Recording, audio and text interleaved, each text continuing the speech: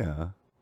Hell yeah, let's go. Let's get I'm gonna do the God topic with Sam now. Hell yeah. What a sick W. Where my agnostic baddie is at. True. W agnosticism, although agnostics wouldn't exist if God existed, because presumably God would reach out to all of these agnostics and be like, hey, what's up? I exist. There's no need to keep searching because you can feel confident in the fact that I exist. So the existence of agnostics is weird under the Christian worldview, in my opinion. The existence of non-resistant non-believers is strange. But make sure you're double tapping on that screen, sharing it with your friends, doing all that good stuff. If you're in that guest request box, make sure that you are 18 or older, that you believe in the God of the Bible, Torah, or Quran, and that you have an argument which does not involve personal experience. And with that, we can go to Sam. Do you want to join? Do you want to come on up here? You're welcome to. Okay. So thank you so much, Skinsley. Appreciate that. What's up, Noah? How's it going? Doing good. How are you? Doing well. I didn't want to waste too much of your time. I was just saying, I love your content, man, and I watch your lives pretty much every day. And That's awesome. Big W, Noah, but I assume you're not opposition? no, you can. Oh, well, I'm sorry. I cut you off too soon, but I am only looking for debates. So, uh, yeah, thank you so much. Big W guest in the comment section. And thank you. Hey, what's up? Welcome back. Welcome back. Keep on double tapping on that screen, sharing it with your friends. What's up? How's it going, Mac? Hey, man, what's going on? I've been trying to talk to you forever. Yeah, how old are you? 50. And what religion? I'm not a Christian. I just believe in God. Okay. And I listen to your show, skimming through TikTok, and I want to tell you that you think that God cares if you believe in Him or not. First of all, how did depends on the God. Listen to what I'm trying to tell you, right? Yeah. I have a serious argument. All Yeah, right. what's your serious argument? How did you get that TikTok? How did you get TikTok? How did you get that podcast? Did that podcast just pop up, or did you have to go through certain steps to get? That's not an argument. That's a question. Questions aren't arguments. Let me finish. How did you? Because I heard you say that you believe in evolution and big bangs. I blew up a lot of. I blew up very large amount of explosives on 4th of July, and only thing that comes out of a bang is destruction. You're not going to get flesh you cannot get flesh, which we are from an explosion.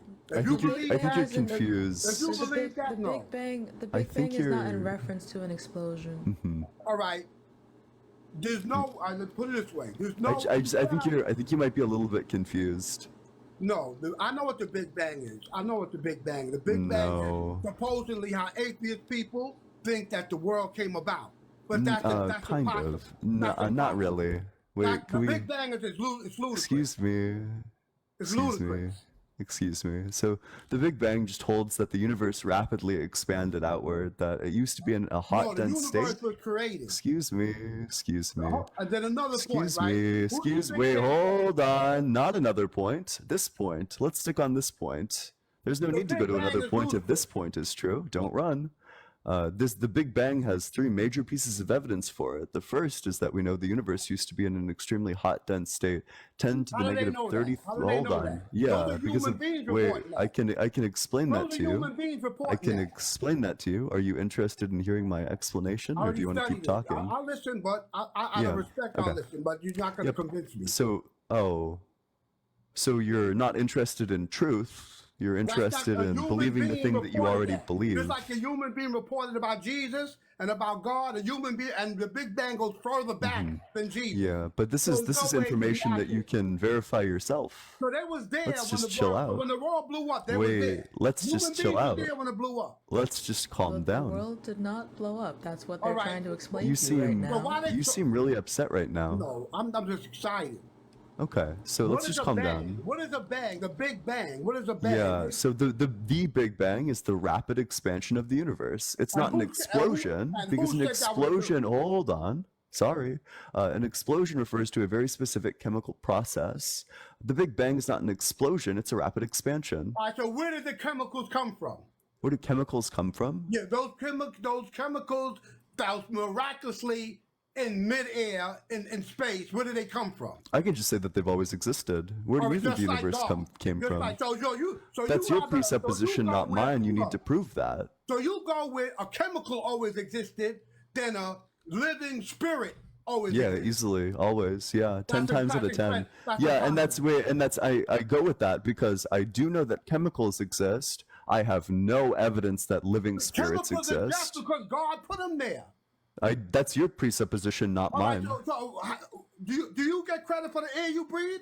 Who do you know put the air that you breathe? God put that there. I think that the air has come, that I've evolved into this environment, that humans as a whole have evolved into this environment. Nick, thank you so much. Appreciate that. Lungs. Evolution gave you, Absolutely, evolution gave me my lungs, No, you have functions. Yeehaw. Thanks, Kyle. I do have function. It's impossible to have functions without a thought pattern. That's not true. Whoever believes that. Are you crazy? Are you serious? Lots of things have function. Atoms have functions, but I don't think that there's a thought process behind them. Let me show you how ill God is, right? You're born without teeth. Because now this bunk this. You're born without teeth. Because God knew that eventually you would have to chew your food. That was a thought pattern from the Most High God, from a being. Why didn't God make us with teeth from birth? Because you can't. Because you have to suck your mother's milk at first, and you don't need teeth at first, and then eventually you become a man and you run on your own. That's how. Wait, but why would he make it like that? Because there's plenty of species. Hold on, I haven't even finished the question. I'm not sure what question you're answering. I'm not sure what question you're answering because I haven't even asked it yet. So I'm just asking. Wait, hold on. I'm still asking you my question. Why couldn't God have made it such that we pop out of the womb much more developed than we are? You cannot live off your mother's bosom forever. That's why God made you. Yeah, of course. Yeah, but why didn't God make it? Because like giraffes, when giraffes give birth, the baby is quite large. So yeah, but God could have made us such that we pop out quite large. All right. Explain how you eat your food and you don't feel it hit your stomach. Explain how you could see. I don't think I have nerve endings in my stomach. Evolution knew that you had to see to go through the world. Evolution knew that you had to hear. It didn't. Evolution doesn't know. Wait, let's just calm down there. You're really upset. You're really upset. You're on the verge of tears right now. We got a mad Magdalene over here, a crying Corey. You seem really upset. Everything God does, you seem really upset. Let's just calm down. Let's get some baby bottles in chat for our guest. This unfortunately is the final state of all Christians, is just screaming and gibberating. I've been waiting for you to prove it, but all you've done is yell. All right. God had to make two whole human beings. And then that's your presupposition, not mine. So a baby came first before two whole? It's impossible for a baby to come without two people. So for mankind, that's not necessarily true because there's tons of species that reproduce asexually. So they can build. So the ones that reproduce asexual, they can build bridges. They can build cars. Yeah, wait. So we came from a long line of things, and the first things were things that reproduced asexually. So evolution conducts your dreams too. Your dreams too come from evolution. My brain, evolution created the capacity for me to have dreams. Welcome to the community. Thanks, Jake, so much for the subscription. Appreciate you being here. Jake in the comment section. That's your presupposition. You're still trying to prove that. All right. So how did you get here then? Of God, did you ask to be here? Oh, certainly not. No, but I was born into this world. Not in control. That means that you are not in control. You're not in control of your own control of what? Cameron, thank you so much for the $2 on Venmo. Big W Cameron in the comment section. You didn't have to be here, so God put you here. You need to calm down. Why are we yelling? You're screaming into your microphone. I fight for God. Let's just chill out here. I fight for calm God. down. You was put here. Jay, thank you so much for the extension of your subscription. I'm so glad you're here. That's your presupposition, not mine. Your number.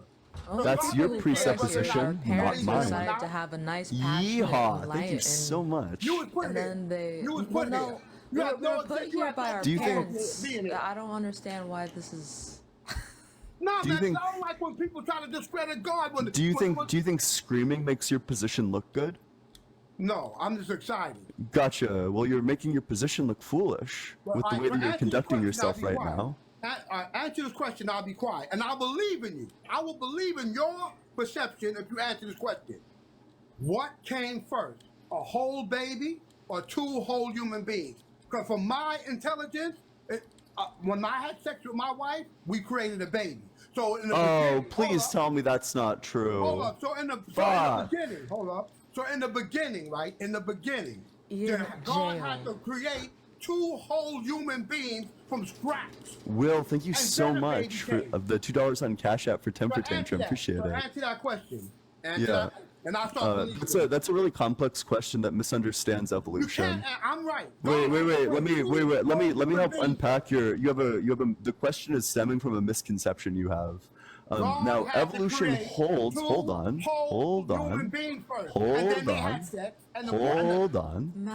going to be okay. It's gonna Let's be take okay. a deep breath. Just Take a give deep them breath. a second. It'll be okay. Just give them a second. Let's just chill out. Take some gonna deep be breaths. fine. Yeah. So this misunderstands evolution. So the process of evolution is one that happens among species over an extremely long period of time. This means that there's not a clear delineation point between when Homo erectus became Homo sapien, yet we know that Homo erectus is different from Homo sapien, although the specific line as to where one became the other is blurry. It's like asking, well, when does a heap become not a heap? It's not very clear, but we know is that there's general changes and that these things changed over time. So that's kind of like a weird question to ask because there's lots of things that were not clearly either Homo erectus or Homo sapien, but rather just somewhere in the middle. So the question is just kind of built on a misunderstanding. There's no way in hell you could get flesh. A human being can't create flesh unless they have a baby. You cannot make flesh. Do you have a response to the argument that I just made? No. Yeah. Gotcha. You use the word homos, where I think that homos is being a homosexual and lesbian is that's wrong. That's not what we're.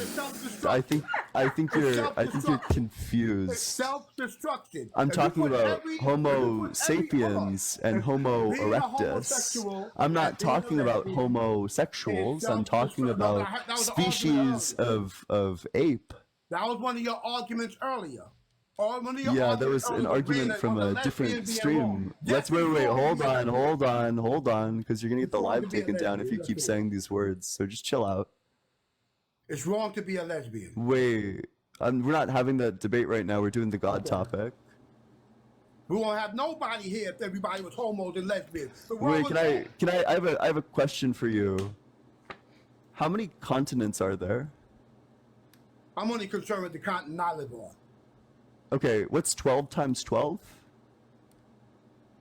44. 24. What's 11? Yes, it is 24. But what's 11 times 11? 22. Yeah, it is 22. Fuck. Damn, you're good. I'm intelligent. Yeah, we can tell.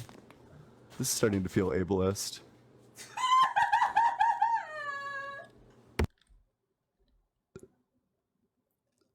Ladies and gentlemen, may I present to you the American education system. Make sure you're double tapping on that screen, sharing it with your friends. Wait, he was doing fuck. Wait, was he doing addition instead of multiplication? That's crazy. Oh my god. Make sure you're double tapping on that screen, sharing it with your friends, doing all that good stuff. Dropping a follow to Sam and I if you want to support the stream, if you want to support these efforts. Make sure that your the Cash App is in the bio for Cash App and Venmo in the bio. Venmo's allegedly-ian and the Cash App is just allegedly Ian. I'm still processing that. That's fucking insane. I can't believe. I can't fucking believe.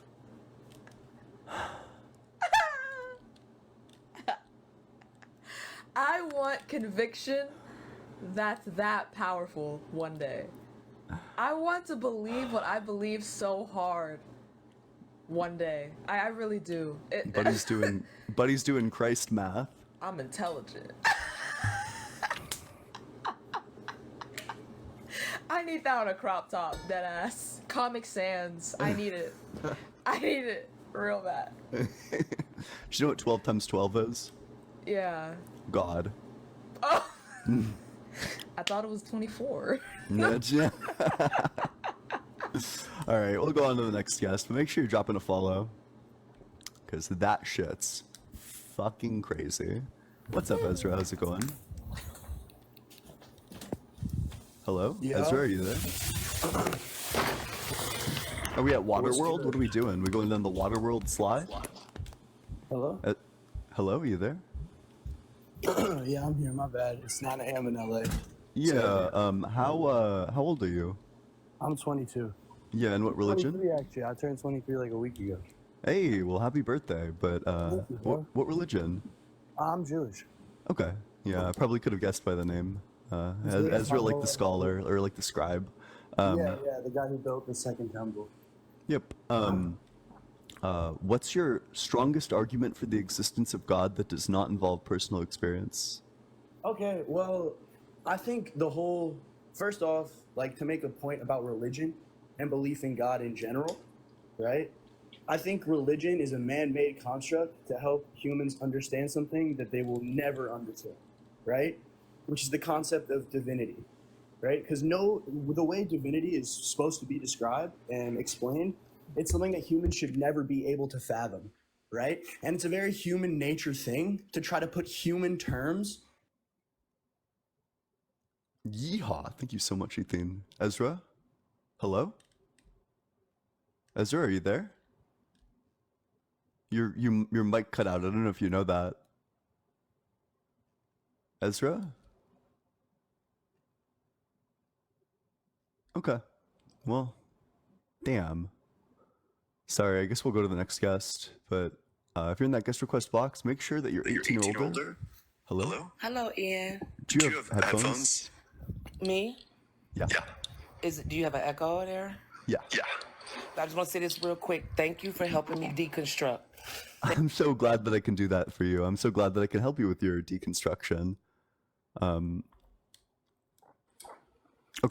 Yo, what's up? You hear me? Yeah. Wait, so what you're saying about divinity is interesting, but what I'm looking for is an argument. Do you have an argument for why God exists? So I'm sorry, I'm gonna get to it. I'm prefacing my argument. You know, if you ever been in like debate class or like fucking mock trial or whatever it is, you start off by giving some more information about your argument, and then you end with what your argument is, right? You feel me? Kind of, although, sure. Yeah, go for it. Basically, right? So divinity is something humans never going to understand, right? It's a very human concept to try to put it into terms we understand. God is real. God isn't real. God is this. God is that, right? The truth is, obviously you don't know. I don't know. That's the honest truth. Nobody actually knows if God is real, right? That's the truth. Have you ever heard of something called Pascal's wager? Yep. So obviously, do you want to explain it to the people, or should I?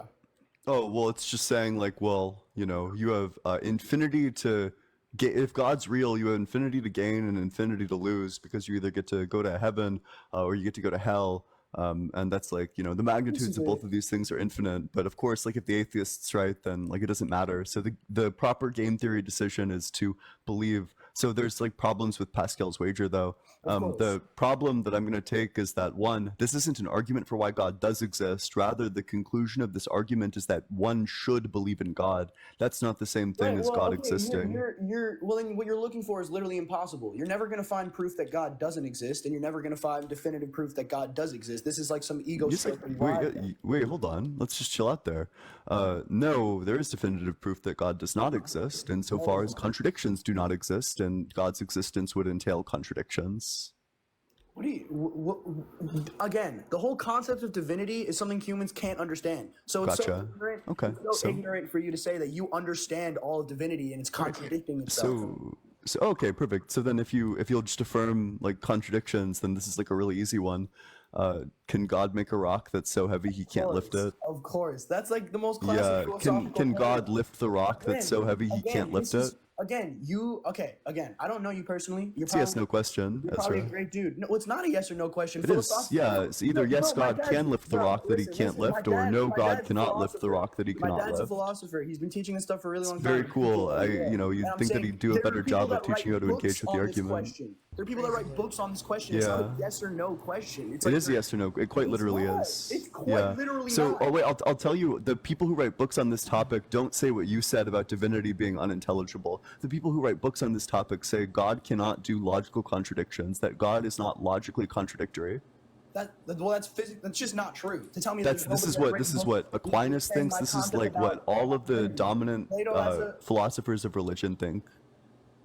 Again, that's not true. Plato has a This whole is concept true. about divinity where he was talking about how divinity is something that humans can never understand. It's such a human nature thing to believe what you believe that it contradicts on the level of human thinking, in which case it cannot exist. Wait, but I just want an answer to the question still. Either yes, God can lift the rock that he can't lift, or You no, are God trying to cannot put lift the God's rock that he powers cannot on a lift. human scale. It's of yes, no, thinking. because you had no problem answering yes, he can make a rock that's so heavy he can't lift it. So No, I can he wouldn't. lift I the wouldn't. rock that's so heavy he can't For lift? the same reason that I wouldn't. For the same reason that I wouldn't is because you're trying to put God's powers. You in already human- answered yes to that in a one. Human understanding. No, I didn't.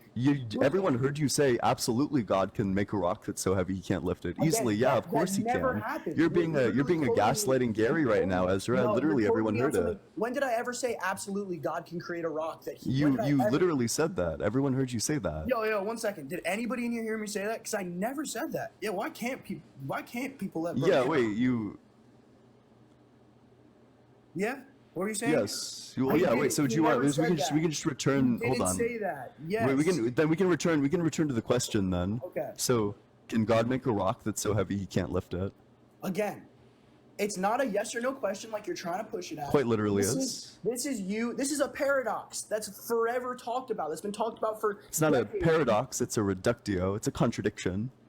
Again, the paradox is because if God can create something, right, that's out of his realm of control, then he is not really the controller of all. It's a very classic question that's asked all the time. You're not like. So it sounds like you're okay. Wait. So not you're using disproving words. God You're by saying using that. words. Hold By on, Ezra. creating a contradiction on Ezra. a human level, you are not. You're disproving using God. words in a way that is substandard. So when we refer to a paradox in philosophy, what we're referring to is a self-referential statement that alternates between having a truth value of true to a truth value of false to a truth value of true. So where's the self-reference in the question, can God make a rock that's so heavy he can't lift it? Where does that question refer to itself? Okay, so the paradox, and it's possible. Like I said, I never studied philosophy. I didn't go to college, right? I do music. That's my job. I don't really. To be fair, I don't know the exact definition of paradox. In my mind, what is a paradox, right, is something that no matter what your answer is, there is problems, right? So if God, Yeah, that's not a paradox. That's a contradiction. okay, a contradiction, right? Whatever. So then however you wanna there's a describe it. contradiction in the properties of God. You Again, agree? a contradiction on a human level. Divinity is something that you are not Is supposed to logic understand. relative? The whole problem, right? Is logic relative? Logic is relative to human knowledge. Of course it is. Logic Oh, is, interesting. Wait, so you think that God exists outside of logic? I think God exists outside of human creation, outside of the human But scale do you of think thinking, God exists outside of logic? Yes, of course. Logic is a Okay, human. interesting. So could logic God is a both human exist and not construct. exist at the same time? There is no such thing as existing or not exist. Again, you're trying to use human Do you terms exist? to define a divine thing. Do you exist? I exist. I am a human. Does God exist? I am a mere creation of God. Does God exist? God, again, for human in my eyes, the way I view it, I'm gonna use. Does God exist? Yes or no? Can you let me finish my point, brother? Does God exist? Yes or no? Can you let me finish my point? Does God exist? Yes or no? I believe God exists as a human, but in general, the whole concept of existing and non-existing is something that's outside the realm of divinity. It's not in the But realm. you think that God does exist, though, so it's within the realm of I am a divinity. believer. No, because I don't understand. But you When said that God does existing and exist. I think you're non-existing, confused. I'm only talking on human knowledge. Humans I are think not, you're are confused. not all, You're I'm contradicting very, yourself. Dude, I'm not confused at all. Because you say believe that God both exists, but also that God is above existence. That concept. words like exist don't apply to God. That it's like a that whole completely separate concept, thing. Again, that whole concept is a human. It's a human understanding of the way existing. Okay, so could God both exist and not exist? Nobody knows. That's a very easy question, Ezra. Could God both exist and not exist? Yes, but the answer is irrelevant because all of it is outside the constructs of divinity, right? But I'm asking you, could God both exist and not exist? God could create some random word you want and you can add it to it. These are all human words to describe divinity, which is Is God real? yes, I believe God's real. Could God be both real and not real? What do you mean? What do you mean? Can God be both real? It's a really easy question, Ezra. Could God be both real and not real? This is, I'm not gonna lie, all right? It's a really easy I met so question. many people that argue like you. You ask open-ended questions and say yes or no, yes or no. It's yes or no. it is literally let's just analyze the question. So the question again is it possible that God both is real and isn't real? Now we have two answers that are possible here. Either yes, God could both be real and not real, or no, God could not both be real and not be real. What do you mean by real? What do you mean by real? Is God real? What do you mean? Existing in reality. I don't know. Who the fuck knows? Who the fuck Okay, knows? so you don't know if God's real? I believe God's real. I don't know. You're right. I don't know. Nobody knows. So what's your argument? And I agree, you can believe anything you want, but why should I believe that God is real? Okay. I agree. I totally agree, JB. I totally agree. I believe, right, that I have create a strong connection with God, right, through my religion that I was raised through, right? And to me, right, not only does religion give you standards of societal ways to be a good person, right, stuff to follow, right, but it also, right, helps you with a spiritual connection with your mental health. And bro, I was down bad. I'm not gonna go into the place I was in my life, but finding a connection with this divine power that humans aren't supposed to understand, coming to terms and peace with what you don't get, right, is the most peaceful and beautiful thing. Trying to understand everything and being like, well, there's not definitive proof that God exists, so why should I believe him? You're right, dude. That's not my argument. Let's not be a straw manning Steve here. My argument is that contradictions don't exist. you are so God funny. entails You contradictions, really therefore open-ended. God does not exist. That's my argument. Okay. So, but you talked about morals, so I'm interested. Do you think it's moral to stone a kid to death for being lazy? Okay, I think there are incredible amount of things. So personally, right, in Judaism, the Torah, right, so there was never something called stoning a kid for being lazy, right? It's called the Ben Sorer Moreh, is what you're referring to, right? And the Ben Sorer Moreh was a child, right, who was, it's on a commentary on the Torah, it's not in the actual Torah, but that was disrespectful. It's in Deuteronomy. I know, but the definition that you're talking about was a defined definition from this guy Rashi, who broke it down. A lot of the Torah is very open-ended wording, right? Because it's a cross between Hebrew and Aramaic, and it's very hard to identify and translate. The translation, right, does translate by this guy named Rashi, who defined it as if your son is being disrespectful, gluttonous, and I guess lazy could be looped in there, right? Then he gets stoned, right, on a public level. And the Torah, right, the Bible, is completely outdated, and the rules in it, not only a lot of rabbis, the same way that Rashi gave that definition, say that It's outdated. that was never done before, right? Okay. So it's outdated, and one might say that so because it's outdated, you don't want to take your morals from it, is what you're saying, which means you don't take your morals from it, you pick and choose. Brother, okay, well, that's a great interruption without me finishing my point, and that would have been a good point if you would have allowed me finish. Well, it's still a good point, regardless of when it's made. Well, it's not. one that you have no response to, because you said that you get your morals from it, but then you just contradicted yourself. So how can you You're say that I double have no speaking. response? How can you say I have no response without letting me respond? You're literally double speaking. Bro, how can you let me? So can I? Respond to the point. Can Go I for respond it. to your point? Oh, great. Yeah, go for it. All-knowing. Respond to the point. Go for it. Thank you so much, Mr. All-knowing great Ian. Okay. God. Morals, right? First of all, morals in itself is a human-made construct, right? That have changed over time. That's such a condescending fake laugh. That was the fakest laugh I've ever seen in my life. He said, Wait, so you get your morals from the Bible, but you also recognize that morals are a human construct that Dude, change you're over not letting time. me Got finish it. my point. You're not letting double me finish- speaking. You are You're not contradicting letting me yourself. You've finish my twisted yourself point. into a You pretzel. are not letting me finish my point. Of course you're going to You've say that. contradicted yourself into a pretzel. Societal Yeah. standards of norms change over time. That's life. Back then, if a son was very disrespectful to you, it was not looked at as morally incorrect to stone them. It was looked at as the right thing to do in like whatever time that was, right? Now things are different. So yes, societal and what morals are change over time. That's life, buddy. That's how stuff works. I'm so sorry if this is breaking information for you, Ian. Just like being gay, it's a great thing that being gay is allowed to be a thing now. Back then, it was frowned upon, and you would have gotten killed for it, and it was absolutely horrible, right? These are all things that have changed over time that have a lot of the ways have improved, right? Okay. There are different sects of religion and Judaism and all these places. I can only speak on what I know, which is Judaism, right? Okay? There are a lot of important morals in the Torah, right? You can pick and pinpoint little things that have become outdated, as you can with any time if you go back in time and you look at the way they ran things back then. There's a million things that are outdated, but there also, right, are a lot of stuff that you can take and learn from it, which I can go in and tell stories. I'm sure you don't want to hear fucking Torah stories that I can break down for you that would help you morally. But for me, at least, a lot of the stories I've studied in the Bible have taught me a lot about connection with something greater than you and humbling yourself and treating people around you with respect, you know? So there is a lot to learn in the Bible, just as there's a lot to pick out and say, hey, that's not fucking okay. You shouldn't be not allowed to have gay sex if you're gay. You shouldn't be not allowed to do all this stuff. I'm with you, bro. There's a lot of stuff that doesn't make sense. You feel me? But that doesn't mean that you can just cancel out the whole entire thing because it's outdated. There's a lot of stuff in there that you can use as a guidebook, right? It doesn't mean you have to look at it as literal law. But to outlaw all of religion because of, like you're saying, contradictions. What the fuck?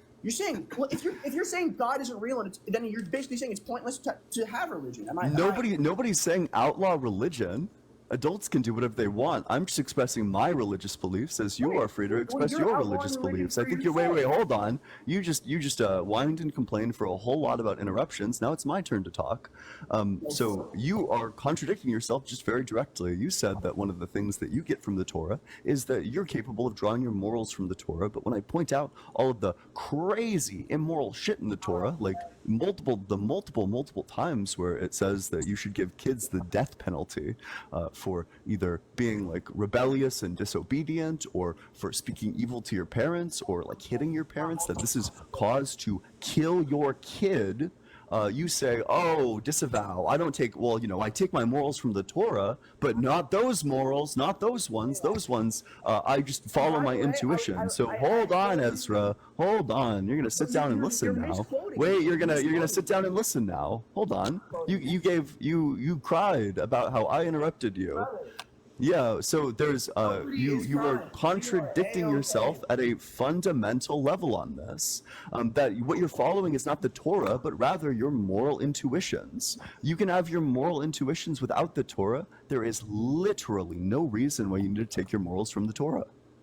Okay, again, turn the camera off, of course, because you wanted to tell people I'm crying, but I'm sitting here smiling. Oh, I didn't turn the camera off. I think Hanji did. Okay, well, thank you, Hanji. Regardless, right? I never said you take your morals from the Torah, right? I said there are morals you can gain from reading the Torah. What you can take morals from are commentaries on the Torah that break down this outdated writing and make it into something that we understand and use today, right? Most Jews, conservative, modern Orthodox Jews, do not look at the Torah as a literal word for word way to use things. And you said multiple times when they say to kill your child, there's one time you're referring to Ben Sorer Moreh. There's not multiple times. It's one situation that you're referring to. That one situation has been picked apart and broken down by so many commentators on it, right? I can only speak on my religion, right? I was never taught to stone people. I was never taught to, when kids are disrespectful, I was never taught being gay is not okay, right? I was never taught these things that are inherently, right, according to our societal norms, which I agree to be morally, I don't know what the term is, but correct today, right? I was never taught anything against that. You know what I mean? I'm only speaking on the religion that I know, okay? And I was given morals from commentaries on the Torah, from passages on the Torah where it does not talk about killing people. It's talking about relationships with your wife and with your friends and how to adhere to those and how to keep what's best for you in all this and maintain a good mental headspace with Kabbalah, which is basically keeping God above you at all times, right? And you could, bro, with anything, especially religion, especially with observing God, you can take anything too far to the right? And you can absolutely make it destructive. right? You can do that with Judaism. You can do that with Christianity. You can do that with Islam. Whatever the religion is, you can take it too far to the right or left, and it becomes destructive. But that doesn't mean that you can rule out the whole entire belief system of God, because there are things that are inherently wrong with stuff back then. You can go to any construct of any laws, of any beliefs, any story, anything that was told in the time that the Torah was written, and you're going to find things that are morally shocking you. That's how time works. Time develops, morals develops, humans develop. That doesn't mean that you can eliminate the belief in God because it says one passage in the Torah. Is God all good, Ezra? Wait. But I want to point out. No, it does say three I'd times love to that you. answer that. Wait. It says 3 times that you should put your kids to death. In Exodus 21, specifically Exodus- 16 and 17, it says whoever. Or, okay, wait. So it says in 17 it says whoever curses father or mother shall be put to death. In 15 it says whoever strikes father or mother shall be put to death. In Deuteronomy, it says if your kid is lazy, that you should put them to death. It doesn't say it just once. It says it 3 times, and then it's... Okay, again, all those are referring to Ben Sorer More, which is the same concept, disrespect, right? It's all one law that you're referring to, right? It's the same exact law in the Torah. It's like you looking at 3 different times it mentions a law it mentions a gun law, like things, and you're saying, well, it said it 3 different times. Okay, but it's all referring to the same law. So it's all the same But it's thing. laying out 3 different circumstances, quite It's different not- circumstances. If you look into, it's all just about kids being again. Ben Sorer More is a construct that entails all those things. It's about a child being disrespectful to their parents. I'd love to answer your call. Well, that's fine. So what do you think the ideal number of death penalty clauses for kids is? Brother. Okay, you're so condescending. It's so funny because I was really trying to have a calm conversation with you, but it's like you're so obviously. I don't think any. We're not going to get an answer. any rules None? about killing Perfect. kids. Any rules So- about killing kids? Obviously, I don't want any rules about killing kids. That's why, you like I think- said, there are many. Do you think things God that- is perfectly just? Do I think God? I think God works outside a human construct of of good. I think it's something that humans have the nature of trying to understand everything. We need to know exactly why we were put on this earth. We need to know exactly how good God is. We need to know how just God is. We need to know. Humans are not supposed to understand this stuff. We are not the all-knowing creatures on earth. There is a divine power that understands more than us. And that's So what you would the reject religion is Deuteronomy about. 32:4, which says that God is just? When did I say I would reject saying God is just? Because you said that God exists outside of... Because I asked you, is God perfectly just? Again, And you gave all of that think- yap. well, So no, would you so the reject the reason- verse that okay. says that God is just? Save all that, yeah. Aisha, I think thank you so much for the VR yes, goggles. Yes, God is just. The reason why God is Perfect. just is because it's an understanding greater than we can conceive, right? The Holocaust happened, right? My great-great-grandmom and my great-grandma had to do crazy shit to escape the Holocaust, which is the reason why I'm alive right now. There's all these talks where it's like, if the Holocaust happened, how could God be real, right? 6 million innocent people died. So many other people of other religions and innocent people died. So many, it's because human life and human time, human morals, human values are not divine values. The span of life, the importance of life, all this stuff is things that are outside of our construct of knowledge as humans. We can't sit here to say that we know what's just and what's not just in the concept of divinity. That's my whole point. Yes, I do believe God is just. No, I don't believe we can understand why or how. Oh, gotcha. Wait, so he's just in ways that we couldn't possibly comprehend as being just. He's just in Yeah. ways that are meaningless to us. He's just in ways that we can't understand. That's why they're Wait, meaningless to but us. is there any when we say God is just, is there literally any semantic value at all to the word just? Yes. Yes. Wait. Because So give me sometimes- so when you say God is just, what's the definition of just? Okay, God does everything. Every decision God makes. A definition. What's the definition? Just. God is just, right? But I'm asking, what's the definition of just? Bro, I'm telling you my definition of, I'm not a fucking scholar. I'm telling you, my definition of saying God is just, right, is saying God only acts with good intention and only does things that are going to help us, even if we can't see it in the moment. Gotcha. Wait, so how does giving kids the death penalty help them? Again, this is something that is outside the construct of our knowledge. Wait. No. Such a You took a cop-out. stance. You just said Yes. that all these things help us. So explain how giving kids the death penalty helps them.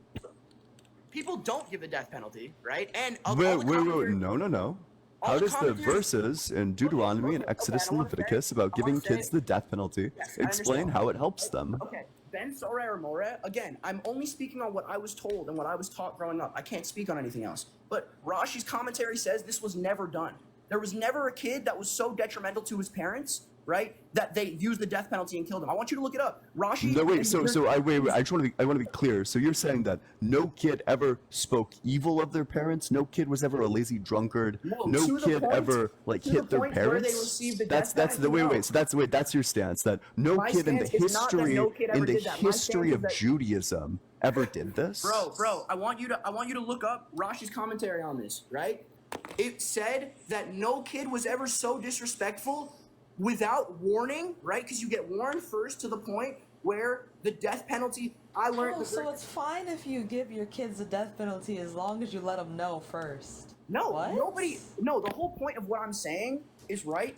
First of all, back then, murder was a much more common thing, right? This thing was. Chris, happening thank all you the so time. much for the $6.66 on Cash App. Hail, Chris. Hail, 666. Hail, Satan. I appreciate it. This guy's funny. Wait. So you're the scholar who wrote 2,500 years after Moses? Yes. Again. How did he know? How did Rashi know? Again. Yeah, okay. 2,500 years after Moses. How did he know? Okay, so there's this thing. There's Torah Shebichtav, right? I'm speaking Hebrew now. I'm sorry. And there's Torah Shebe'al Peh.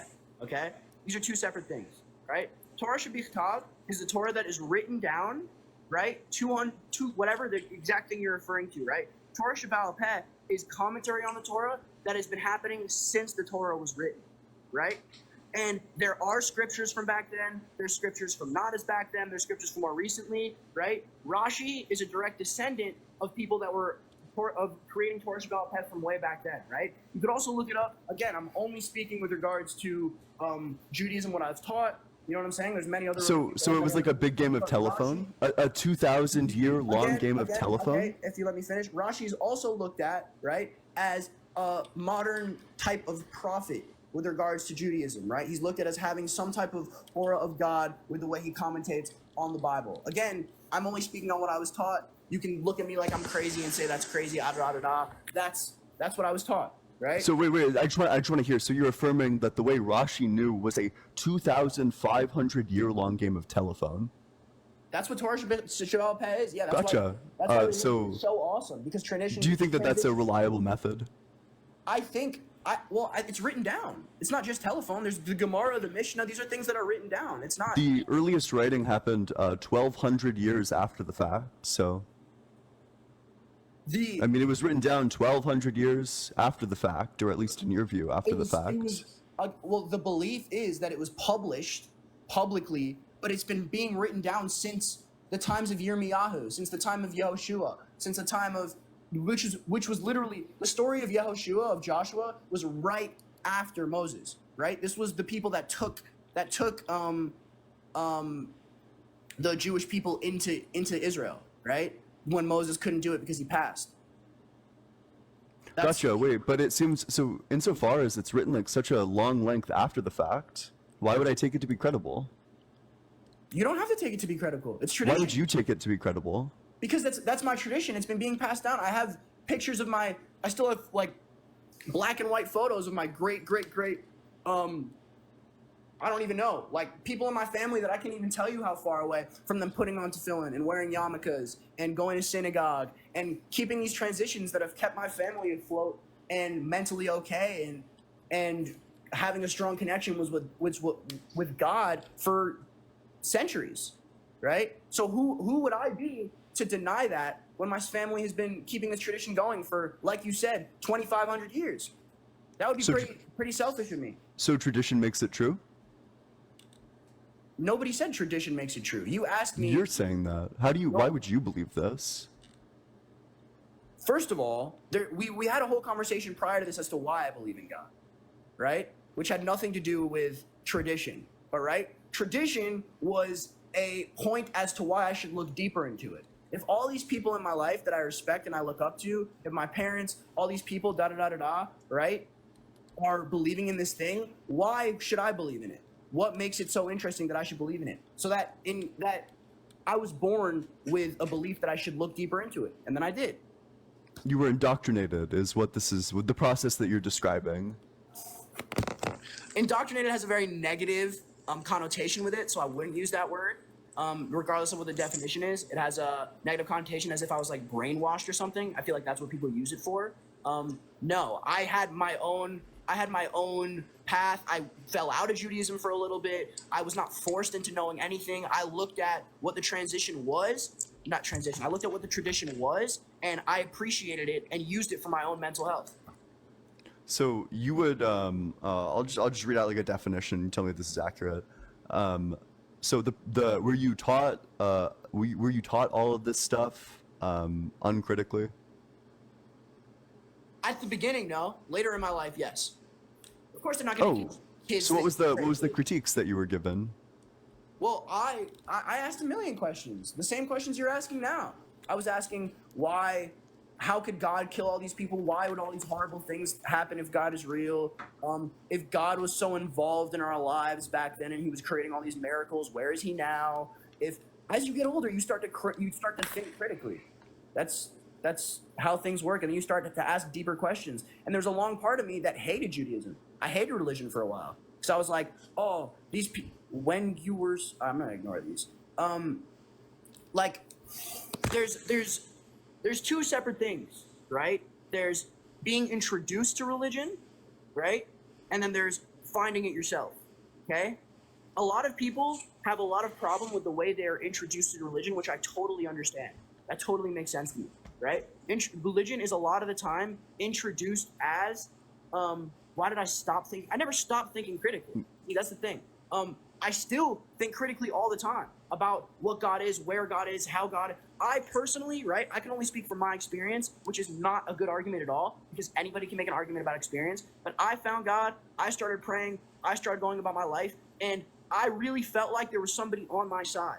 I felt like things started going better for me. I was suicidal a couple years ago. I went on my first tour a couple weeks ago. Like, my life has gone full circle, and I pray every day, and I thank God for my blessings, and it allows me to humble myself and understand. Wait, I'm not too interested in the personal experience. All I'm interested in is an argument for why God is real. It seems like you're not capable of providing that.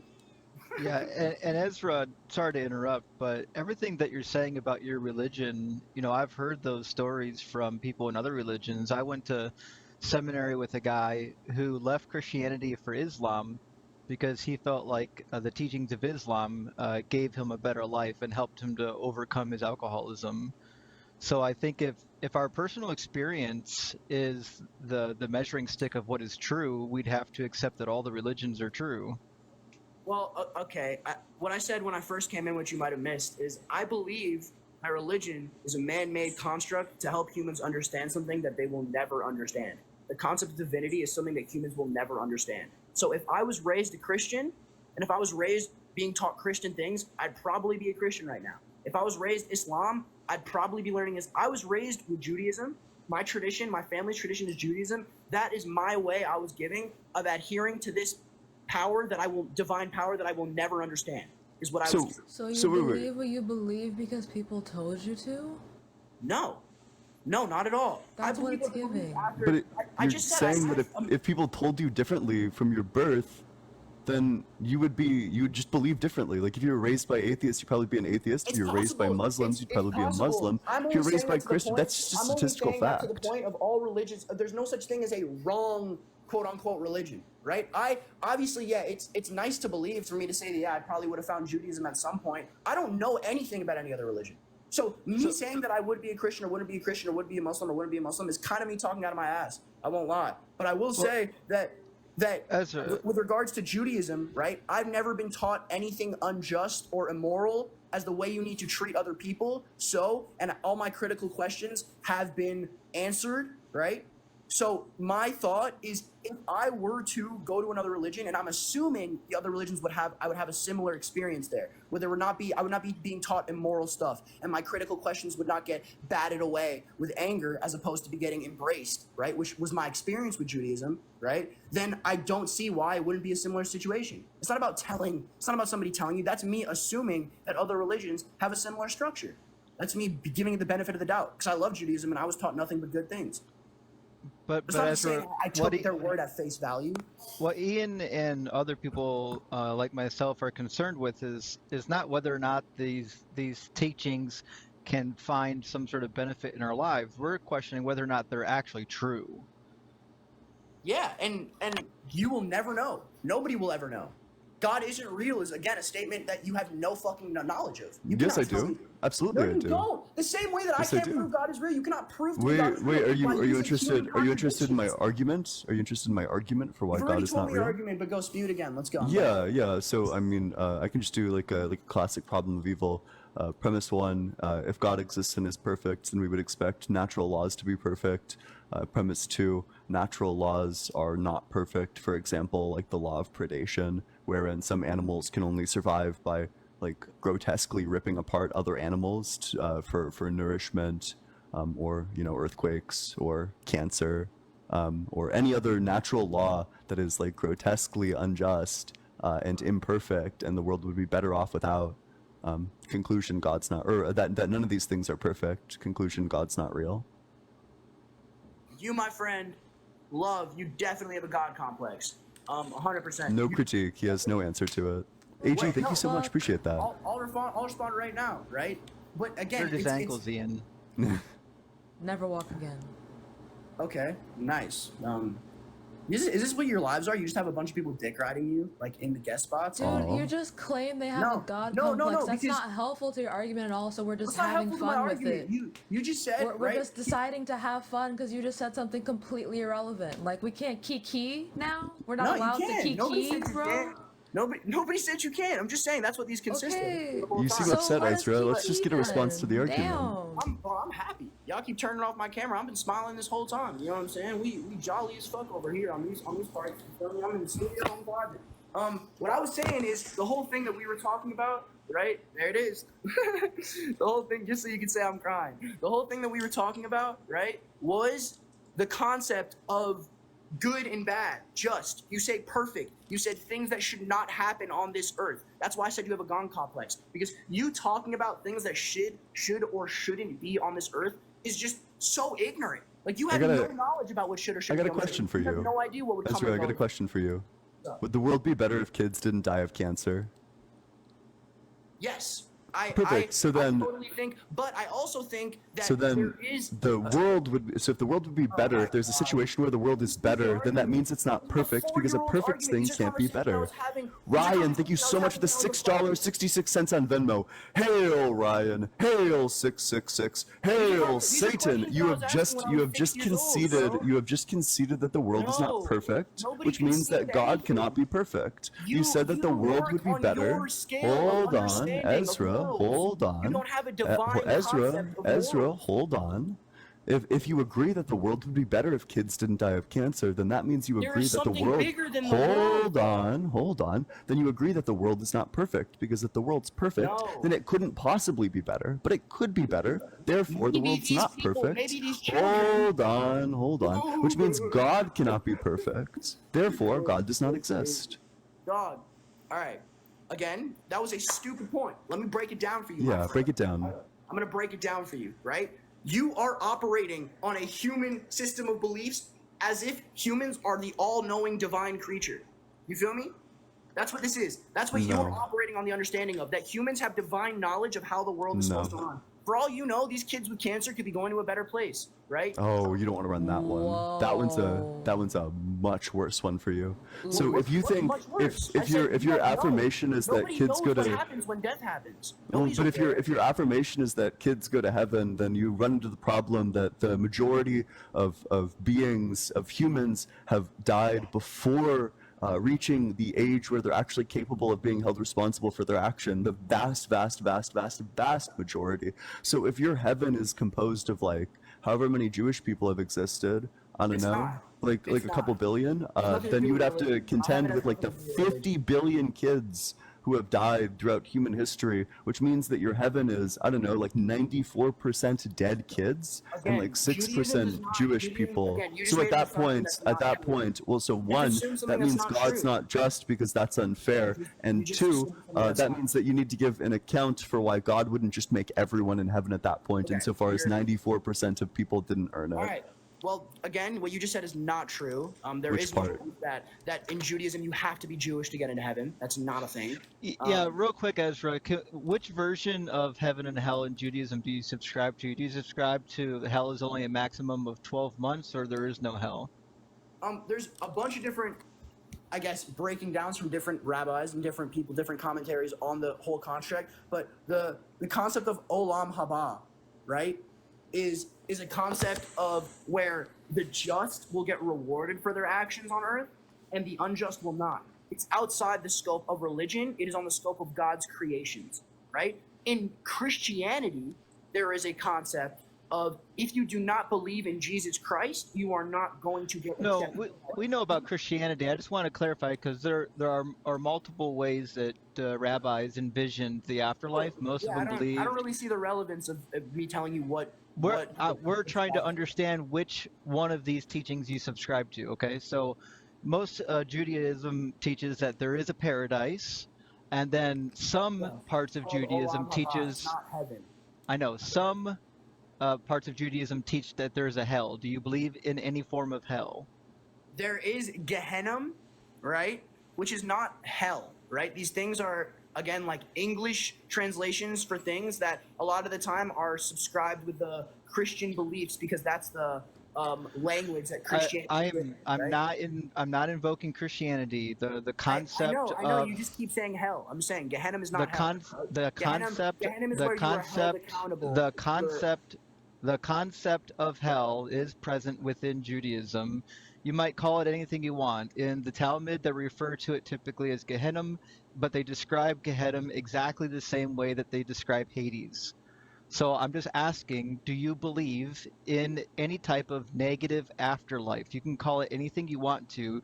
Do people get punished in the afterlife? Yes or no? Like I said, there's a lot of different things. I'm not 100% sure what I was taught, right, was that you are held accountable, right, by getting shown what you have done until you are at a place where you can then be welcomed to Olam Haba, right? But everybody has a chance to get to Olam Haba. That's all we're asking. That's all we're asking. So you believe then that even people who do experience the negative afterlife, it is a temporary situation, and eventually it could be a temporary situation. They will eventually be welcomed into paradise. It could be a temporary situation, depending on if they ask, right?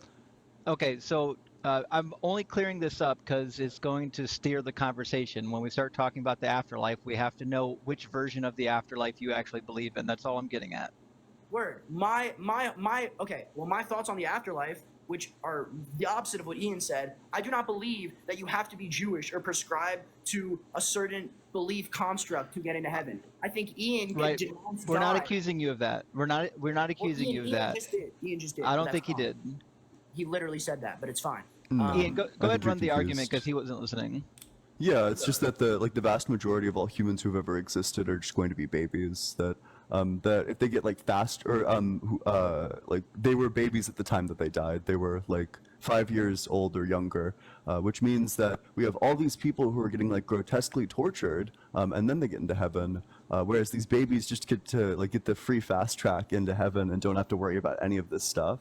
That is, one, means that God can't be just because that's not fair, that they just get into heaven while everyone else has to work for it. And two, that's just going to be, it's going to beg the question as to why God wouldn't make everyone in heaven at the point in time when the vast majority of people there didn't do anything to earn it. They didn't live life at all. If most of the people in heaven didn't live life at all, then why make life at all? Why not just make heaven and put everyone in heaven? Oh my God. I don't even know how to argue with this guy, bro. He thinks he believes and knows everything. Listen, I'm listening to everything you It's a have to say, basic bro. argument. I'm listening to everything you have to say, bro, and you keep running back to the whole point of just this would be unfair. Again, this is the first conversation we had. Dude, You don't know what's fair. inside of the Bible, it describes God as being just. And you're saying that God exists outside of the human please, Ezra. Please. You're saying that God exists outside of the human conception of morality. We already understand that that is something that you believe, and that is fine. However, if you are in a life that's about what is and is not true, and that is based off of morality, how are we supposed to have a conversation if you keep giving us meta commentary about what is and is not okay to be spoken about? Why do you think it would say in the Bible God is just? Right? Why would it need to say that? If God was actually just for a human construct, we wouldn't have to write that because he would do nothing that we could view as evil, right? The reason why it says God is just in the Bible is to remind us that we won't understand how he's just. We have no concept of understanding why he does the things he does. Why have the Torah at all at that point? Because wouldn't all the properties of God just be self-evident? What's just, the whole reason why it's saying that, right? Self-evident is only something that humans themselves can see. The whole concept, again, you keep saying we're running in circles, and we are. Cover your face. I didn't say we're running in circles. You're confused. Well, Sam was saying, she didn't say the words running in circles, but she was implying we were running in circles because of this, right? But again, the whole thing that you're trying to piece apart and saying it's irrelevant to the conversation is your whole argument, right? Is that it's unfair. God couldn't do this because it's not fair. It's not right. You don't understand what is right and what is not right. You don't have Should we listen to the teachings of the Torah/Bible, yes or no? You should look at it as a guidebook for the way you live life. So That's is there wait. anything That's in the not right. guidebook? Is there anything in the book that is relevant to us? Yes or no? Yes, countless stories. How are we supposed to decide what is and is not relevant if you The just get to say commentaries on this the Bible isn't that relevant, but this literally tell you. is? The commentaries on the Bible that literally tell you word for word what we can apply to our life and what we can't. The Mishnah, the Gemara. But the commentaries, the rabbis couldn't agree on anything. If there's one thing the rabbis could agree on, is that they don't agree on anything. So again, that's so not if true, we're right? so if The we're going Mishnah, to read, that's not true. if we're That's not going true. to The read, Mishnah and the Gemara are a if we're series of going to read, if we're going to read the rabbis, and the rabbis can't agree with each other, and they definitely don't agree with but that's not true Moses, that they can't agree then with each how other. do we know that what they're teaching is true? That's not true. That's not true. It's quite literally true. Yo, okay, well, can I respond to you, buddy, Mr. Deconstructive? You're Mr. welcome to Deconstruction? you're Okay, welcome there to you go. you're welcome to respond to me, but you can't respond to me while you're talking as I'm getting my point out. Okay, you said the whole entire Mishnah and Gemara commentaries are just a bunch of people spamming different ideas. Again, it's not true. Okay? I didn't say that. You said they can't agree on anything. I Did you said not say that? the rabbis, when you write their writings, they disagree on many things. So if they can't agree, then how do we know which one of them is right? Okay. Especially when they don't even agree on the biblical text. There are times in which they disagree with the biblical text, but that should be the primary authority. Okay, let's do this. All right. The way the Mishnah and the Gemara works, right, is there are pages of arguments, as you're referring to, that are ended with a conclusion as to how and why we should keep the law. The argument are there, and by the way, that's actually the Gemara and Mishnah is why I believe there's so many Jews that end up being lawyers or like people that end up in like political whatever argument stuff, right? Because we're taught these arguments and breaking down the points as to how they were countered, and it always ends with one law to follow, right? The Mishnah and Gemara will never end by telling you, oh, and those are the opinions, pick which one to follow. It will never end by saying that. Every single time a Mishnah or Gemara segment ends, it will end by saying, this is what the final thing was. This is what they went by. This is what they went by, right? Yeah, so according to the teachings of the rabbis, how many messiahs are there? Of the rabbi? What does that mean? According to the Mishnah? According to the various rabbinic voices that you'll find There is one Mashiach, and Messiah has not come yet, according to Judaism. Okay, so then why do we have multiple messiahs mentioned then in the writings of the rabbis? What are you talking about? Dude, I studied my whole life. There's one Mashiach that's supposed to be there. There's an argument as to when That's not the true. Mashiach will come. There is a sect of Judaism that believes as the Lubavitcher Rebbe as a Mashiach. There's different sects of Judaism that believe different things. That's not disproving anything. That's not disproving. I'm trying to make a very simple point that if you read the writings of the rabbis, there are multiple ideas. They say that in some places that there are multiple Mashiach. In some places there is one. In certain places, like if you read in the writings of the Sanhedrin, there's clearly two of them that are spelled out. There's one that's the son of Joseph and one that's the son of David. Okay, right? So the Mashiach, with the concept of Judaism, right, is a concept of something that has not happened yet, right? The Mashiach is supposed to return, and we are all supposed to ride on the back of a dove to the Holy Land, and da-da-da-da-da, right? There is an argument as to who the Mashiach is, when it's supposed to come, right? I can only speak on what I was taught. I know, and right? that's what I'm trying to tell you, Right? is that in the writings in the Talmud, one of the things that is abundantly unclear is they don't know when or how many messiahs are going to come. And that illustrates my point. If the final authority on what the Bible teaches is the writings of the rabbi, we've got problems because the rabbis don't come to firm conclusions about a lot of things. There's a lot of open-ended questions that the rabbis don't know the answers to.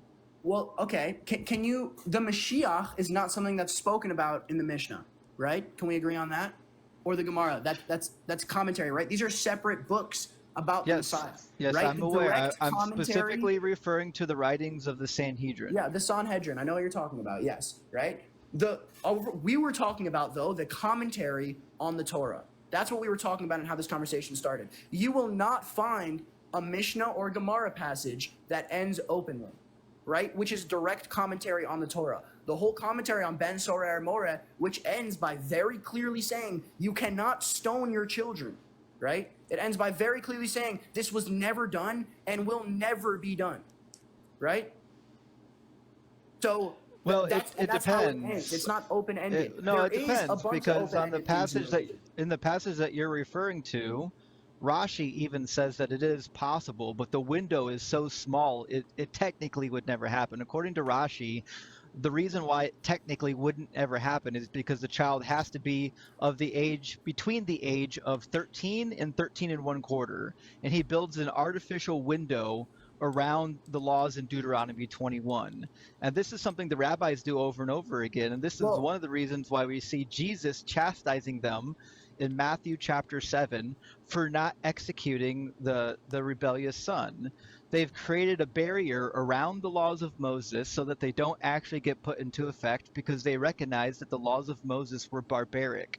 Right. The reason why for the change in what Rashi was saying, right, with the 13 and 1/4, is because it literally says in the time frame that he becomes a man, right, which is the first quarter of a year of being 13 with regards to the Torah, right? So I don't think that's that far-fetched to say. But Deuteronomy says nothing about manhood. When it talks about the execution of the rebellious son in Deuteronomy 21, there is no mention of at what age this is allowed. At one point, it refers to him as Ish, and at one point, it refers to him as Ben, right? Yes, I know, and neither one of those include an age because there are many Ish. There are many Ish and Isha in the Old Testament that are under and over the age of 13. You're right, but in the context when Ben, which is very clearly son or a child, right? It seems as if Ish should be referring to the man, or else they would have just said Ben again. Oh, I disagree. That is not a good reading of the text because both of those words, Bane, is used of adults and of non-adults throughout the Old Testament. Ish is used of adults and non-adults throughout the Old Testament. This is what I'm talking about. The Jewish rabbis looked into the text and they found any bad conclusion they could find to subvert the laws of Moses because they recognized that the laws of Moses weren't that good. Just like all the laws that they put into place to prevent young women from getting stoned because they didn't bleed on their wedding night. Because hundreds of years after Moses, people became aware that not all virgins actually bleed on their wedding night. So they created a whole secondary list of rules to make sure that these Thanks, women Leah. didn't get executed because they understood that at the time Moses lived, they didn't know that not all virgins didn't bleed. I agree. You're very knowledgeable on the topic, and I really respect the work you've obviously put into studying it. I'll say that.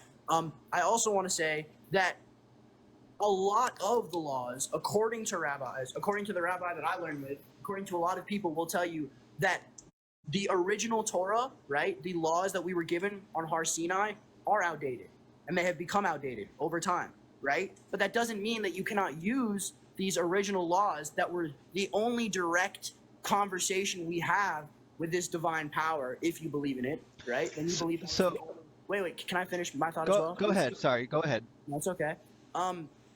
The only conversation that we have does not mean that there's not things we can then take from it, right? As you said, there was awful practices as things going on back then, right? Just like when you won a war, you would rape all the women that were there and steal all their stuff and do all this horrible stuff, right? And there's so many instances of people doing horrible things back then that were just normal, right? So of course the laws that were given back then to govern are not going to be anywhere near as up to par with regards to current social standards. That's just how human nature works. You develop and morals develop, and now we're in a place where we are much more accustomed to adhering to these human values we have, right?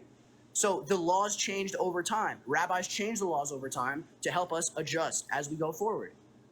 Right, but I think the point that Ian is trying to raise, and it's one that I agree with, is that if these laws came from God, and according to Deuteronomy, Leviticus, and Exodus, these laws did come from God, we would expect that they don't need to be updated, because that means that God, at one point in history, gave laws that weren't actually good laws, and that would be a contradiction to an all-good God.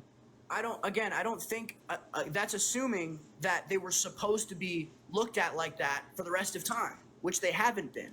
Well, right? I know traditionally they haven't been in practice, but they say to do it. In Leviticus chapter 16 on the Day of Atonement, it says that this is a perpetual statute for you. In Deuteronomy 12:1, it says to follow these laws all the days that you live on the earth. That's referring to the Ten Commandments, It's not. Nope. Deuteronomy does not say that. Over and over again in Deuteronomy, it says, all these laws that I'm laying out for you today, do not forget to do them. In doing these laws, you'll be doing what is good and right in the sight of the Lord your God. All of the laws given in Deuteronomy theoretically were given in one day. And it says in Deuteronomy that these laws are forever. He wants you to follow these things forever. Again, what laws are they referring to that were given in Deuteronomy? They're not referring to the whole entire Bible. All the laws that are given in Deuteronomy are laws that God wants you to... Which is the Ten Commandments. No, there are quite literally 100+ laws in Deuteronomy. There were elaborations as to how they ran, like, the Jewish people back then in going through the desert, right? But in reality, there were 10 laws given from word of God to the Jewish people. Those were the 10 commandments. Not according to the actual book. In fact, in Leviticus, even according to Judaism. Yeah, not in Judaism. Thank you, Rebel Rabbi. According to Deuteronomy and to Leviticus, God gave all the laws that Moses propagated, all of them. You're talking about the 613, right? Yes. Okay. Yes. Every single one of the mitzvahs. That not all of them were listed in Deuteronomy. But no, they're not. I agree. But to say that none of them are extrapolated from Deuteronomy is incorrect. I didn't say none of them were extrapolated. I didn't say none of them were extrapolated. The Talmud points to where we find how our rabbis got to the mitzvot, and they're listed within where they found them and why we developed them from every part of the Humash. What did you say? I'm sorry. I said that you can find literal text to show you where in every book of the Humash that the 613 mitzvot are derived from by our ancient rabbis. Yeah. Yeah, I agree. So to say the only laws that we got in Deuteronomy is incorrect. If you're saying it's the Ten Commandments, that's not the only ones that were derived from Deuteronomy. I was saying that the only laws that are not to be interpolated, right? The only laws that are not to be interpolated are the Ten Commandments, right? Every other one of these mitzvahs have had many, many conversations on and arguments on in the Mishnah or Gemara, right? Where it details as to what this mitzvah really means, right? So does the Ten Commandments. The Ten Commandments have plenty of Mishnah and Gemara that debate them and what their relevance is, right, but and what they mean. At its core, the Ten Commandments are just moral statings. It's like thou shalt not steal, thou shalt not get jealous, thou shalt not kill, thou shalt not. These other mitzvot are a lot harder to comprehend and have a lot more strict, and it's not innate knowledge to be able to understand these, right? None of that is true. You said none of that is true. I said none of that is true. To think that the Ten Commandments are completely straightforward and thereby nobody has ever debated what the meanings are or what the actual presentations are of them just because they look like they're flat on the surface means that somebody is only reading that pshat. I didn't say that they've never been debated, right? What I said was it takes a lot more understanding as to why you can only eat a fish with fin and scales than saying thou shalt not kill, right? No, it doesn't. I understand what you're attempting to say, but that is not correct. That's an objective statement. I'm sorry. That's an objective statement to say that. There is nothing in Judaism that is objective. Try again. All right. This statement of thou shalt not kill, okay? It doesn't say that. It says thou shalt not murder. Okay, my fault. Thou shalt not murder is a lot easier thing to comprehend than you should not eat a fish unless it has fins or scales. I'm sorry. No, it isn't. It's not. Okay. Maybe I'm wrong. Maybe the consumption of fish without and scales. It would depend on who you are. Because I'm guessing that the rabbi you learn with is Ashkenazi, yes? Yes. So then the way you're looking at Judaism is through the lens of Ashkenazism, which so you're saying through the lens of Sephardi, it might be more easy to understand thou shalt not because murder? it is through the lens of Sephardi that Rabbi Luria made the Shulchan. Right.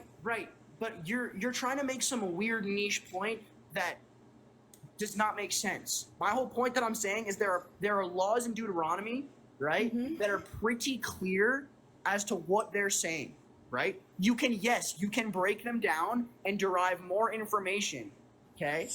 But you cannot sit here and tell me that the understanding of kosher laws are just as breakdownable as telling somebody that you should not be murdering.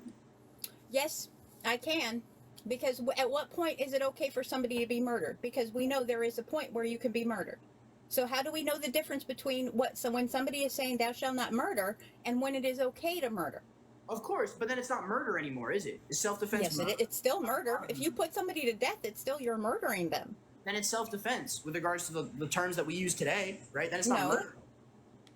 If you use thou shalt not murder, which is what one of those commandments say, and yet God tells you that you can murder somebody, it's still murder. You just got permission. Word, dude. I think this is such a niche and pointless argument. You're allowed to believe whatever you want, but this is what Jews do. If you don't like niche arguments, don't argue with Jews. No. Again, it is kind of getting off the beaten path, though. Getting off the beat. That's my whole point. I'd love to talk to you about this on some other occasion. I'm just saying it's irrelevant to the conversation we're having. Yeah, but what Ian and I are getting at, and I think Rebel probably agrees with us too, but what Ian and I are getting at is that if you believe in an all-good God, it seems incompatible that we've got laws given by the all-good God that when we examine them appear to not be good laws. Well, no, I agree with you, and the reason I agree with you is Judaism is not predicated on the idea that God is all good. What do you think about that, Ezra? Do you think that God is all good? again, my whole thoughts on that, I've told it a million times, right? I think we don't understand good or bad in the same way that God understands it. I think there's a realm of understanding greater than the human understanding of it. I've said a million times. Oh, wait, you gotta get closer to the microphone. What? Are You were a little way from the microphone. Sorry, my bad. No, I just said that I believe that God is good, but I don't believe that we'll understand it.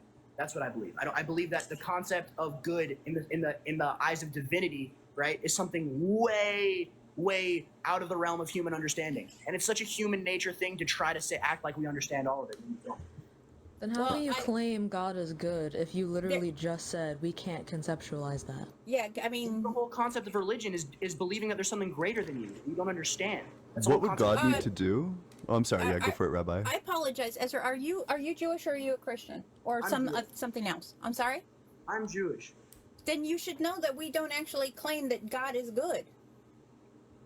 That even our rabbis argue in the Talmud that God is not always good and tell God to get out of our arguments because the Torah belongs to earth and not to him.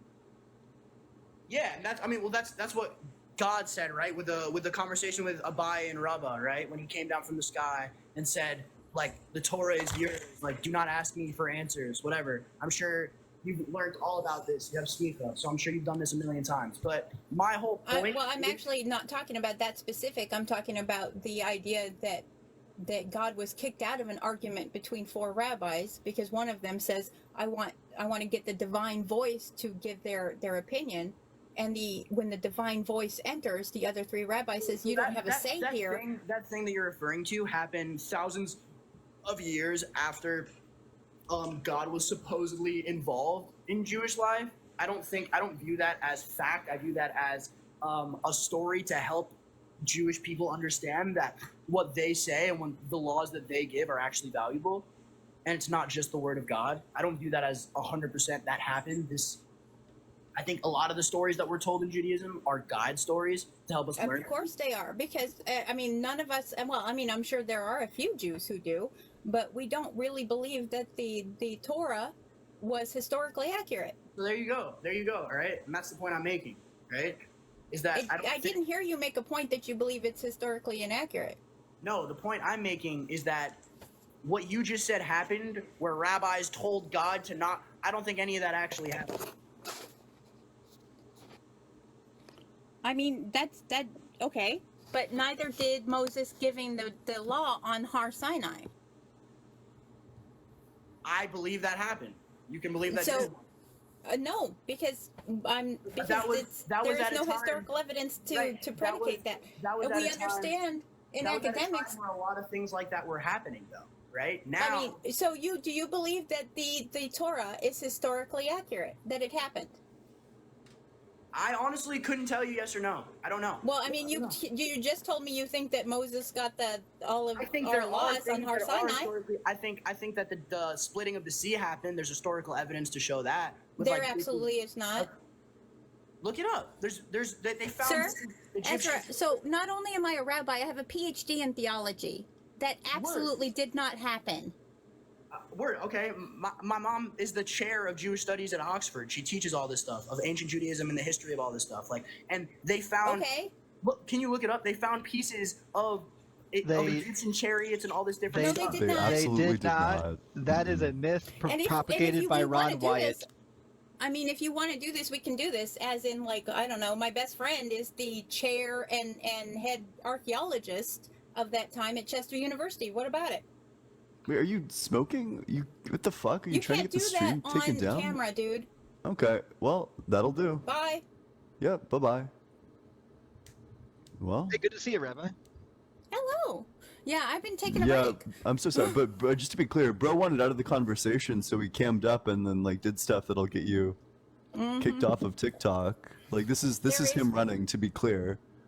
Yeah, there's no archaeological evidence whatsoever to think that anything in the Torah is historically accurate. Now, we can say that there are a few places, yes, you can find a few places that are mentioned within the biblical text that do exist. There are a couple of people more towards New Testament that we can prove existed historically, but to say that the splitting of the Red Sea or the giving of the law on Har Sinai was a divine interaction is not accurate in any way, shape, or form. This is so interesting. I feel like I learned so much about Judaism. I knew that it was like highly interpretive, and that like the text, like it's been described to me as like the text like invites you to like create interpretations of it, but Yeah, well, and that is because we derived that from the idea. And again, this is stories. These are supposed to be narratives that help us understand our place in the world. And part of that is the narrative of Jacob wrestling with God and becoming Israel.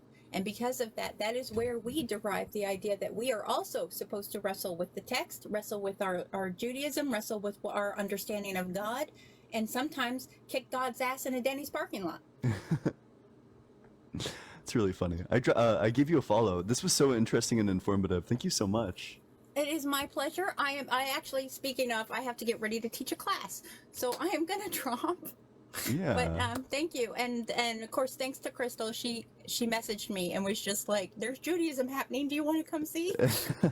There's yeah, I dropped you a follow as well. If it's ever happening in the future, I can Oh, share please the let me stream know. with you. Yeah, I'm happy to help. I will talk to you guys later. Have a great day. Yeah, thank you so much. Yeah, big W Sure. Rabbi in the comment section. Make sure you're dropping them a follow. Yeah. All right. If you're enjoying the stream so far, make sure you're double tapping on that screen, sharing it with your friends. Let's get this live in front of as many people as we can. Make sure you're dropping a follow to me, Justin, and Sam, and Rabbi as well, because that was so awesome. That was really cool to see. Share with your friends. If you want to support the stream, the Venmo's allegedly-ian, and the Cash App is just allegedly-ian. Both are in my bio. Chat, thank you so much for the dinosaur. W chat in the comment section. And if you're in that guest request box, make sure that you're 18 or older, you believe in the God of the Bible, Torah, or Quran, and that you have an argument which does not involve personal experience as we go on to the very next guest. Oop. How's it going, Sacred? Hi, how are you? I'm Oh, wondering whether no. you'd like to actually have a No, absolutely not. Not a shot, not a chance. I hate that guy. Oh, what did Yeah, he do? that guy is the worst. That guy is like the worst person in the history of history. I fucking hate that guy. Oh wow. Yeah. Damn. Absolutely We're gonna have not. to unpack that after stream because No. it sounds like he done tortured you for real. I can't say the things that I want to say. Oh God. Okay. Absolutely not. Okay. Hey, how's it going? Howdy, Hello? howdy. Hey, how old are you? Oh. I am 37 and like an old person looking for my phone. Oh, there it is. Nice. Yeah. Glad. What religion are you? Lol religion. No, just wanted to say you're doing a great job. And Thank Sam is just no. I figured this. No, get out of here. I know him. Oh, you know him. Okay. Yeah. Oh, I'm sorry. I kicked too soon then. That's perhaps. okay. We have things to accomplish. Yeah, we got goals. We got places to be. We got people to Absolutely. cook. What's up? How's it going, Victoria? Victoria, are you there? I'm obviously studying. Okay. Bye-bye, Victoria. But make sure you're double tapping on that screen. Let's get all the way up to 130K. Make sure you're dropping a follow as well. What's up, Leslie? How's it going? All right, how about yourself? Doing well, doing well. Do you have any new arguments for religion? Do I have any new arguments? No, let's start with your argument. Yeah, okay, cool. So, if God is all good, then why would he allow kids to be unalived by cancer? All right. I don't believe that you can blame God for that. Why doesn't he stop it? I think that comes. Can I finish? I Yeah. don't think that you can blame God for that because that's a part of the broken world concept that was created when Adam and Eve committed the first original sin. So the world went from being a perfect place to being this cruel, evil, wicked place full of sickness, disease, sorrow, despair. and that's That- stated in the Bible. That's nice, but that's not true. We have dinosaur bones which have cancer on them. Dinosaurs existed before humans existed. Humans have existed for like 200,000 years. This bone with cancer is like 77 million years old. That's 77 million years before humans existed, which means that Adam and Eve can't be the cause of cancer because cancer and genetic mutations must have been happening before. So, how would you explain dinosaur bones with cancer in your worldview? We aren't even sure that dinosaurs existed. We are sure that dinosaurs existed. That's a really bad explanation. That's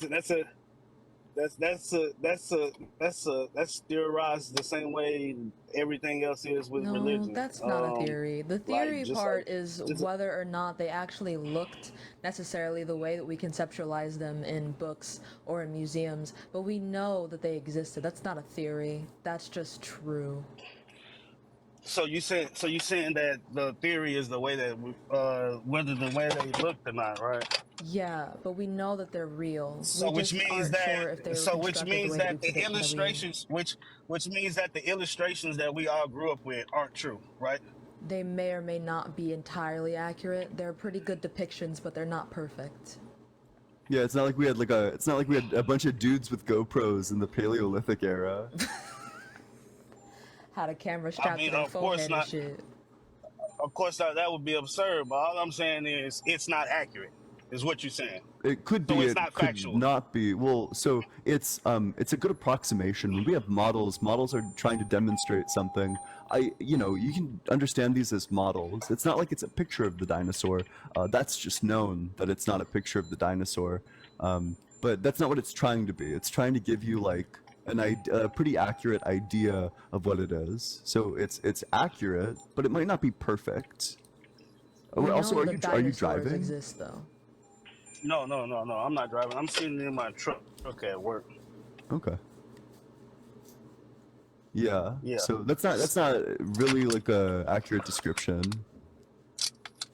All right. So that's my whole point about a lot of the things that y'all say. Y'all state these things like they're all fact and Well, they're really again, not. the They're fact just, that dinosaurs existed is true. The part that is theoretical is how they looked. Like, the fact that we have their bones is an objective truth. Whether or not those bones are arranged in a way that is accurate to how we see them in, like, children's books or in the museums, that's the part that may or may not be fully accurate. But the dinosaurs were, in fact, there. That's not up for debate.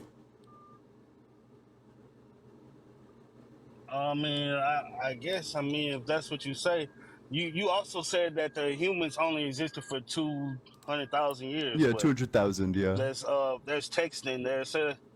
There's texts that say that we've been around longer than that. Not true ones. it's just Which are the texts that have? Some people put the range more like 400,000, but seems like Homo erectus was still around. Our oldest fossil of a human is 200,000 years. Okay. Hey, Les. Okay. Did you say? I want to make sure I heard you correctly. Did you say there are texts, like writings, about the dinosaurs? Yes. Can you tell me from which society these derived?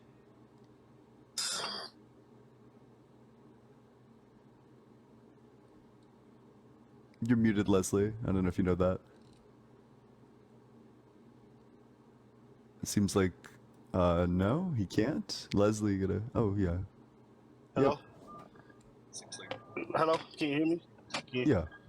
Can you hear me? Oh yeah. No, I never said that there were texts that said dinosaurs were around there. I said there's texts that said we've been around longer than 200,000 years for sure. What are these That's what I was texts?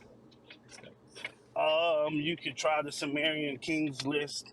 You can And try how the, old is the this? Egyptian king list. Because society is only it's like very- what, 10,000 years old? So that's the concept of the view of the world that you believe in. This is the that scientific civilization's only supported been view. around. Yeah, I've got a copy of the Sumerian king list. It This only is- goes back a couple thousand years. It goes back way longer than a couple thousand years, man. No, I've got a copy of on the it. I mean, Sumerian I can king- go get it. Listen, you don't get it. So one person on the Sumerian king list ruled for 50,000 years. So how the fuck? I mean, excuse my language. So how is it possible they only went back a couple thousand years? 50? That's not true. It didn't happen. That's definitely not something described. It's not. It's also true Yes, that yes. modern No, scholarship has actually I- dealt with that. So okay. in the earliest portion of the Sumerian kings list, there's a different form of math that was happening. And so for a long time it was translated as 50,000 years, but in reality it would have been 5,000 years using the appropriate accounting method. Now obviously that's still not true, but it doesn't place anybody, a million years ago. That's. I mean, if you actually like knew the story of the list and all that, you would understand that it goes back more than a couple thousand years. What is the And story of the and if list? What does that just off mean? the just off of the things that they've discovered now with what's that Wait, let's stick on the tablet, list. we Don't know that pivot. civilization. Don't pivot. Let's stick on the list. That's part of the Let's list. It's in Samaria. It's in Samaria. What I'm talking about is in Samaria. So it's a part we of the list. It's a part of what I'm talking wait. about. So okay, but we know that nobody like ruled for 50,000 years, and also if it's all in Sumerian, then how do you know that someone ruled for 50,000 years? The Because fuck was that? that's the first known civilization that we had, or at least Yeah. that's what it claims to be. Yeah. So that's not an answer to the question. The question is, if it was all So what's the written in question? Sumerian, then how do you know that some king ruled for 50,000 years? It's been translated. Oh, okay, cool. So then, You've never heard so of what's the? you've never heard of the Emerald Tablets. I indeed have not heard of the Emerald Tablets, but what's the evidence that there was a king who ruled for 50,000 years, and like, why would we Okay. believe that? How could a king Why rule for would we 50,000 believe that? years? If you okay, so the whole premise of the story is that we were seeded here by extraterrestrials who came here because the atmosphere in their planet was no good. So they came here to mine resources such as gold. There's a Source? gold mine. There's a gold mine in South Africa that dates back to 250,000 years ago that goes along Source? with this story. I just told you the emerald. The Emerald Tablets are not ancient at all. Those are modern forgery. So I understand that they, like people who don't know anything about archaeology, would be led to believe that they are ancient, but they are in fact not ancient. This is like a Billy Carson mythology. Oh, okay, cool. But I knew this before Billy Carson. So I didn't say that Billy Carson invented the Emerald Tablet theory. He's just the one that popularized it. There were no Emerald Tablets that were found at the base of a pyramid. Entire tablets out of emerald seems quite excessive. Pretty impractical. Indeed. And very heavy. Yeah. Leslie, you gotta come back to the app. okay, my bad. Like I said, he never said that they were found at the base of the pyramid. I've never heard that. From my understanding, they were found in Iraq. Uh, So and I don't over really the know about desert any of in this, that but area. it just sounds like they're fake, so I don't really care. I mean, that's your opinion. You just said civilization's only been around for 10,000 years. There's a Yeah, site that give they or just take. they Yeehaw! give. Thanks so So much, now Adam. it's giving. So now it's give or take. You were firm on 10,000 years, Oh even though no, no, there are no! several other It's like places. I said approximately 10,000 years, like more or less 10,000 years. Well, We that's get. not I true. mean, if we want to get like super technical or whatever, I can just look up how long has You could. civilization existed for. How? There's a lot of questions. I'm failing to see what the argument from Leslie is at the moment, because he's starting to sound like he agrees with us that the Bible is not true. Yeah, perfect. That I agree that the Bible's not true. No, Yeah. that's not at all what I'm saying. He asks Well, but you would why. have to He for a asks number of why is reasons. there. One, you think extraterrestrials exist. Crazy work. But the main thing is, if you think that a singular king could rule for 50,000 years, Crazy. but 50,000 years is way too long for how long the Bible claims that the earth itself has existed, that's a pretty big contradiction, ain't it? Okay, so let's just start with the first thing you said. You said that believing in extraterrestrials is crazy work. Um, if that's crazy work, by your definition of life, it has to be other life, right? Yeah, so I would think that it's reasonable to think that there's like some life. Hold on, right? do you want an answer? So how? Do you want an answer? I think it's reasonable to assume that there's some life somewhere. I think it's unreasonable to think that we have encountered this life. Insofar as Yeah. this life would be sending out signals, and we haven't received any extraterrestrial signals. That's not true. But It is that's true. besides the That's point. just the case. I'm not gonna give. Have you ever heard of the Black Knight satellite? No. Do you know what the Black Light? This is just like more Black Knight satellite conspiratorial is? nonsense. I don't care about this like It's conspiratorial not. debunked It's not nonsense. conspiratorial. It's been. This is It's all been. just conspiracy theories. None of this is rooted in anything in reality. Oh my god. Oh, none of what you said is really anything in Every reality. single what's the claim that What we've I'm made that saying, isn't rooted in for anything that I give you, I can give you a source. I can give you the name of a scientific article affirming what I say. For all of what you say, what do you tell me? It's well, go look at this like discredited like amateur archaeologist. Not even. When you type in the Black Knight satellite into Google, the first thing that comes up is Black Knight satellite conspiracy theory. Crazy. NASA That's itself, insane. NASA itself discredits this, and Space.com calls it a hodgepodge of alien conspiracy theory. Leslie. So, do you have like an actual source, like dead ass? The next thing out of his mouth is going to be jet fuel can't melt steel beams. Please, True. please. Okay. Because your country's never playing a false flag attack, right? No. I did it. No way. Stop! That's Stop! crazy. No, you were right. Justin, how did you do that? I wanted you to be wrong. This is why our country is in the state that it's in, right? No. This Yes, is why because our country's education system is failing us greatly, and it's very evident. Way. It's very evident. No way. No That's way. crazy. the No. education system. Ian, I'm scared. I'm scared, Ian. Justin, how the fuck did you do that? I'm the You prophet just of the said one that true deity, the it's Holy crazy Tooth Fairy, It's and she extraterrestrials. gives me divine I don't even really revelation. believe in aliens myself, but from your point of view and your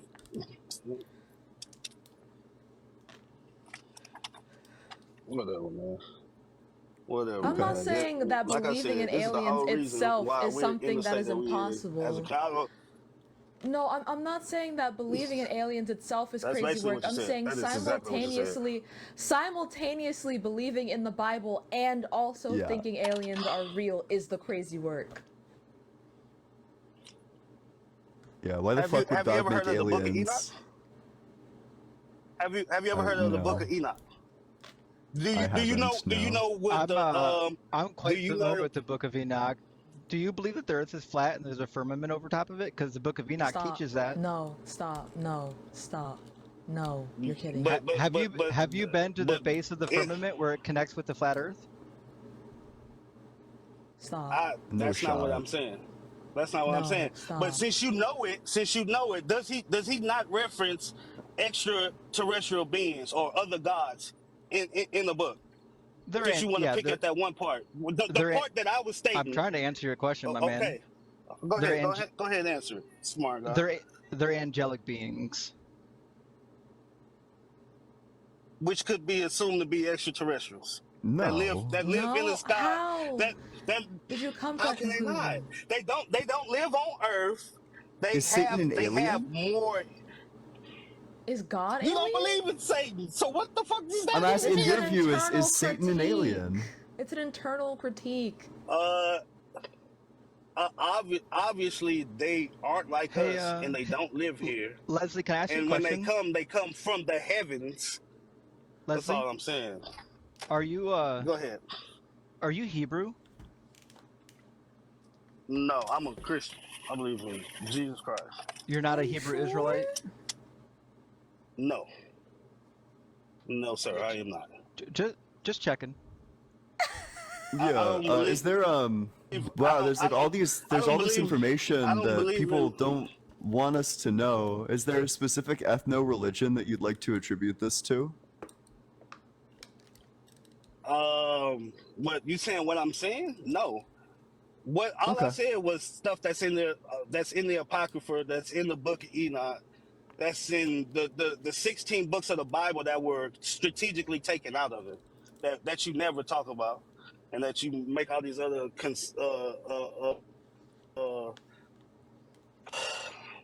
Do you know that wild statements about. in the Apocrypha it states What? that every generation of mankind will begin to get shorter and shorter. There's a teaching in the Apocrypha that says that mankind will eventually shrink as the population grows, which is in opposition to science. Okay, there's also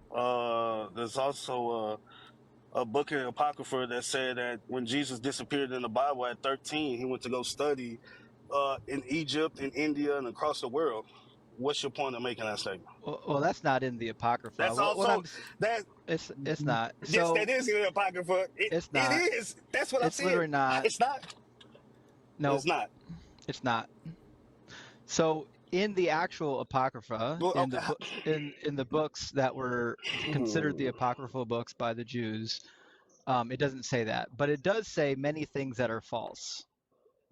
So, do you believe that you can read the future by What does the looking at? Apocrypha have to do with the Jews? Do you believe that? That's what I'm saying. Do You you don't know believe what that you're you talking about. can? What does the Do you Apocrypha have to do with the Jews? do you believe that you can read somebody's fortune by looking at the liver of a sheep? Because in the book of Sirach, you can do it.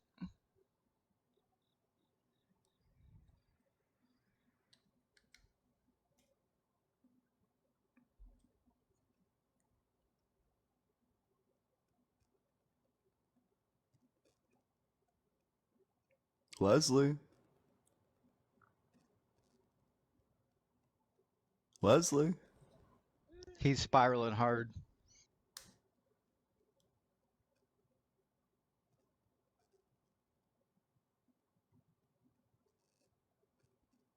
Okay. Well, I guess we'll move on to the next guest then.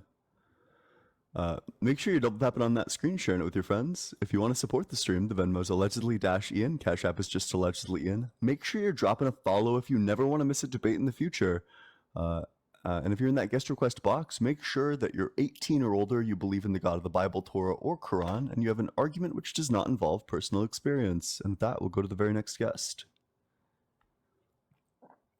Make sure you are dropping that follow as well to me and Justin and Sam. I don't know where Sam went, but wherever Sam went, to Sam as well.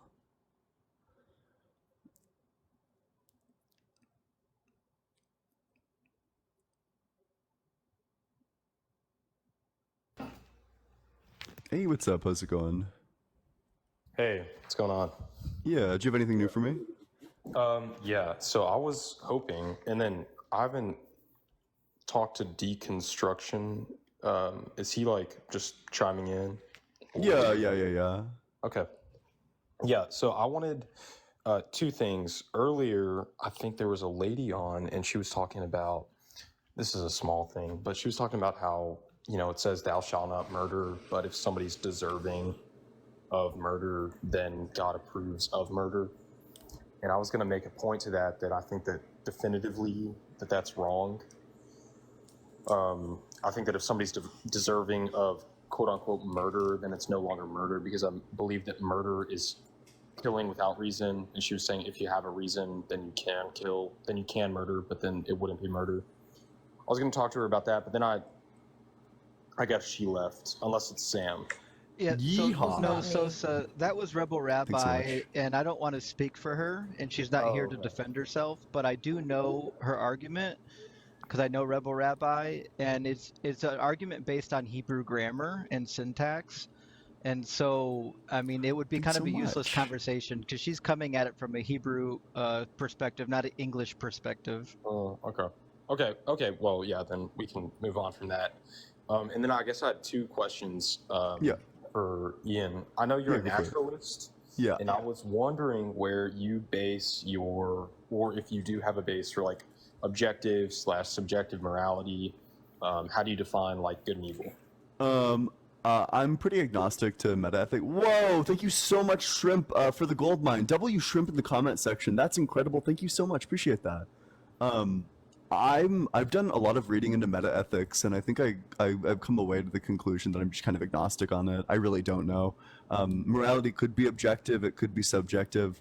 I think that it requires like semantic analysis about how people actually use the words like good and bad. It could be the case that people are using this as in like an objective way, or it could be that when somebody says like unaliving is bad, that what they mean is like unaliving is bad to them, that they perceive it to be bad, or they could mean that it's like bad, that they think it's like just like a universal objective truth, like the same way that the sky is blue, like unaliving is bad. I don't know. It just I'm pretty agnostic on it.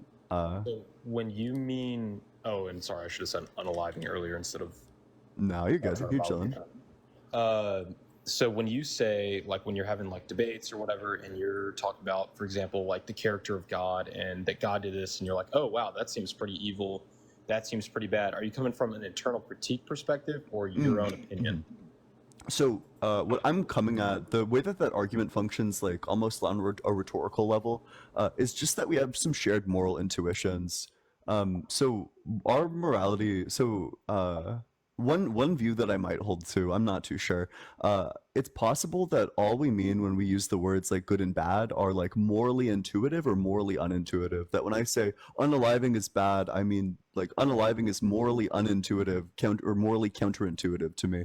And what that would mean, all our moral intuitions are parts of our brain that are flaring up. But one of the most important parts of our brain that flares up when we find something morally unintuitive is like a disconnection between what we expect to happen and what actually happens.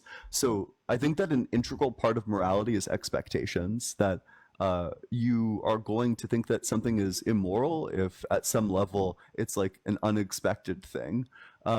So with that in mind, to answer your question, I appeal to the fact that I probably have like similar shared expectations to people, that taking the life of a child is like really abhorrent, that we just like both intuit this.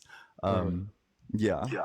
So, and then deconstruction, would you have like a similar view? Because I assume that you previously were Christian or Jewish or something. I apologize. I wasn't listening to your guys' discussion because I was reading. But for the sake of argument, I'm just gonna let Ian run with it, and I'm gonna listen to you guys. Do your thing. That's fine.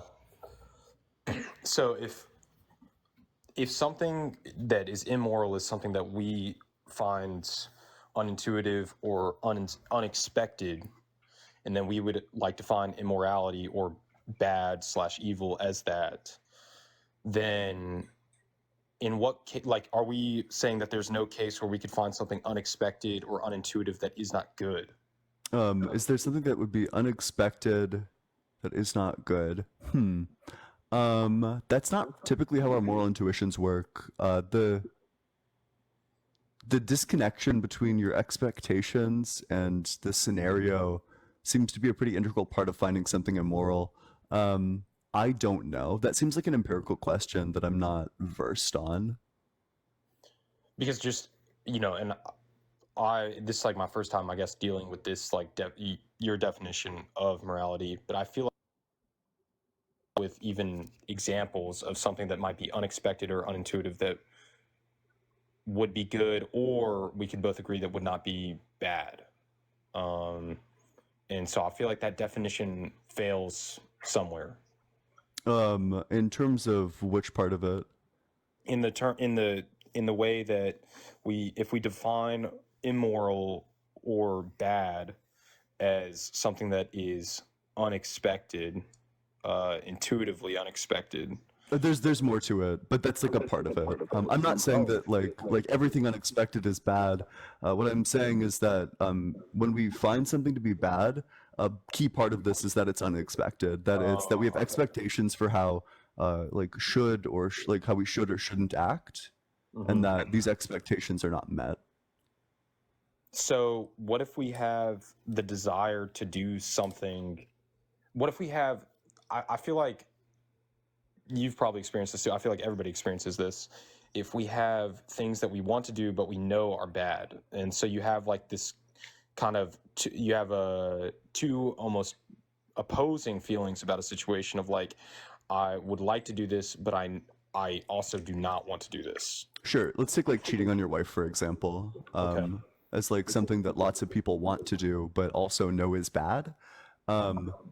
In these scenarios, they've been socialized with the expectation that like a husband shouldn't do that to their wife, which means that there's like some undercutting of the expectations about what you should do or shouldn't do.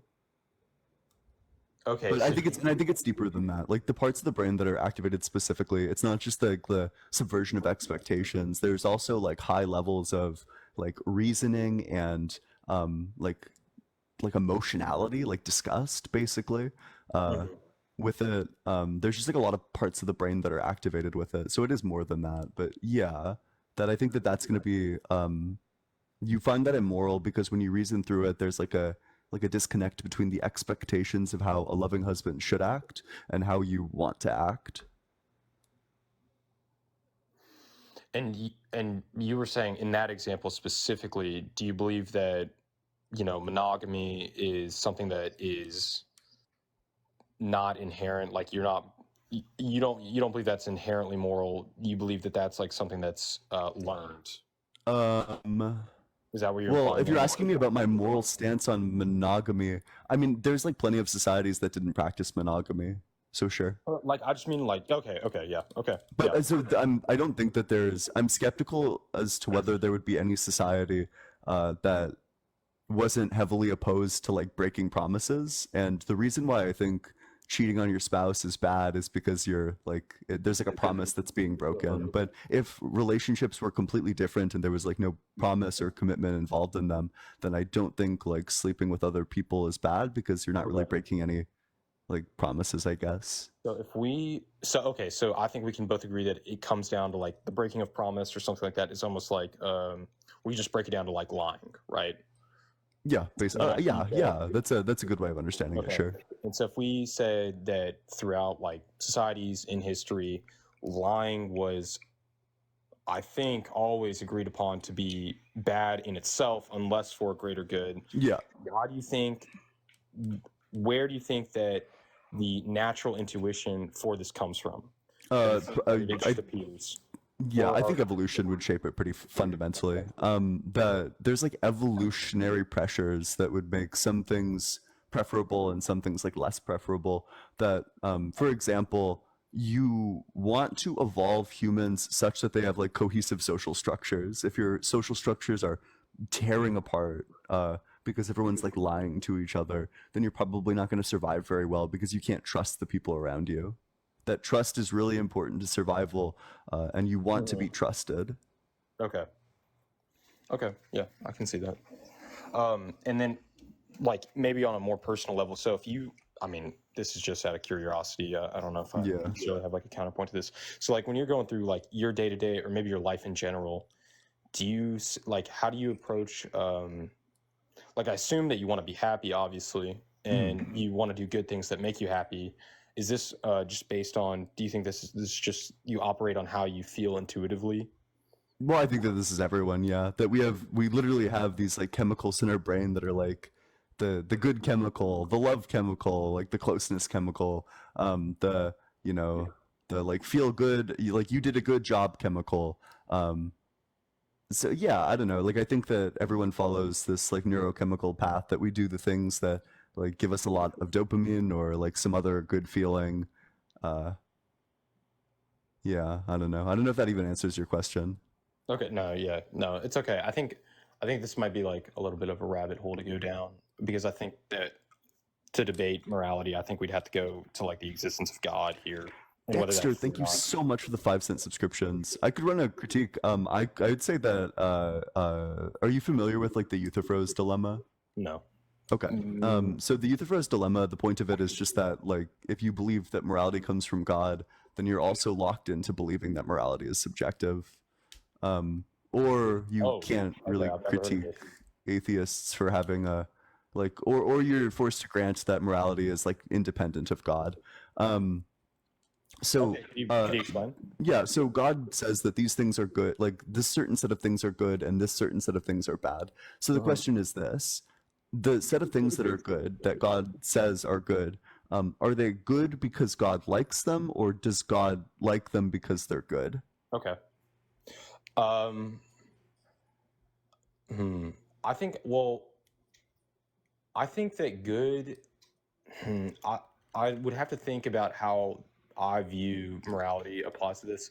I think good and evil are more like axiomatic. I think they're more fundamental. And I don't know if it's decided by God or just that. I think in this way that, like in the Christian sense, if God is good and outside God is not good. So, Okay, so you might be locked that's into like more thinking that your morals might be subjective and that they're just whatever God decides them to be. but then I would have to like decide that God decided to be the way he is rather than he is the way he is, and I don't. Then if you say instead, are you saying that his that he doesn't like decide, but rather that he is like just by his nature good? Well, yeah, exactly. That's what I'm saying. So if God mhm. by his nature is good, then it's more of like a an axiomatic thing, like that. One equals one because it does, rather than one equals one because one decided to be one. Sure. Then you run into like kind of a crucial issue here. This is like option 3. So instead of saying like, well, goodness is whatever God decides it to be, which would make it subjective, or like God does these things because like external to God, there's like some goodness, and God just imposes that goodness on us, which would say that the conclusion to that one is just that like the atheist can appeal to this to be like, well, that's my morality. Yeah. God, like the same thing God appeals to. That's Yes. just my morality. But if you ground it in God's nature, you run into the problem that you actually haven't grounded it at all, because God's nature isn't grounded. You can't provide an explanation for why God's nature is the way it is. Like why isn't God's nature like some other way? Well, that's what I'm saying, that it is. I think it's like just fundamentally. I think it's like that's what I'm saying. I think it's axiomatic. I think it is the way it is because that's how it is. I think that's as far as like I would be able to understand it. I think it's the same as if I asked you like mathematically, like why is 0 not 1? It's because it is, or why 0 plus 1 equals 1. It's like the very fundamental additive identity. Sure. So what you're essentially saying is that it's just a brute fact that his like nature is this way, essentially. And that's fine. That's like totally, that's like 100% valid to say like it's just a brute fact. But then the atheist can come back and say, well, yeah, here's my objective morality, and you ask them where it comes from, and they say, listen, dog, it's just a brute fact. But are they? See, I don't know if I could agree that. So you're saying that they can just appeal to their Yeah, if you're morality saying and that say, like that's just the way it is, then they can like give you their morality and say, well, that's just the way it is. oh, if it's not outside of, well, yeah. Yep. And then I guess I would say that the idea and I would agree that they can say that they believe it to be good or believe it to be bad. But I would say that in like a Christian sense, if you have like an all-knowing God who wants the best for you, and you're made in that image, that actually you may believe like bad things are good for you, but actually the best thing for you would be the morality like of God.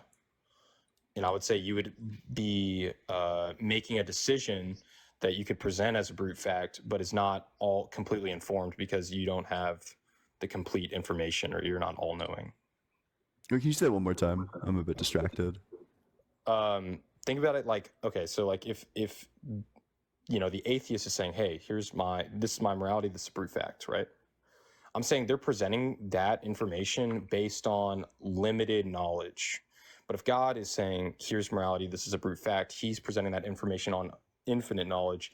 And the best thing for the atheist would be they may believe it's the best for them, but in reality it wouldn't be, because there is a better option of morality, and that would be the morality within God.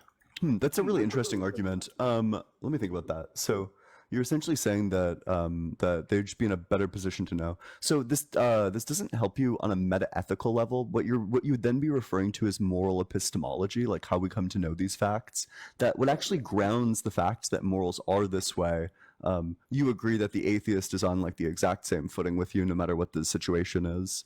But then how we come to know this stuff, that just becomes like a question of epistemology. So you could say that they have a better grasp of morality if God is real, but not that like atheists can have no morality. Like there's some basic facts that presumably would stay the same based on our intuitions. Like for example, I don't think any amount of knowledge is going to would convince me that like grape is good, for example. That no matter how high of a being you are, no matter how much you know, that some things are probably just going to stay the same. A good example of this is like imagine like the perfect chef who knows everything about cooking. If they started like pissing in the cocktails, you'd probably think that something was weird, despite the fact that they know infinitely more than you do about this. Like your moral intuitions aren't like crazy inaccurate. So yeah, and I would agree that like I said, like if the atheist is basing it off a certain amount of like intuition, or like, you're saying like, that would be like grape would be bad, and I would completely agree. And that there's nothing that could change your mind about that. I think that's because you're like, we get the mark, like an atheist would get, I think, pretty close to hitting the mark, because I think they have a natural moral intuition that is pretty close to good, but sometimes is like mistaken as good. I could take the example, like sex is like a good thing, like in religion, right? It's like a gift, right? And so an atheist might be mistaken in saying like, oh, sex is a good thing. They're seeing it as a good thing, and they get close by saying, well, have as much sex as you want with whoever you want, right? But it's better to choose like sex with only like within like a covenant of marriage, right? So they're like both close, right? And I think that there's like a better option with that's made with all-knowing information that's like fundamentally good. And I think that's why we get pretty close. Is what I'm saying following right there? Kind of. Although I think that I don't know. I think our moral intuitions are probably like a good judge of these kinds of things.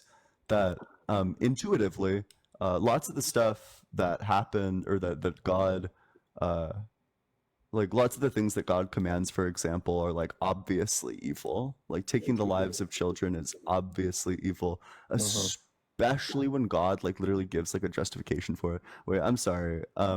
Why does your bio say like wife beating? Oh, I think I made that when I was like 16, and I haven't even looked at that in a long time. You should definitely change that, because that's like super weird. Oh yeah. Well, okay. Poor joke made when I was younger. I don't believe in that, and I will change it.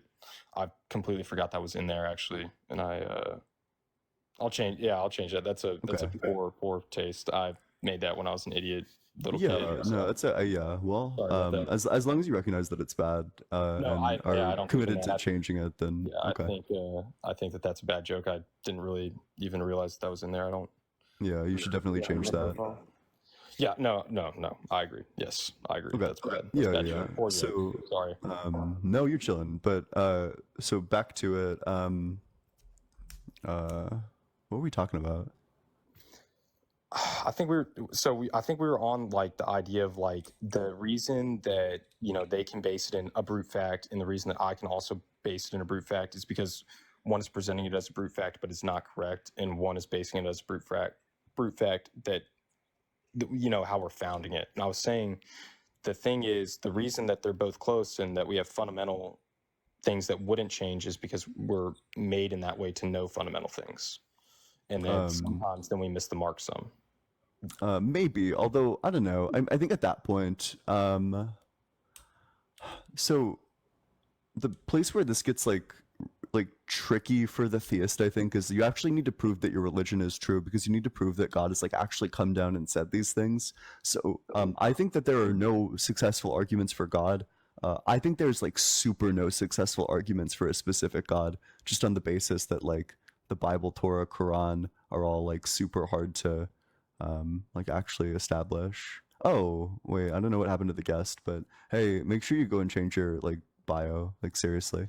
It's possible that he got reported by a lot of people because his bio was pretty problematic. Yeah, no, I saw it. But he said that he was gonna change it, which I don't know. Should definitely get on that, absolutely. But yeah, hopefully it'll be different the next time he comes around. But make sure you're double tapping on that screen, sharing it with your friends, doing all that good stuff. Make sure you're dropping a follow as well if you never want to miss a live in the future. If you're in that guest request box, make sure that you believe in the God of the Bible, Torah, or Quran, and that you have an argument which does not involve personal experience. If you want to support the stream, Venmo's allegedly-ian, Cash App is just allegedly Ian, and with that, we'll go to the very next guest. C3PO, thank you, appreciate that. What's up, how's it going? Hi, I'm doing good, man. Yeah, I want to be conversing about God isn't real. Yeah, so what's your, how old are you? Yeah, I'm 18. Okay, and what religion? Christian. That's a dumb question, my bad. What's your strongest argument for the existence of God, which does not involve personal experience? My strongest argument for the existence of God would possibly be, I could pose you the motion argument, possibly. Yeah, so give the argument. Yeah, so, like, formally, like a syllogism or what? Yeah, just like if you want to give like a summary too, that's fine. Okay, so, like, basically the argument that Thomas Aquinas posed would be that for something to be put in motion, there must be a mover holding. Well, actually, before I even pose the argument, I must know your position if you hold to the Big Bang or not. Yeah, but I think that so I believe in I believe in infinite cycles of big bounces and big crunches. So I think the universe has always existed. The universe has always existed, so the universe is infinite. You hold to that position. Yeah, I hold that it just goes back infinitely. Okay, and could there be an infinite cycle of previous causes leading to a present cause? Is that a possibility?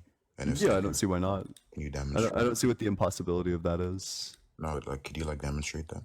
Yeah, sure. So the argument's just going to be that time has always existed, or at least that time can't be created. So the first premise is that creation is a change of states. The second premise is that a change of states requires a sequence of states. And the third premise is that a sequence of states is only able to be traversed via time.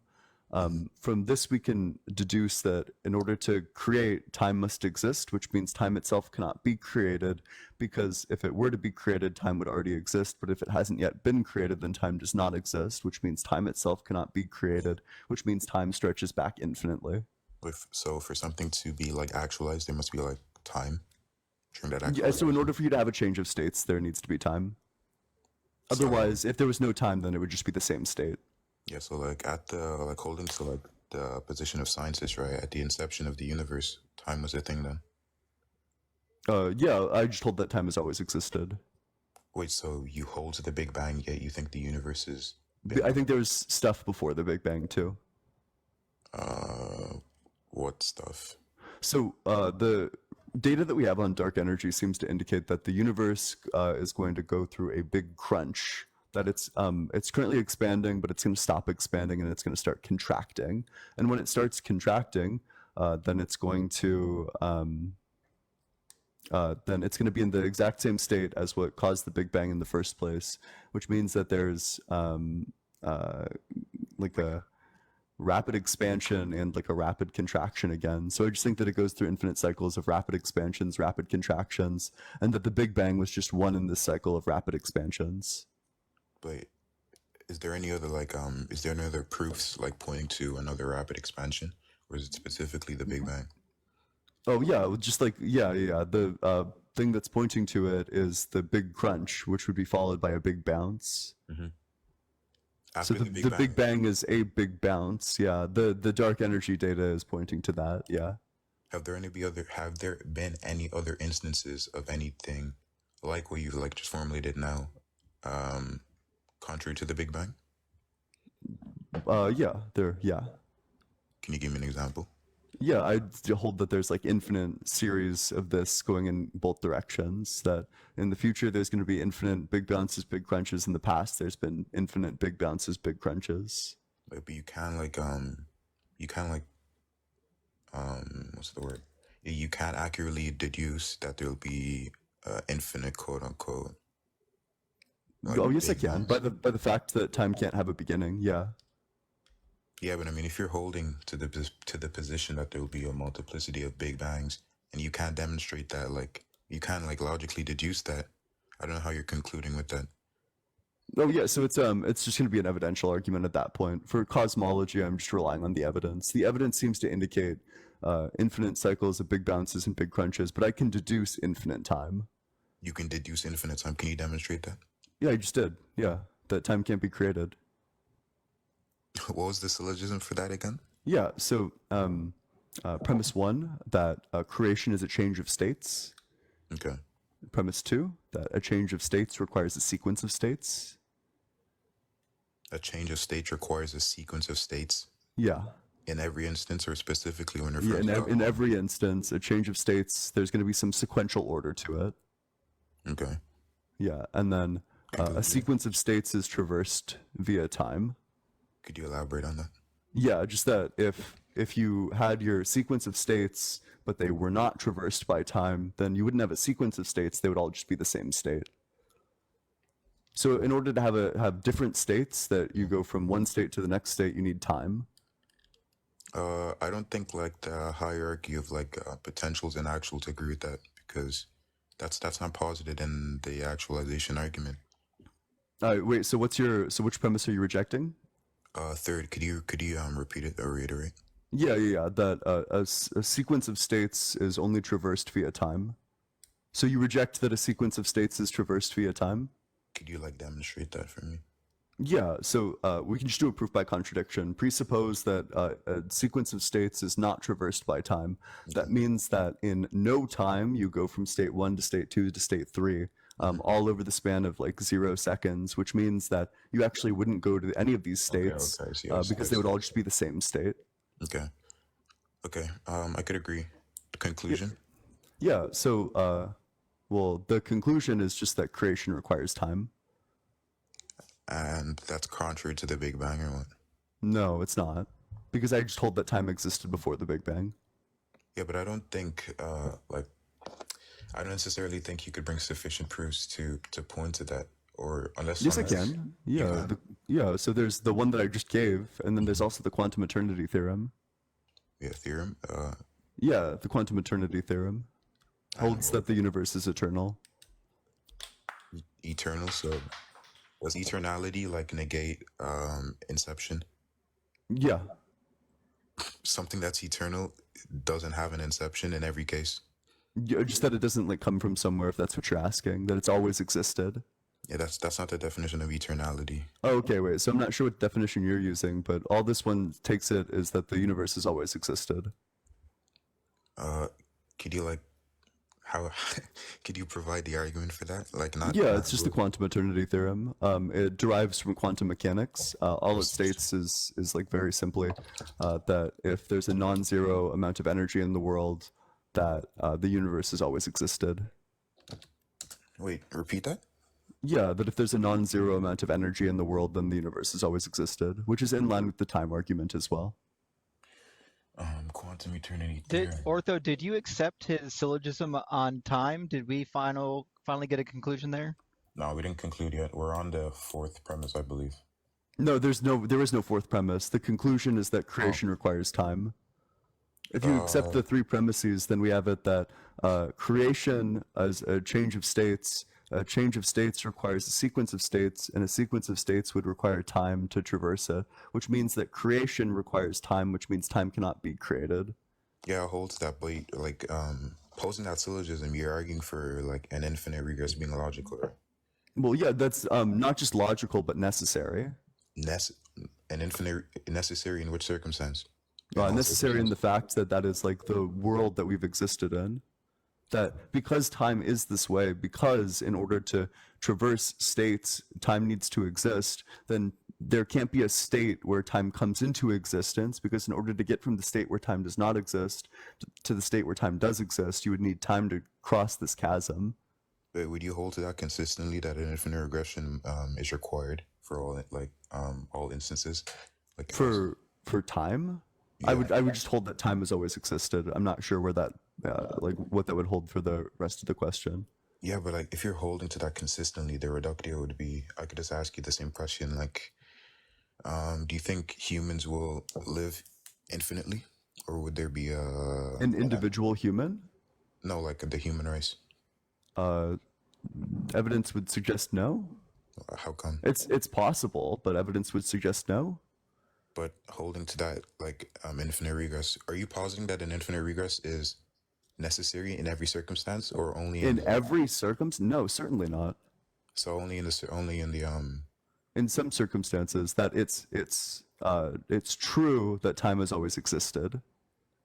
Can you give me another circumstance other than the inception? Wait, but we just covered one circumstance. Why do I need to give you another circumstance? Because then, if not, it's going to be special pleading. It's not special pleading. It's just proven. Yeah, but you're giving me one circumstance. That's why I'm asking. Wait. Is it special pleading to? Can you give me another circumstance where God created the universe? So you're just like openly deviating now, right? No, wait, because so this argument, if you want to take this argument and apply it to the things that you believe in, it's just going to lead to a really bad place for you, because you think that God's like, you would be special pleading for God constantly in your worldview. My argument is simply that time has no beginning, and I gave you a syllogism of which all the premises you agreed to. Mm-hmm. Wait, what would be your definition of like special pleading?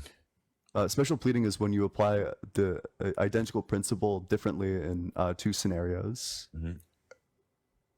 What? Just when you apply a principle inconsistently. Okay. Inconsistently. And do you believe that what you just said would be inconsistent? No, I don't think there's anything inconsistent with saying like some things go back forever, like time, for example, and then some things are grounded in like other things. For example, if I said like Jerry's a bachelor, that's just going to be grounded in my definition of bachelor, and it doesn't really go deeper than that.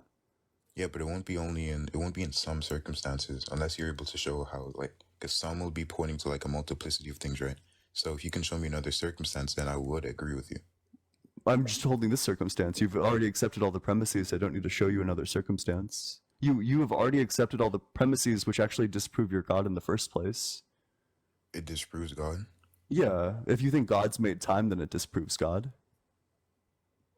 I don't understand how you concluded with that, but I want to stick on that. Yeah, because creation of time isn't possible. That's not what you were demonstrating. You were demonstrating an infinite regress being logical. So I was demonstrating that creation requires time. One of the implications of this is that time has always existed, but it has like the double value of also disproving that God can create time, because time can't be created. Time can't be created. Did you pose an argument for that? Yeah. I confused you, one that you agreed to all the premises for, even. Oh, so basically the argument that time can't be created is because for something to be created, it requires time? Yeah. Let's see. It's also true that in science we know that time and space are a fabric. which would mean space would also be eternal. Which means God can't create the universe. Yeah. Because God can't create something eternal or infinite. Yeah, if it's always existed, then God can't create it. Is the concept of God being an absolutely necessary being not also infinite and eternal? Is it also, well, I don't believe in God, but you believe in time, and time has always existed. Yeah, but like if we're holding to that like if you're like critiquing my beliefs, right? And if we're holding to the presupposition that God is eternal, infinite, and all these attributes. So you could hold this, but this ends you up not in theism. This ends you in, I think, demiurgism, because you would believe that God existed with the universe until he decided to create. That's not theism, that's called demiurgism. It's like what Plato held to. Wait, what would you hold theism to be? Theism is going to be when all of existence, everything that exists, has a direct causal chain back to God. Yeah, but that's not like exactly what I was arguing for. Like that would be just one aspect of it. Like theism is just a belief in a God, where God is like a depending on what your theism is, at least God is like the cause of all things and is an immaterial mind. And like holding to this position, I don't understand how it can negate the possibility of time being infinite. Just for arguments. Because if time can't be created, then God is not the cause of time.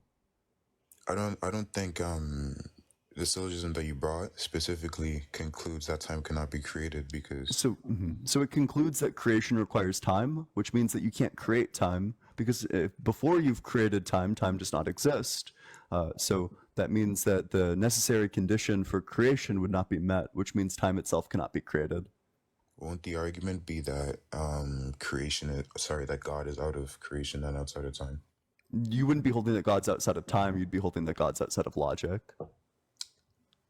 Outside of logic? Can you demonstrate? Yeah, because you would need to, when God creates, is it a change of states? Was that a question? Yeah, when God creates, is it a change of states? Sure. Yeah, then the rest of the argument just follows. That when God creates, time needs to exist. Not necessarily. Because a change of states requires a sequence of states, and a sequence of states requires time. Which you can say that God exists outside of time. That's fine, but you would need to have at least two eternal objects. Like it would be the universe with time and space existing with an infinite past, and then it would be God existing simultaneously, and then after infinite seconds pass, God decided to make something. But so for God to exist outside of time, there must be other things, beings, entities that also exist outside of time. So the argument is just that the only way out of this is to hold that God existed with time eternally, that there's two eternal objects. Thanks so much, Protist. Appreciate it. Was that the only way out of this, quote unquote? Oh, I mean, that's the only successful way that I've heard. But that God existed with time eternally? Yeah, but then that means that you have no access to the first mover argument. How come? Because if time has always existed, then that means that you believe in an actual infinity, which undermines your premise. How do I believe in an actual, if I was a whole? Because time has always existed, there's been infinite seconds that have happened. Okay, so why would that not be possible? Why would that not be possible? Well, that's fine. You just need to continue with the argument, keeping in mind that an actual infinite is possible. The reason I'm asking that is because isn't that what you hold to? An actual infinite is possible, yeah. In every circumstance, or only in the inception of the universe? And I'm confused by the question. In some circumstances, it's possible. Such as the creation of the universe, and what else? Yeah, I'm agnostic to the exact circumstances, but what I do know is that time has always existed, as we agree on. Yeah, but that won't be special pleading, if you're. Well, no, because I'm just agnostic to when I don't need to identify every circumstance that an actual infinite is possible to identify that this is an actual infinite that actually exists. No, not every. I'm literally asking for just one other. Oh, so you could hold that. Do you think that there's an infinite set of? Do you think that the universe stretches infinitely? Do you think that there's a final day? Pardon? Do you think that there's a final day? A final day, like the day of judgment, the biblical narrative? No, no, just like, do you think that there's like going to be an end of time? What in its literal sense, or like according to the Bible? And oh, because if you want to defend the Bible, then you have a whole host of other problems. Because then you would need to prove the Bible. But if Or like would the Bible not be unless like unless you want to turn the conversation to a conversation of you trying to prove the Bible, would the Bible not be like epistemically justified? what's your okay? Yeah, go for it. Prove the Bible. Go for it. Yeah, like would the Bible not be epistemic justified? That's why I need to be like on the negative I side. don't think so. I see no epistemic justification for the Bible. So like following like the Cartesian definition of something to be epistemically justified, do you not believe that the Bible would have internal consistency, corroborating reports, and attestation of its reliability, and like the historical context of it? Just that it's like denied, like it's historically denied at like every level. So the crucifixion of Jesus specifically, would that be historically denied? Yeah, so so parts of it happened, but all the interesting stuff didn't. All the supernatural stuff didn't happen. What is that like an argument of stuff from silence or what? Yeah, so we can just go through like part by part. We could start with like the resurrection. We could talk about the miracles, that there's like no evidence and the internal consistency is like whack. The internal consistency of the Bible is whack? Yeah. Can you please demonstrate that first? Yeah, pretty easily. Yeah. So was Jesus executed on the preparation day for Passover, as is said by John, or was he executed on Passover, as is said by Mark, Matthew, and Luke? Could you bring the verses? Yeah, sure. And Justin, if you want to help out with this one, since I know that you're the Bible scholar. Yeah, I'll pull up my list of contradictions. Yeah, but do you know the verses off the top of your head that would say that it's like the preparation day? In John versus. I do have them listed, but you'll have to give me a minute to get my computer. Yep, John preparation day. Preparation day verse. Okay. 1914? John 1914, I think. John 1914. Let's see. John 19:14. Okay, and it reads, and it was the preparation of Passover, and about the 6th hour, and he said unto the Jews, behold your king. Yep. Then what's the second verse? For you like the Mark verse? Yeah. Oh, well, that's just going to be the fact that the Last Supper is Passover supper. Okay. What's the argument? The argument is that if you're executed on the preparation day for Passover, then you can't be executed on the day after the date that you were executed. Like the preparation of Passover. So okay, wait. I'm sorry. So the general principle is just going to be if you're executed on day X, you can't also be executed on day X plus 1. Could you like demonstrate this according to the Bible? To be clear, what he's saying is that the preparation day is before the Passover meal. And according to the Bible, he was taken into custody the night of preparation day. So he could not have shared the Passover meal with the disciples.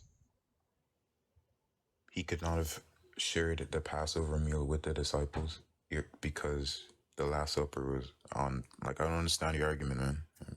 The Last Supper is occurring the day after he was brought into custody. How have you concluded with this? Because he says that I have longed to eat this Passover meal with you. Mm-hmm.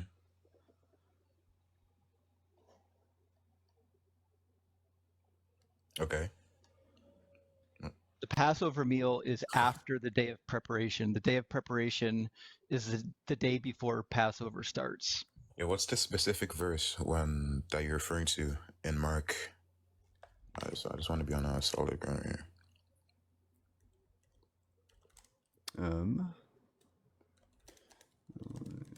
To eat this Passover meal verse.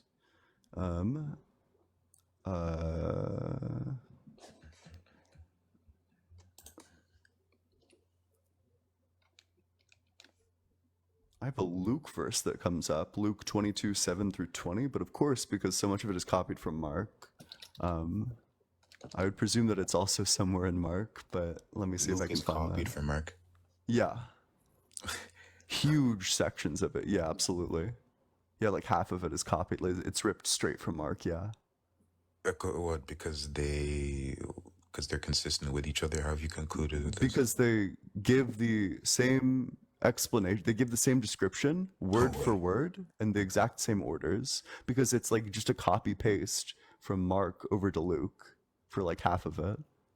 That's just not the case, because of course they're going to have similarities if they're recording the same events. They are word for word identical in many places. Can you give me an example of one of those places? Yeah. Okay.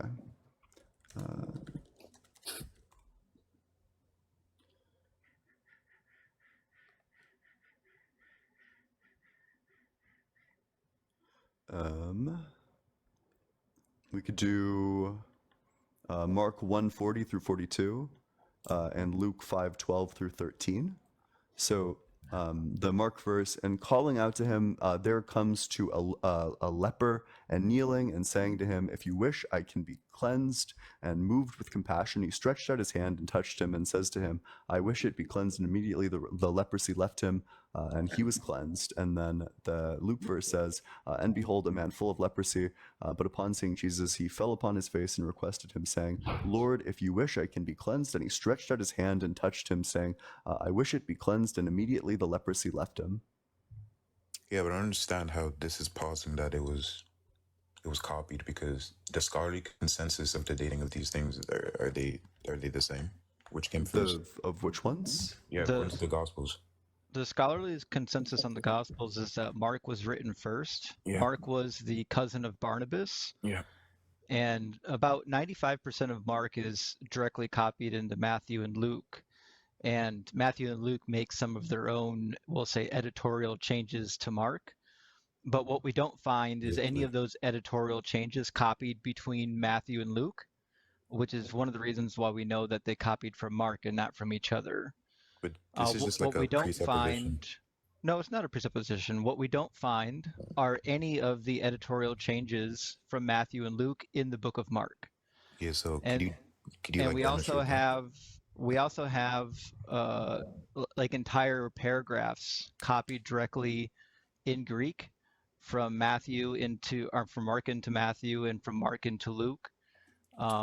Whereas what we don't find are any phrases copied like that from Luke into Mark or from Luke into Matthew or vice versa.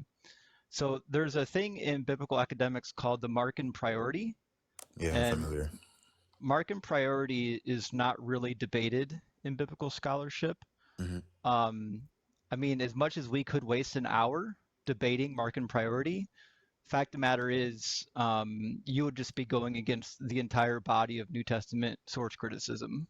Yeah, I'm familiar with these objections, but it's literally just a presupposition, because you're presupposing that. Yeah, you're presupposing that because they have similar narratives, even though they're recording the same story. That Yeah, what do you mean? No, that's what you're positing.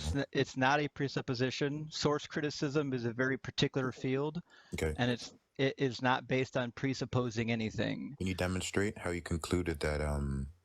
Can you read Greek? I can bring a Greek speaker if you wish, but can you demonstrate how Luke copied Mark? Yes, you can quite clearly just compare the Greek text. So, for example, there's a narrative in which Matthew copies directly from Mark. In Mark 2:26, we have a problematic passage from Mark, and it includes, hold on. It says, in the days of Abiathar the high priest, he entered the house of God and ate the consecrated bread, which is unlawful for only priests to eat, and he gave some to his companions. This is a problematic passage that gets reiterated in Matthew, but not in Luke. And when it gets reiterated in Matthew, Matthew clears up the problem in Mark. Yeah. So when you read it in Matthew, he cuts out the name of Abiathar the high priest, because as it turns out, Abiathar wasn't the high priest in 2 Samuel, where the story originated from. So That's what like we an argument find, from silence. it's not. So what we find is that when Matthew copies Mark and when Luke copies Mark, they have a tendency to correct Mark. But what we don't find are any inaccuracies in Luke and Matthew that get corrected by Mark.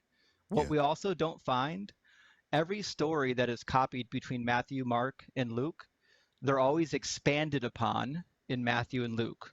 The narrative that is copied from Mark is always the shortest narrative. And in source criticism, it's almost universal that when something is copied, editorial notes are added. It's always an expansion of the text. Very rarely do they take the text and shrink it.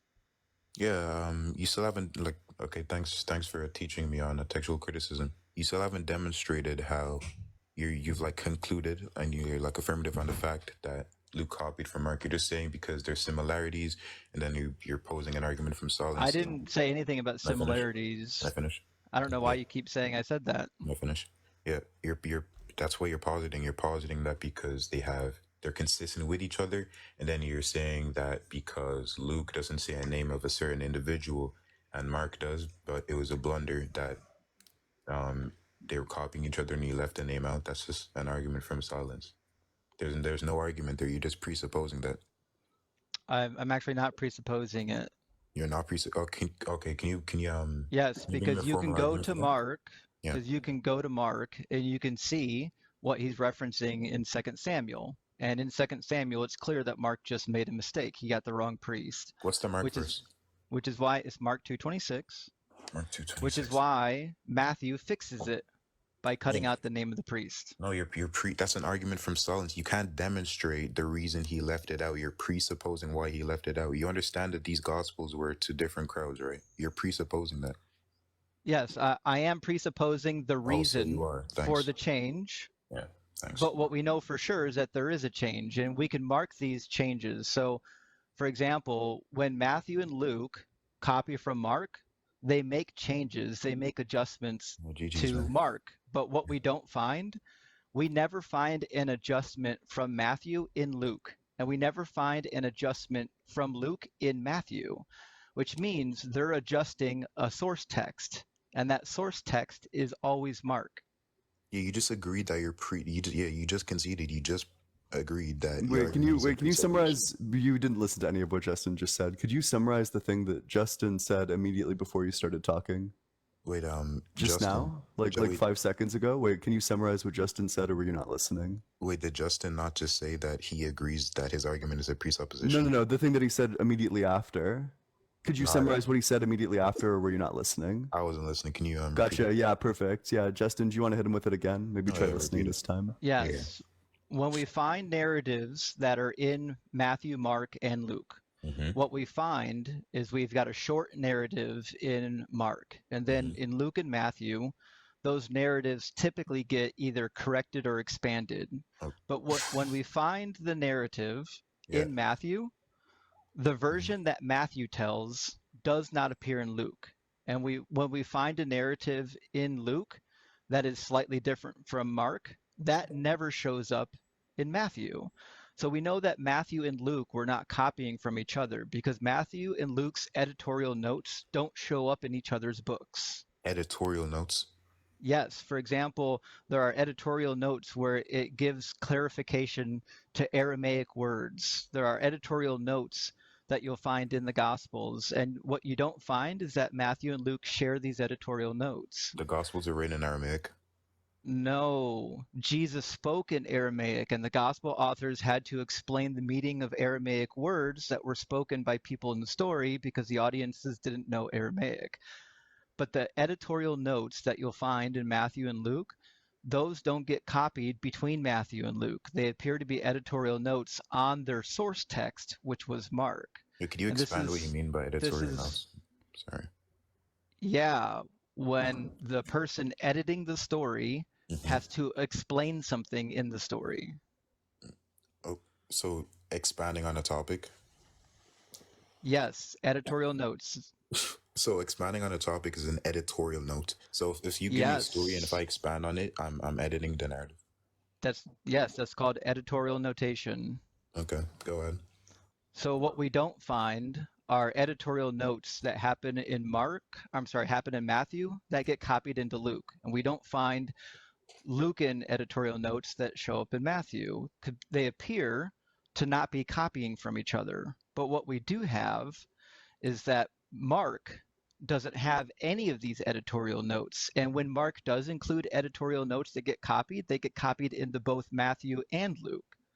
So I understand that like it's inconvenient to accept the source criticism of the Gospels, but there is so much evidence for Markan priority that this just isn't a debatable topic in New Testament scholarship. And the fact that the people who read the Gospels want to reject it is baffling to me, because even if you accept Markan priority, it doesn't make the stories untrue. It Market just priority, happens. meaning what? It just happens to be that from a source criticism point of view, the only logical conclusion you can come to is that Matthew and Luke had to have copied from Mark. Okay. Matthew and Luke must have copied from Mark. I still want to talk specifically about that Mark 22, verse 26 one, the initial one you brought. So, yeah, sure, I've heard all your points, but it is an argument from silence, and you're presupposing that the reason that Luke left it out is because of the editorial note or whatever it is that No, I don't Can I think you finish? understood the argument. Okay, can I So, finish? okay, yeah, Mark, maybe please like finish. I maybe can't like a way finish. to think about it. So imagine like we're taking like photocopies of something. So when you photocopy a thing, that there's like marks that appear.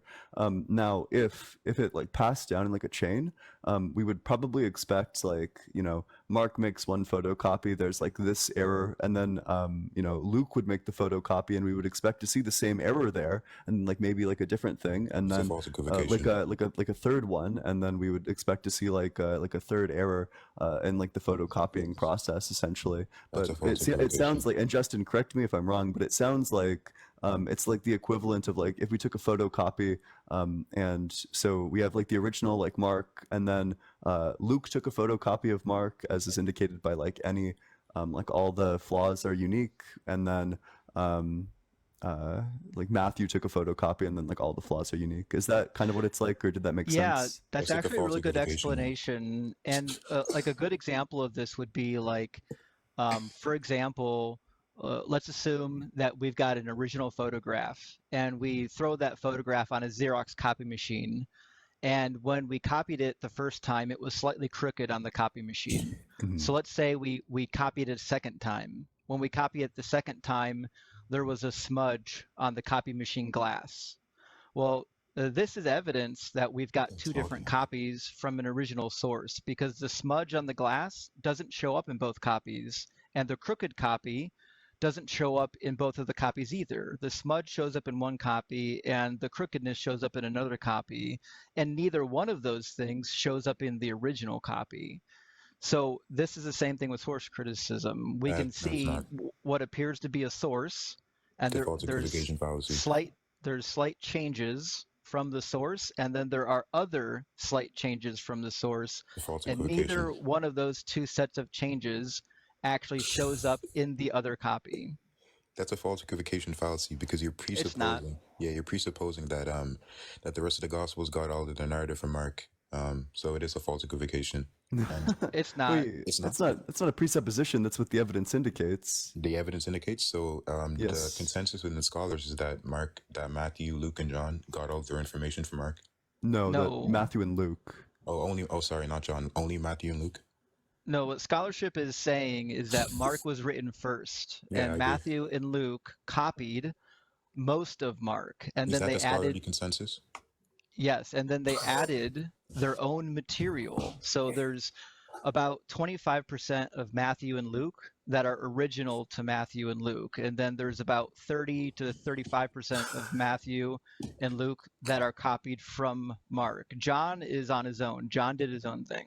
Okay, yeah. So once again, you're presupposing. Your argument is a presupposition because you haven't demonstrated how. It's not. So you you're haven't more than demonstrated welcome. anything. You're more than welcome to take it up with biblical scholarship, and you can be the one to debunk Markan priority if you think you can do it. Yeah, but you haven't Because demonstrated an argument. You're just like positing a lot of assertions. That's what I'm you're not. doing. So Wait, I'm so saying that what biblical Justin scholarship did. didn't come to these Yeah, conclusions let by Ian explain. Let accident. Ian explain. Well, yeah, They well, I didn't mean, come like to what these Justin conclusions did is just in a give like vacuum. hella evidence. Like he just provided, like this would be like if we're at like a murder case, and Justin just demonstrated to you that like all the fingerprints were like all over the weapon, that the person was in the scene of the crime, that they had a motive, that they had like all of this stuff. Justin just gave you like a ton of evidence. Like there's no way to deductively prove that. That's not what Justin's trying to do. What Justin is Oh, it's trying an to do inductive is to argument. say that yeah, it's inductive. Yeah, absolutely. Do you think? Wait, I mean, all arguments are going to, at some level, rely on senses which are inductive. Like Yeah, the yeah. fact that your senses are reliable, that's inductive. Are inductive arguments reliable? Are they valid? They can. They. It depends on the strength of the evidence. The reliability is proportional to the strength of the evidence. Yeah, but okay, but according to law, like logicians, and according to textbooks on logic, would inductive arguments be valid? Are they valid? Yeah. So, in the philosophical, so in like a colloquial sense, they're valid, but in like a strict logician sense, Yeah. where valid means like following a specific structure. I mean, I could assemble like an argument of this sort, with the conclusion that Markan priority is, like almost certainly true, if that's what you're interested in. No, the question. Wait, give me a second. I got. I don't understand why he's fighting so hard against Markham priority. I don't I'm think back. it's like a smoking gun Wait, 1 second. for his position. One sec. That's not what I'm arguing against, but I just want to, like, inductive arguments, they're not valid, you know that, right? So I could assemble this into like a valid argument if you really want me to. If you want me to, if you're dying for like the modus ponens structure, I'd be happy to give it to you. No, that's not what I'm asking for. I'm asking you, according to logicians, philosophically, are inductive arguments valid? It's not even a loaded question. Well, wait, but this is just like a conflation of two terms. Okay, could you demonstrate how it's? Yeah, so it's just like a difference in sense that typically when we say like this argument is valid in like a colloquial sense, we just mean like, well, is this argument like good? Is it true? Like, of course, it doesn't follow like the formal structure, but that doesn't mean that the conclusion isn't like highly probable. Yeah, so would an inductive argument be as probable as a deductive argument philosophically? If the premises of the deductive argument are true, then you would prioritize the deductive argument. However, you haven't made a deductive argument against Markan priority. So insofar as the only argument that's been presented is Justin's like strong inductive case for Markan priority. So do you have a deductive argument against Markan priority? So we completely deviated. I want to specifically stick on the fact that you said inductive arguments are valid. No, I didn't say. I said that in like some sense of the word they are, but in like a strict logical sense, they don't follow like the formal structure, of course. Okay, so can you just like agree that inductive arguments are not valid? Because you're trying to conflate on terms, so no. I'm not conflating terms. I can bring you like logicians. Wait. No, because so when we say valid colloquially, which is how when I say valid, that's going to be interpreted in like this strict philosophical definition. Let's actually put the word valid aside and just use the definitions of these terms. Inductive arguments do not follow a modus ponens structure. That's not what they're trying to do, but what they do is provide strong evidence. For example, if you think like the sun's going to rise tomorrow, there's not a deductive argument for the sun rising, but what you do have is evidence. It's an evidentiary case. Oh my God. It's literally, okay, you're conflating what I'm asking you. I'm just asking you generally, like according to logicians. This is a bad faith wait, this is like a super bad faith question. Like an extraordinarily bad faith question. And you know that it's a bad faith question. What do you mean bad? I'm just telling you how like because wait. Yeah. So inductive arguments are cogent, but they're cogent, but they're not valid. But just because they're not valid, they're still likely. Yeah, no, I can agree. They just don't follow like the valid formal structure. But I mean, if you really wanted to, I could throw it into like a modus ponens structure. Just if all the evidence Justin said is true, then it's very probable that Markan priority is true. All the evidence that Justin gave you is true. Therefore, it's very likely that Markan priority is true. Oh, so you can pose a deductive argument concluding that. Wait, by the way, deconstructing. Yeah, deconstruction zone. Yeah. Deconstruction zone. Could you tell me what your definition of Markan priority would be? Yeah, simply put, is that Mark obviously was written either contemporaneously to Matthew and Luke, or it was written before Matthew and Luke, which is why Matthew and Luke are able to copy from Mark. And I at this point, I forget why Mark and priority even came up, but I So it suspect came It's up because of because he the wanted to apparent, pivot away the from the quote unquote contradiction. contradictions. Yeah. Yeah. Right. Oh, well, this has nothing to do with contradictions. But Yep. that being said, the reason why it's important for the eyewitness claim is because Mark lived 30 years after Jesus, and it would be completely unexpected for Matthew and Luke to be eyewitnesses if they copied from Mark, who lived 30 Matthew years and after Luke. Jesus, because Mark was the cousin of Barnabas. Wait, who said Luke was an eyewitness? Oh, Luke's definitely not an eyewitness. That's just I'm wrapping the gospel authors up into one category as witnesses. Okay, but yeah, I don't understand. So wait, the entire Markan priority thesis is that due to the fact that Mark has been dated earlier than the other gospels, that the narratives from the other gospels stem from Mark, right? No, what we're suggesting is that Matthew and Luke was written either shortly after Mark or roughly contemporaneously with Mark, but not before Mark. Oh, But that's it. if that's yes, that's all Oh I'm yeah, saying. no, yeah, I would agree with that. That's according, yeah, my church is. I'll agree with that. I don't mind. Right. So all we're suggesting is that whatever material is in Matthew, Mark, and Luke, hmm they're not the authors are not eyewitnesses to the events. They're recording somebody else's stories.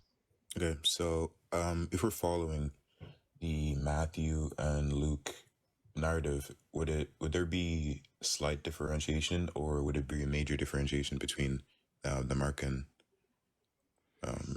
narrative?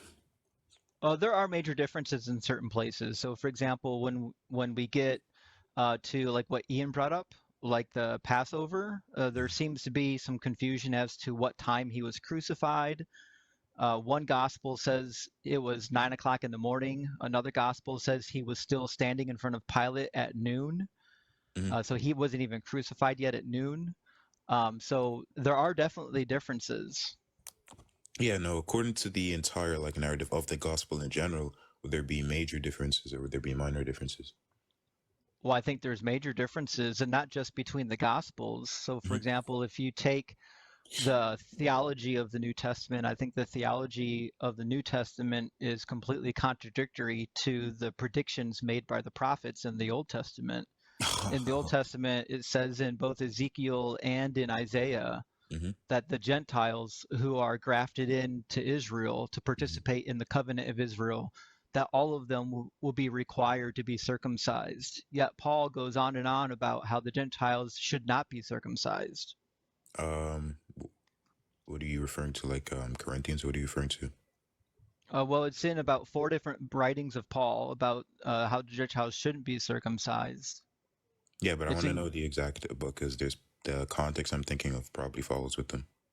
Well, I don't think there's any context that's helpful for you. They're Gentiles, and Paul says because of that they shouldn't be circumcised. Yeah, because of Because course by taking on circumcision, they'd be taking on the whole of the law. the Pauline epistles were sent to certain groups. So I want to know which one you're specifically talking about.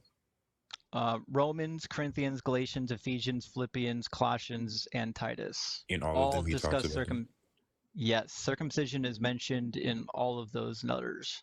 on how you shouldn't be circumcised. On how you shouldn't be circumcised, or on how it's On not how a you requirement. should not be circumcised. Could you bring me a verse so we can just converse about it? Yeah, let's go to Galatians. Yeah. Galatians 5:6. For in Jesus Christ, neither circumcision nor uncircumcision counts for anything. The only thing that counts is faith working through love. Galatians 5:6, you said? Yep. Okay. Galatians, that's right. 5:6. For in Jesus Christ neither circumcision avails nor uncircumcision, but faith which works by love. Yeah. Are you familiar with the circumstances of the letter to the Galatians? I'm quite familiar with all of the Pauline epistles, and Yeah, which we is did why not. I know that in all of the Pauline epistles, Hmm. he tells the Gentiles that they should not be getting circumcised. Oh no, like the Galatians, like who were they? The Galatians was a church near Asia Minor. What was the problem with them? There's not one single problem with the Galatian church, so I'm going to need to be a little more specific. Yeah, the major, like, what was the major problem with the Galatians? Again, there's not one major problem with the Galatian church, so I need you to be specific with your question. Okay, so I'm pretty sure the Galatians were Judaizers of Christianity, so they were inputting a lot of the Jewish law into Christianity. That's the reason he sent it That to there.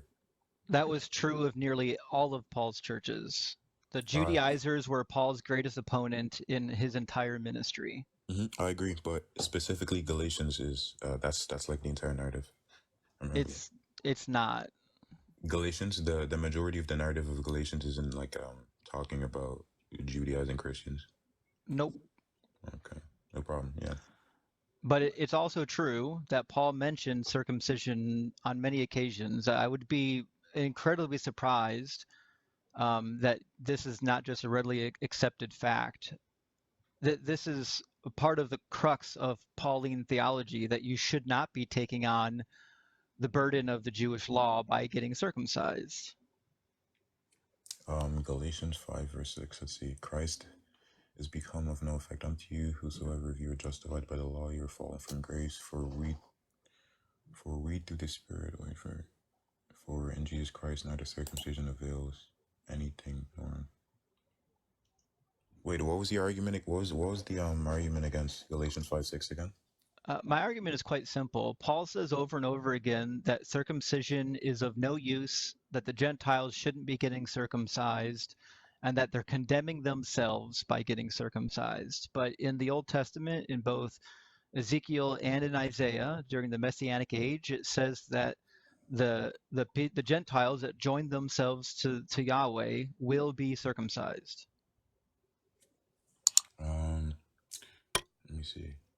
I don't think that's what this verse is referring to. Give me a second. Romans 2 is very clear on this.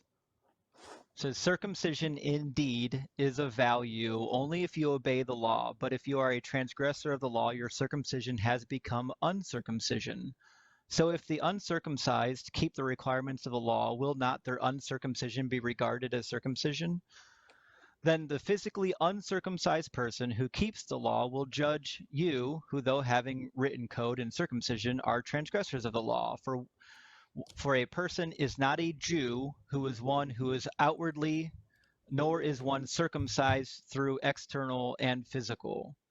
So Paul makes the case that you are not needing circumcision. What you need is faith. Okay. But this contradicts what the Old Testament prophets say. Oh, I see your argument now. Finally, so according to the Old Testament prophets, circumcision is needed, but according to the New Testament, it's not needed. That's literally what I've been saying for 10 minutes. Okay, so is the New Testament a continuation or a reformation of the Old Testament law? It's a contradiction of the Old Testament. That's not what I asked you. Is it a continuation or a reformation? Neither. Okay, so in the New Testament, are there many things, are there many actions done by Christ that are reforming or making new or objecting of the Old Testament laws? Yes, which is why the Jews believed that he was committing blasphemy and had him executed, because he should have bothered to read his Old Testament, but he didn't. Yeah, but that's not what I'm asking you though. What I'm trying to demonstrate to you is that the New Testament and the Old Testament cannot agree on what is appropriate theology and behavior. And a prime example of that is circumcision and the keeping of the law of Moses.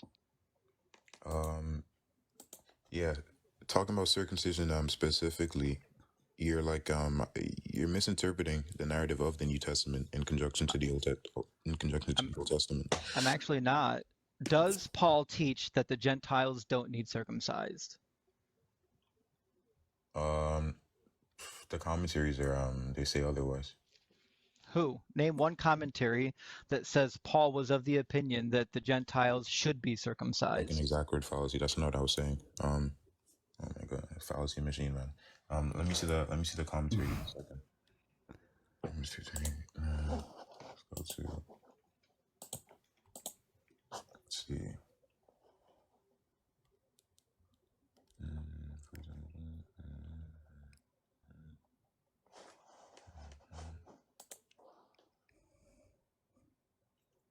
Okay, can we go to Romans 2:28? 2:28. Wait. Yeah, Oh, I just read it. Wait, what did it read?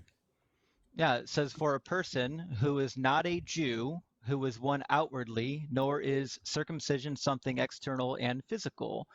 Rather, a person is a Jew who is one inwardly, and circumcision is a matter of the heart by the Spirit, not the written code.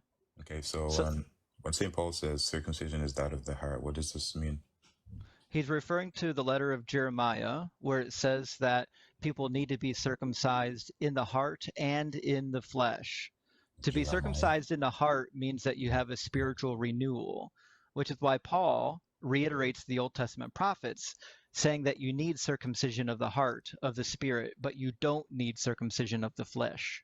Are you referring to Jeremiah 4:4? There's a couple of them in Jeremiah. There's two different sections in Jeremiah that talk about it, and it also shows up in other prophets. Yeah, so, and according to St. Paul here, when he says, and circumcision is that of the heart, would that be a contradiction according to the Old Testament, where you had to be physically?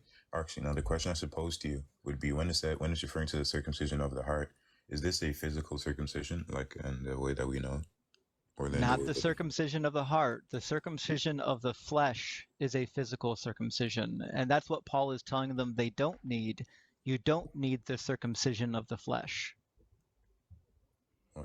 In verse 28, it reads, neither is that circumcision which is outward in the flesh, but he is a Jew who is one inwardly, and circumcision is that of the heart. Is he That's right. Is he positing that specifically, or is he generally saying that circumcision is that of the heart? Paul is saying that you don't need external circumcision. You only need the internal circumcision, which is circumcision of the heart. Okay, so according to this narrative, it's contradicting the Old Testament? Yes, because the Old Testament says that you need both. You need circumcision of the heart and the flesh. And does Paul negate both propositions? Paul negates one of those propositions. He says you only need the circumcision of the heart. Would that be a contradiction then? That would be a theological contradiction. Yeah, but by definition, that would be a contradiction. That's what I just said. It'd be a theological contradiction. Same with eating meat sacrificed to idols.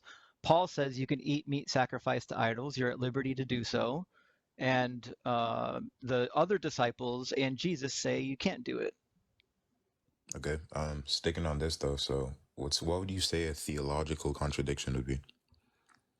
A theological contradiction is when people are making theological claims that can't both be simultaneously true. Like mutual exclusivity?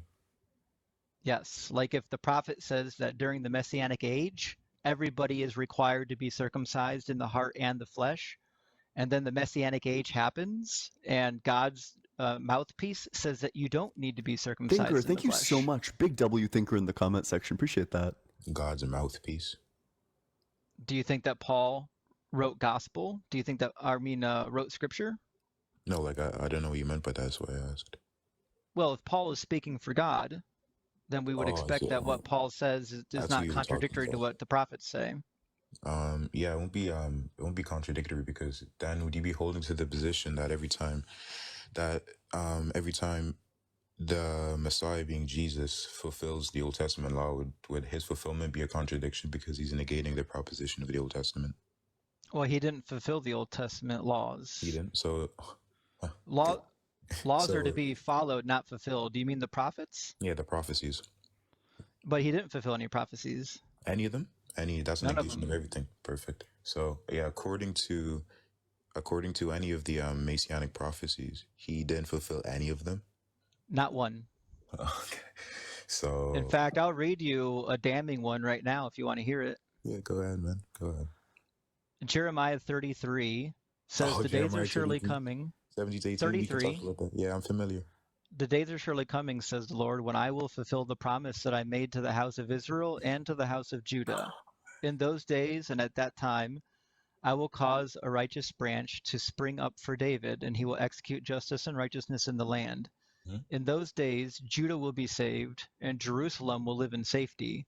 Mhm. And this is the name by which it will be called: the Lord is our righteousness. Now listen to this last section. For thus saith the Lord, David will never lack a man to sit on the throne of the house of Israel, and the Levitical priests will never lack a man in my presence to offer burnt offerings, to make grain offerings, and to make sacrifices for all time. Mhm. So none of those things came true. Jesus never sat on the throne. There's not a king on the throne continually, and there are not Levitical priests in the temple giving grain offerings. Yeah, so this just shows you're not familiar with the actual biblical narrative because I'm actually quite familiar. I have 2 degrees in biblical studies, which is why I know he hold on, didn't man. fulfill any prophecies. He doesn't fulfill any prophecies. Yeah, so according to Jeremiah 33, is the biblical narrative saying that according to Hebrews chapter 9, verse 11 to 12, that Christ, being the high priest of all good things to come by a greater and more perfect tabernacle, not made with hands, that is to say, not of this building, neither by the blood of goats of calves, but by his own blood, he entered and once into the holy place, having obtained eternal redemption for us. Is this now referring to the repeated sacrifices and the Eucharist being the sacrifice of Christ? No, because if you bothered to read the book of Hebrews, he would recognize that it says that Jesus is of a different priesthood, not the Levitical priesthood. And they try to make excuses for why the priesthood of Jesus is greater than the priesthood of the Levites. But the Old Testament in Jeremiah and Ezekiel says that when the Messiah comes, it will be the Levitical priesthood offering sacrifices. And it doesn't say a singular priest, multiple priests. Yeah, according to Hebrews chapter 7, verse 22, it reads, by so much was Jesus made surely a better covenant, and they truly were many priests because they were not allowed to continue by reason of death. But That's this right. man, because he was This continued is what we forever. call a contradiction. Yeah, Because the Old Testament doesn't say that the Levitical priesthood is getting replaced. It says that the Levitical priesthood will be serving forever. Yeah, we agree with that. In the temple.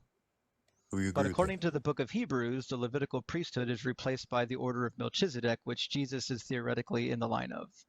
we agree that we agree with Jeremiah 33. It's just like a misinterpretation because you're positing You don't. that. Yeah, we agree with it. You're positing that because Jesus becomes the eternal priest, that this is a negation He's not, of the though. proposition. Kelvin, thanks so much for the $6.66 on Cash App. Hail Kelvin, hail 666, hail Satan. Big W Kelvin in the comment section. So sorry, please keep going. So the Levitical priests are a specific order of priests. They are actual priests on the earth who make actual sacrifices and offerings in an actual temple where God says his presence will be. Mm-hmm. So yeah, according to the commentary on this verse reads, so would you agree that, let me see, verse 18, would you agree that and to burn grain offerings, is the sacrifice being continued, like, is it continuous? It should be, according to Jeremiah and according to Ezekiel. There should be everlasting grain offerings, animal offerings. In fact, in the book of Ezekiel, it specifies which animals are going to be offered and how many of them. Yeah, so if I was to bring a verse saying that Christ is the eternal sacrifice for all sacrifices, would this be sufficient or no? Or would it be another contradiction? That would be meaningless because be meaningless? the prophets don't say that a human being is going to come Yes, an and argument be from the silence. final. No, the prophets tell you that there will be Levitical priests giving continual sacrifices. A grain offering is a specific sacrifice. That's an argument from silence.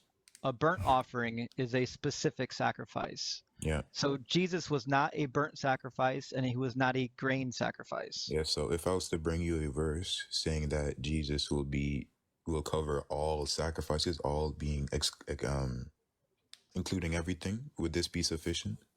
No, that would be a contradiction because Jesus cannot be a grain offering. Jesus cannot be a burnt offering. Okay, you're missing what I'm telling you, man. I'm saying that if there's a verse saying that Jesus is the continuous sacrifice for all ages, for all sacrifices, would this not be sufficient? That would be a contradiction because the prophets don't say that. The prophets say that the Levitical priests, which are actual human beings on the earth, will be giving sacrifices and offerings, and those sacrifices are specific types of sacrifices.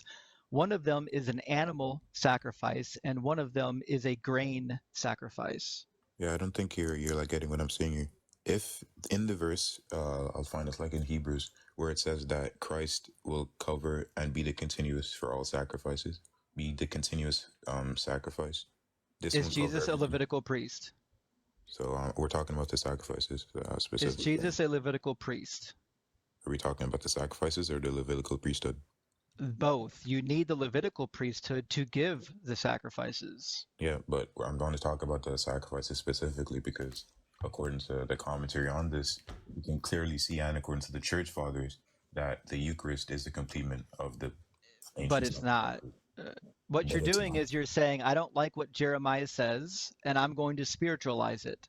No, that's not what I'm saying at But all. over and over again in the prophets, we have an actual prophecy during the Messianic age that includes physical priests on the actual earth giving sacrifices of actual animals and actual grain. Yeah, that's not what I'm saying here. I'm saying according to the church, according to the commentaries, according to Saint Hippolytus. I don't care what your church says. Oh, I so don't you're care doing an what your internal critique, commentary but you don't care? says. You're doing an internal critique of the Bible, but you don't care, right?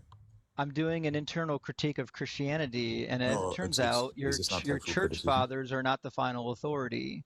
Is this not textual So the criticism? final authority is what the book says. No, I'm not. I'm not sola scriptura. Maybe you debate Protestants. I'm not a Protestant. Well, you got a big problem if you think that the church fathers are a final authority, because the church fathers couldn't agree either. I'm not a Protestant, man. I take what the church fathers say. Well, I don't. I don't. Why do I care what the church fathers say? Because you're critiquing the Christian belief. You're doing an internal critique.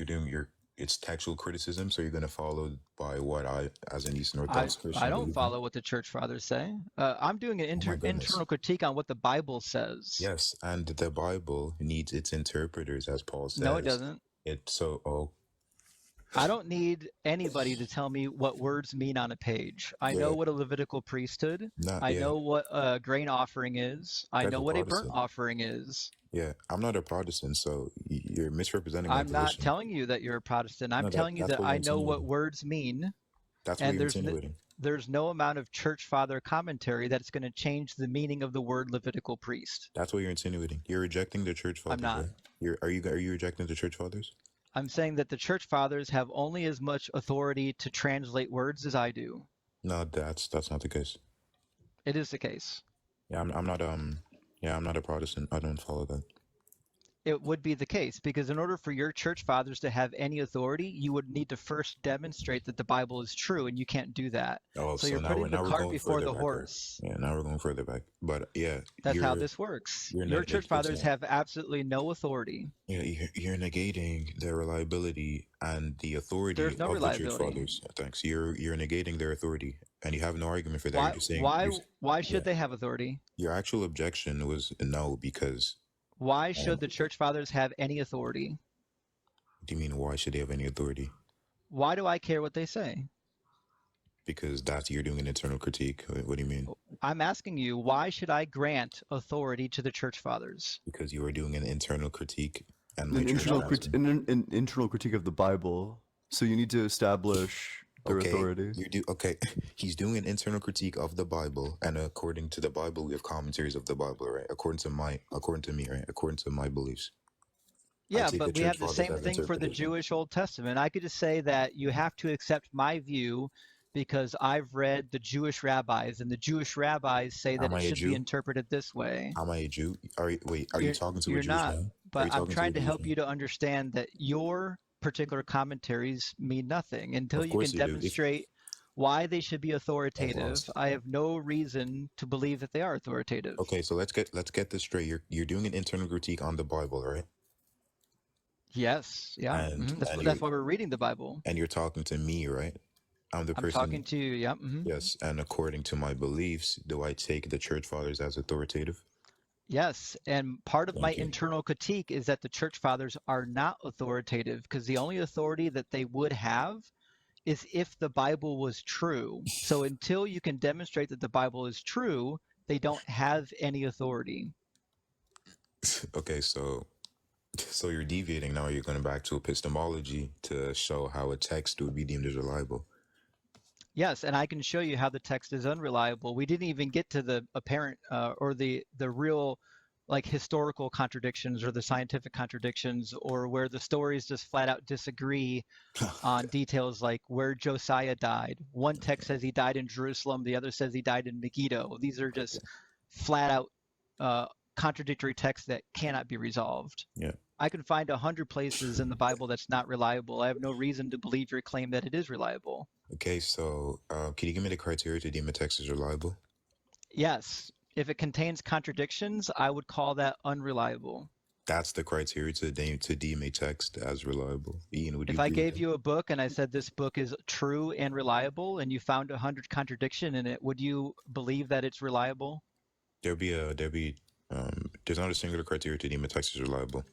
Well, I'd Okay, say then- probably like internally consistent and also in line with reality.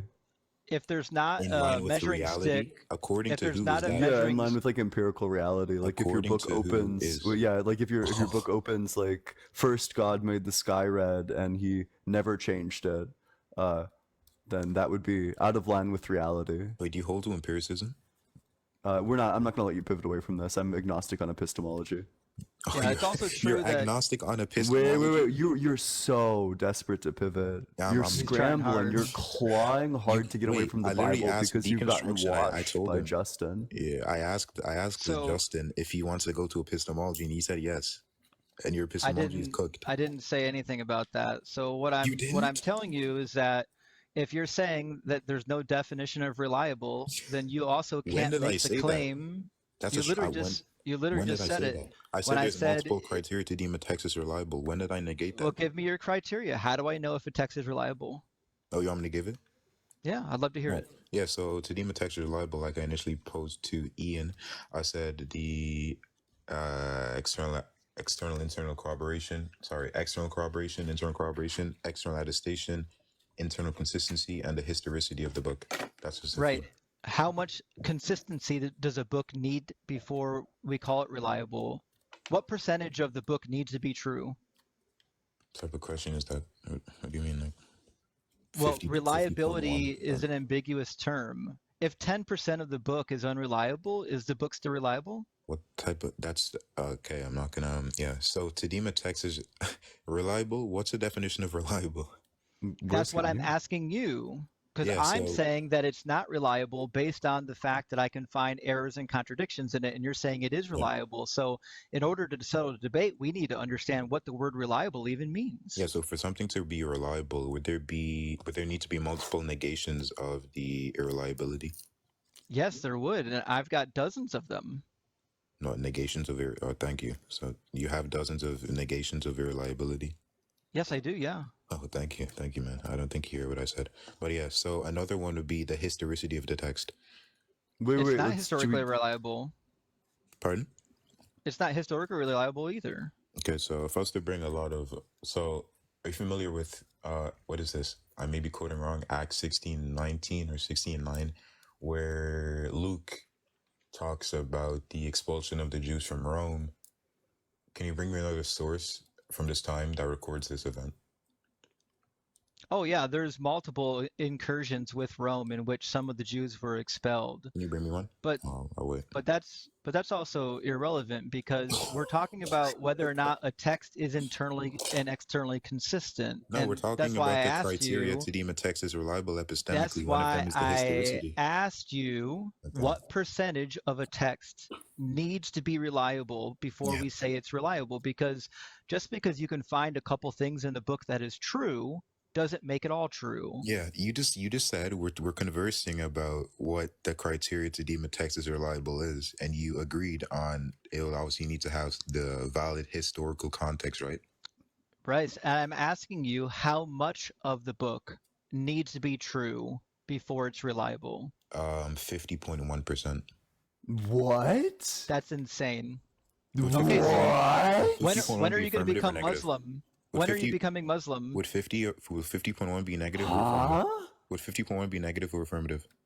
Bro's ready to base his whole life on Wait, Ian, can you answer the 51%. question? What? Ian, can you answer the question? It's as low as 50%. If Wait, it's Ian, like Ian, can you answer the question? 95%, I'm probably fucking Ian, out can of you answer there. the question? Can you answer the question and stop like yapping? If What, you think 50%? So 50% of your book could be lies and gibberish, Wait, can and you you answer would the think question? it's true. Can you So answer wait, the it's question? possible that God doesn't even exist. Can you answer the question? It's possible that like all the sections about God Can you, like, aren't answer the true, question, and you would still believe that the book Can you is please answer the reliable. question? That's It's bad rhetoric, man. insane. This is terrible logos rhetoric. Can you Wait, answer the oh my question? God, Gets you're in the embarrassing once you Discord start reading the rhetoric. Bible. This is Oh terrible my rhetoric, man. Can you God. answer the You're question, please? scampering. I'm not Okay. gonna fall for this trick. Can you answer the question?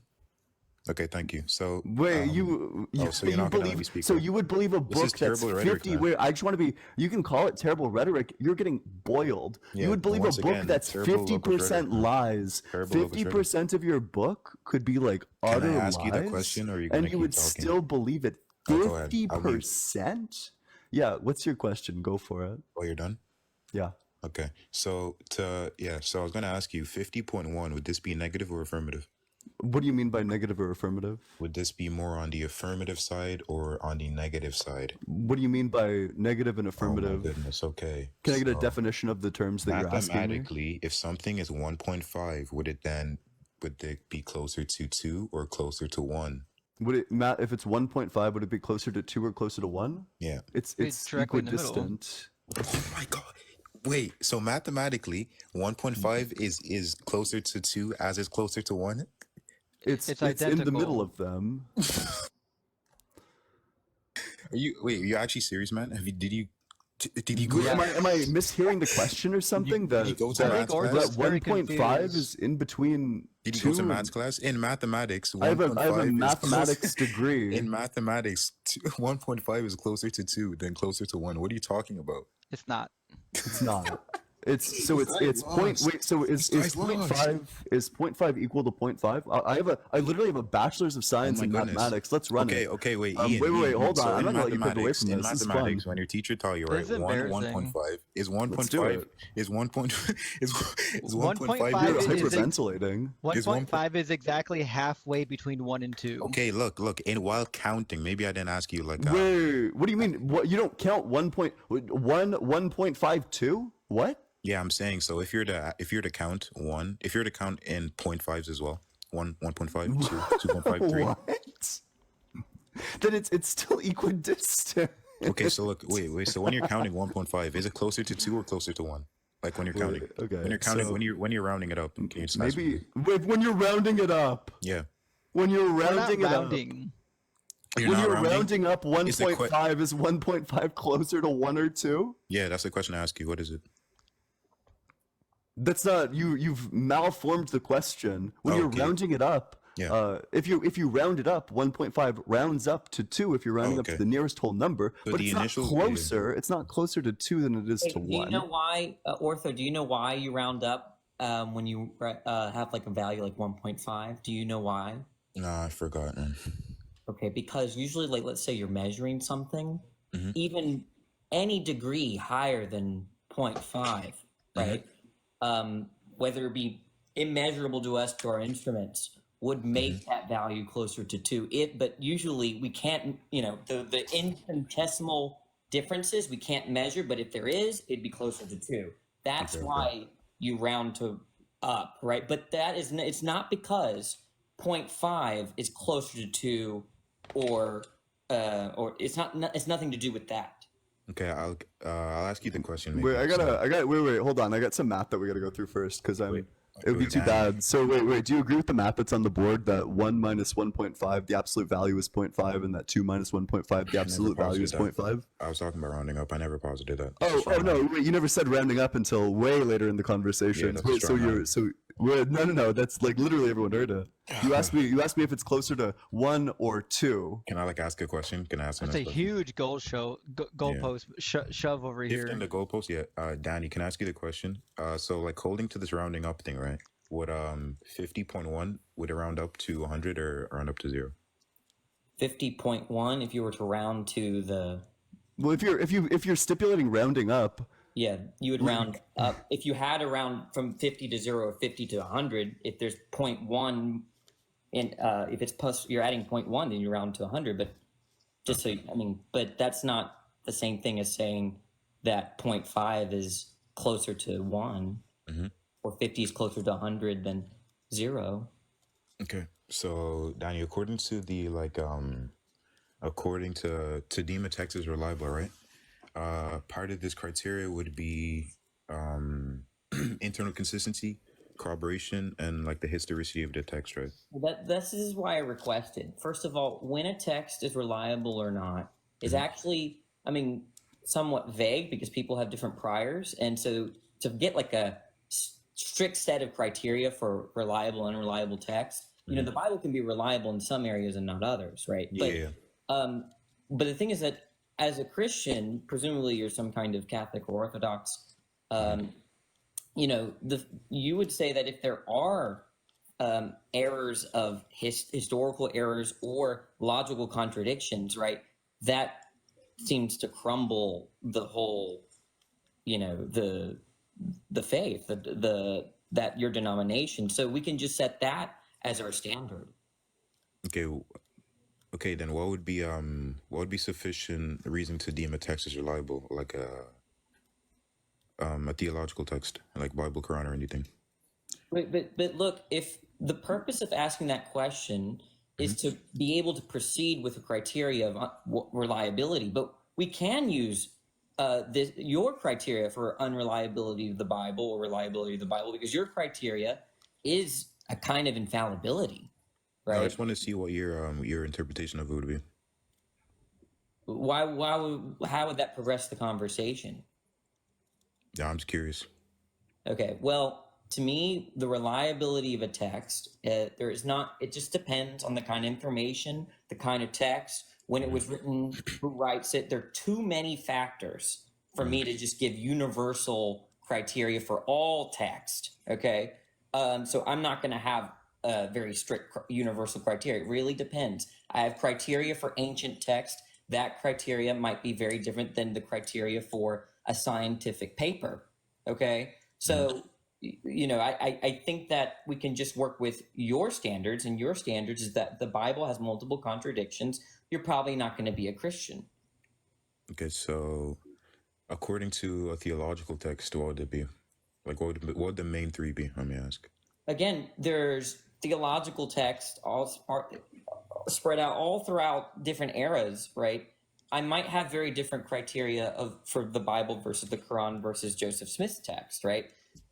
Because we know more, for instance, about Joseph Smith's time period than we know about, you know, the Veda, when the Vedas were written. Okay, so there's not. Again, it's irrelevant because we can just use your criteria. Your criteria is that if it's somehow established that there are historical errors and contradictions in the Bible, that's enough for you to think that you shouldn't be a Christian anymore. Due to what the apparent contradictions in the Bible?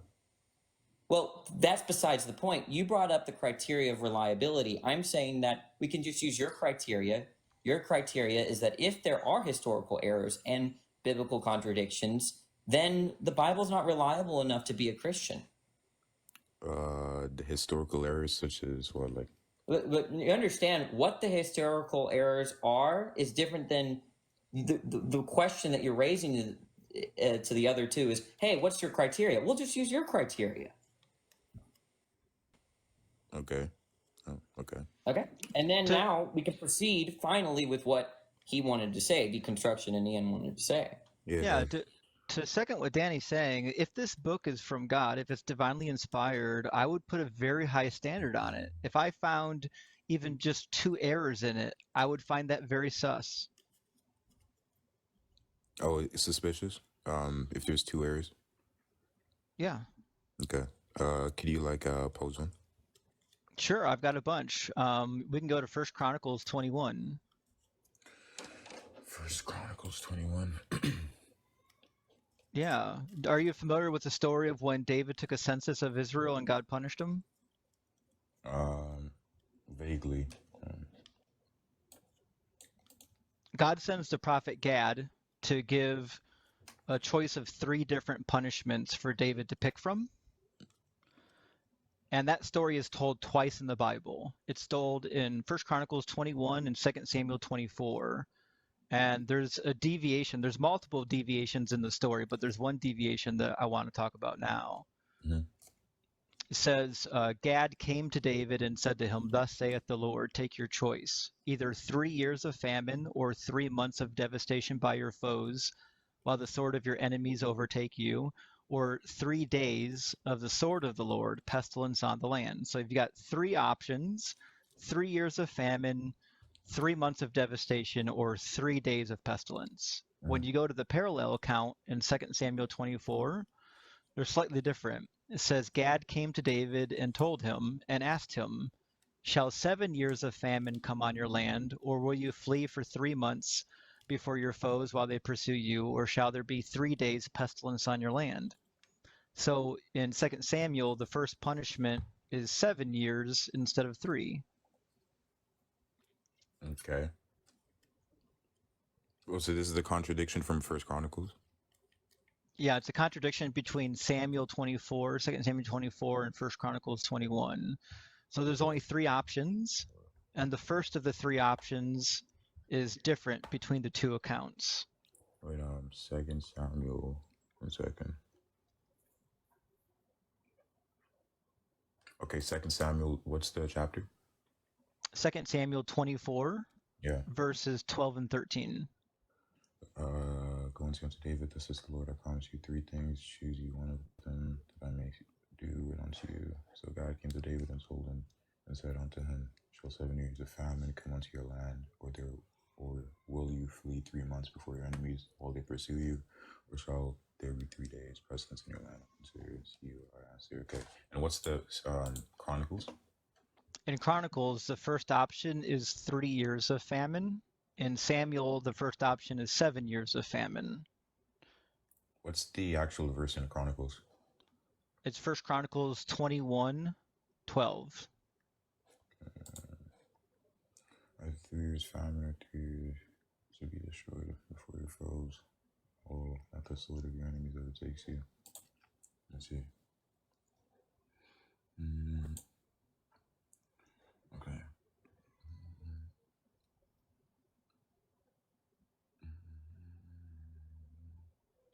So yeah, there actually is a commentary on this. Give me a second. Oh, there's a lot of comments on this problem. I've read all of them. Yeah, what would it be? Which one? Do you want the Protestant or the Catholic correction? Because the Catholic/Orthodox correction would probably boil down typically to scribal transmission errors. Or is that Haydock's interpretation? I don't know anything about Haydock's. I don't know what he says about it. Wait, what's the interpretation you're referring to here? There's 2 possible corrections for this. The correction that you're probably familiar with is that it's a scribal error that was transmitted. Okay, what's the second one? The second one is that in 2 Samuel 24, there was actually a previous famine, and that Gad is adding years onto a prior famine. But that would be an incorrect fix for the text, because the text specifically says that Gad said something. So the question we have to ask is, did Gad say 7 or did he say 3? Okay, so yeah, I do see the commentary you're referring to, where it's being referred to as a. It says this apparent discrepancy lies in the error of the Hebrew manuscripts. The Greek Septuagint, which is a translation of a much more ancient version, reads 3 years famine. Which is not exactly true, because the Greek Septuagint is not necessarily older than the Hebrew manuscripts. It's just different from the Hebrew manuscripts. So why is this? How's this commentary wrong then? Because the Greek Septuagint is not older than the Hebrew manuscripts. No, I don't think that's not what it's positing. It said the Greek Septuagint is a translation of a much more ancient version. It's a translation of Hebrew texts, and what we don't have are the Hebrew texts that the Septuagint translated this from. So to say that the translation into Greek was of a different text that was correct is just wishful thinking? So the commentary I'm seeing, right? If they were to hold to the position that it could have been a scribal error, what would the objection be? The objection is we have no evidence that it's a scribal error. Like according to the. And the better question is, why is there scribal errors in this book? Is God not able to preserve his holy word? Sure. I mean, what do you mean? What are you asking? Like, why does God allow for there to be scribal errors in the book?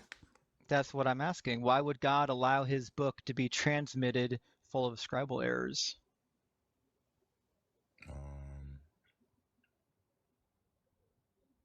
Yeah, I don't really like engage with why arguments. I don't know. Like, what am I going to say to that? You've been asking us like like these types of questions, like why is not an argument? Yeah, you've been asking like tons of questions, like constantly. You can't appeal to like questions aren't arguments after you've been responding to our questions with like more questions. The New Testament says that every word of God is valid for a reproof and rebuke. But if we don't know what those words even are, how could we ever come to trust this text? So due to the scribal errors, it negates the reliability of the text. Not just the scribal errors. There's historical errors. There's theological contradictions. There's failed prophecies. Yeah, but specifically talking about scribal errors, would this be a negation of reliability? Yeah, it would. A scribal error? Yes, a scribal error would, because we don't have evidence of the original reading. All we have is a contradiction. Now, if we found a manuscript that predated all of our existing manuscripts that were in Hebrew that had a different reading, then we can say somebody made a mistake along the way. But it's awfully curious that we hold to this book as being inspired. God went through all the trouble of making sure the book was written, but then he got lazy when it came to transmitting it. Not necessarily. So would this same contradiction be in the earliest manuscripts that we have? Yes, it is. This contradiction is in all of our early Hebrew manuscripts. Like which, the Dead Sea Scrolls or what? This particular contradiction did not get found among the Dead Sea Scrolls, but it's in all the other Hebrew manuscripts. Why is it not in the Dead Sea Scrolls? Because this particular section of Samuel was not found among the Dead Sea Scrolls. They're too badly damaged. Interesting. Yeah, but holding to the position that it would be a scribal error, if I was to hold to that position, what would like be the objection to that be? Like, why did God allow scribal errors? The objection. Well, first of all, we've got two problems. We don't know that it's a scribal error. That could be the original text. Yeah, I mean, that's the what the second thing. Yeah, the second thing is that even if it was a scribal error, I think that would be problematic, because why would God inspire a holy book through the mouths of his prophets and writers, but then not actually preserve it so we know what it says? Yeah, what's your evidence that it's a scribal error? According to the commentaries. And how do they know? What's their evidence? Do you want to ask them? What do you mean? The point is that they don't have any evidence. Can you like demonstrate that? Yeah, just that there's like no source available to it. That like what Justin's saying like is pretty clearly just that there's like this is all what they hope to be the case, but they have no evidence of this. I highly doubt that. I'm pretty sure if it was to be looked into, and I'm pretty sure they looked into it sufficiently to come to that conclusion. They're not just like asserting that. Yeah, that's why I initially stated if I was to look into it sufficiently. That's why I posited that they. Gotcha, but at the current state, you have no evidence to support that it's a scribal error. I mean, I have the commentators, the commentaries. And how would they know? According to I'm presupposing that they did sufficient research. So presupposition. Yeah, their position. I'm presupposing their position for them to be deemed as reliable commentators. They must have had sufficient knowledge on the topic, right? I don't think they did. Can you provide that? You're the one claiming that they had sufficient evidence. I'm saying that I don't believe that they did. Yeah, but I'm presupposing that they did due to the fact that they're included in the list of commentators. Well, I'm presupposing that they didn't. Okay. Okay. Yeah, wait, so why would you presuppose that? Yeah, so I'm presupposing that due to the fact that a lot of people aren't deemed as reliable sources for commentaries and for these individuals that I'm looking at to be listed on this site, that they must have vast theological knowledge to be listed. I think that's a poor presupposition. That's a poor presupposition. But whether it's not a theological issue, it's a written issue, right?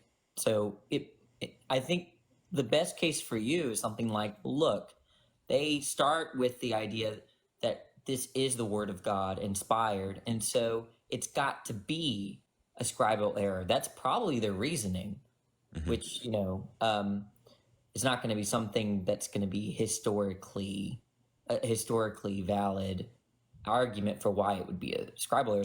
They're probably theologically motivated to think that it's a scribal error. I can't really posit that. Really what was that? Yeah, I can't really conclude. Because otherwise, then they wouldn't come across empirical data to show that it's likely, or to show that it's a scribal error. But usually with these sorts of things, you know, if I were a Christian, I'd be like, look, I have more confidence in the truth of Christianity than some kind of possibility that it's something worse than a scribal error. You know, so then you infer that it's a scribal error, but that's not historically legitimate. It's a theological motivation, in other words. So they're just like presupposing that it is a scribal error? Is that Well, I don't want to say that. I'm just saying that it's probably theologically motivated. I can't really conclude on either, but yeah. Okay, but you would, to be clear, you would affirm that the Bible contains falsehoods. Scribal errors? Sure. Falsehoods. Like any type of falsehood. Does the Bible contain falsehoods? I'll agree that it could contain scribal errors in certain Wait, because you were really ringing me to say that inductive arguments aren't valid, so I'm not going to let you off the hook on this one. Yeah, Does the Bible contain falsehoods? I just need to hear you say that the Bible contains falsehoods. I answered. I said it could have scribal errors. Wait, say falsehoods. I said it could have scribal errors. Wait, so you needed me to say that inductive arguments aren't valid in a logical sense, but you absolutely will not say that it contains falsehoods because you recognize the tactic. No, it's like a common fact that Yeah, wait. So then, if you're being good faith and consistent, you can just answer the question as I posed it. Does the Bible contain falsehoods? Yeah, I'm being consistent. This would be like an ambiguity fallacy. Wait, does it contain falsehoods? Yes or no? This would be like an ambiguity fallacy. What do you Wait, does it contain falsehoods? Yes or no? This would be an ambiguity fallacy. What do you consider falsehoods? Does it? But if it's so, could it be the case? Could it be both that God or that Gab? What was his name? Was like fucking Gab? Gad offered 7 months, and also Gad offered 3 months. Could that be the case? Did I not just like respond saying, according to the commentaries, it's a scribal error? Yeah. Wait, but I'm asking you. That's not an answer to my question. Yes or no? Could that be the case that it's both 3 and 7 months? A loaded question, and I already. It's a yes or no question. Can I get the yes or no? It's a loaded question. Wait, you're refusing to answer questions. There's a fallacy machine, bro. We got a running Randy over here. Can I just get an answer to the question? Yes or no? Is that possible? There's a fallacy machine. It's a really easy question. It's a really easy question. Yeah. Yeah. It's an ambiguity fallacy, and it's in a loaded question. Wait, it literally is just a yes or no question. Is it possible that the person said both 3 months yes or no and also question. 7 months? Yeah, I just posited when deconstructing brought it to me. I said you can't answer. Can I finish? Yeah, go for it. Yeah, so I answered deconstructing, saying that according to the commentaries, it is a scribal error, and that's what he initially posited. And yeah, so I can hold to that position, right? Well, I didn't posit that. I don't actually think it's a scribal error. Yeah, but that's what you said that the commentators say, right? No, I'm saying that's the one you're probably the most familiar with because that's usually what the Catholic and Orthodox say. To be sure, we have no evidence that it is a scribal error. We have lots of evidence, though, that the chronicler constantly changes the details from Samuel, because Samuel was written before Chronicles, and when Chronicles retells the same story, he has a tendency to change details. Oh, okay. So there's like 30 different stories that they share together where the chronicler changes details. So this is just like one of many. Yeah, so like Ian, could I like hold to the position that it's a scribal error? Does that answer Yeah, your but a question? scribal error is it's a falsehood. That the book as written contains falsehoods. Oh, what do you consider? What would be your definition of falsehood? Yeah, just that something that's not in line with reality. It's not possible that it's in line with reality for Your it to both definition of be. Wait, falsehood. and I know you want to pivot away. We're just taking that as like a basic one. I haven't read too deeply into theories of truth. That's your But definition of we're just falsehood. we're gonna like take it to be the case that no matter what your definition of falsehood is, that it can't both be true. That Gad said 3 months and also 7 months. That one of these things must necessarily be a falsehood. I just posited that it's a scribal error. I'm pretty sure that. Yeah, and that would be a falsehood. That makes your question invalid. Yeah, It your would be a question is falsehood. invalid. A scribal error would be a falsehood. Your question is invalid. Wait, how do you know that any? Wait. What do you mean by my question is invalid? Yeah, do you think because I valid? already Wait. So answered. valid is a So I can't property of answer. You asked me a arguments. question and I can't answer. Valid it. is valid's a property of arguments. A question is not an argument. Yeah. So you asked me a question and I don't get to answer it. Gotcha. Go for it. Yeah. So you asked me the question saying, would both of them be possible, like mutual exclusivity? I said that I already answered to deconstructing, saying that it could be a scribal error according to the commentaries. Yeah, the implication of that is no, it's not possible. No, what is not possible? That it's not possible that it's both of these. That one of them is true, or I mean, it's possible that both of them are wrong. But like, I don't know. Let's say that like one of them's true. One of them's true, but if one of them's true, that means the other one's false.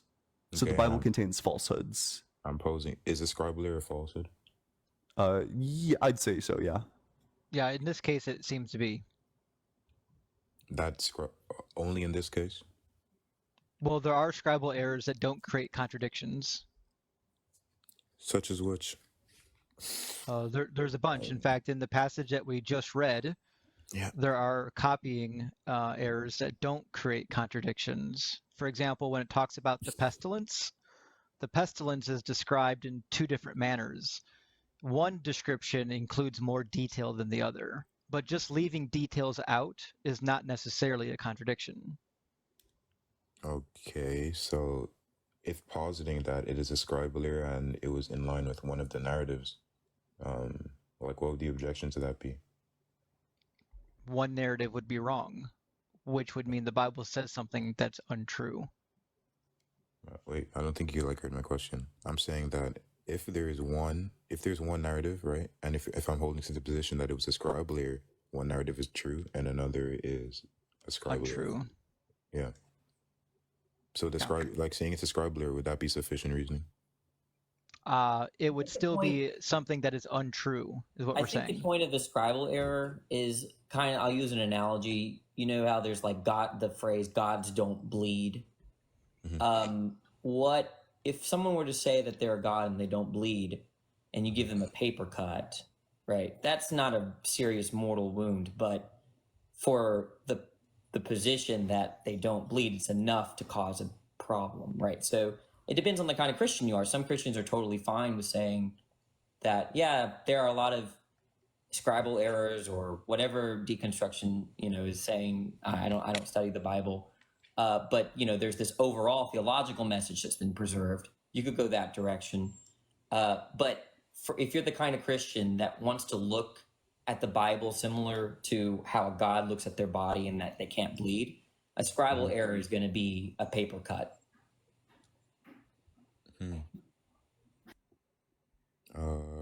Okay. But would you consider a scribal error as falsehood, by the way? Well, yeah. If by falsehood means like, does it generate a false statement? Yes. But I think what you're saying is that falsehood, has like a severe negative connotation. There are, like if you wrote a biography and there was a copying error, is there falsehoods in your biography? Yes, in the sense that there are false statements, but perhaps like it's not like being deceptive. Like falsehood, has that really strong negative connotation. Yeah. Yeah, I don't know. Like, are there any other like when a good example would be if people misspeak, are they uttering falsehoods? Usually, we would say no, they just misspoke. And if you want to say a scribal error is like misspeaking, then fine. But it's just weird that God is misspeaking, so to speak. And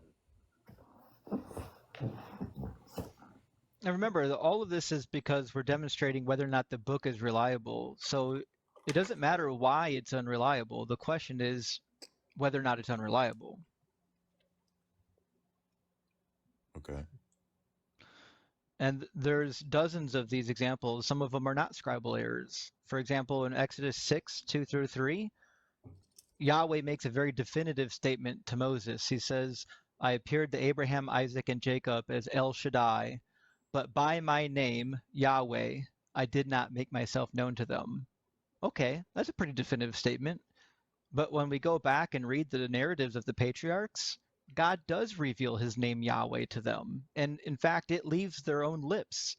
In Genesis 15, God says to Abraham, I am Yahweh who brought you from Ur of the Chaldeans to give you this land to possess. But Abraham said, O Yahweh God, how am I to know that I shall possess it? In It's Genesis 15. Yeah, just a flat contradiction.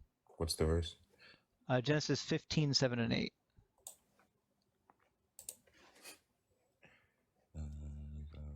He said, Lord God, how would I? So in the Hebrew it says Yahweh?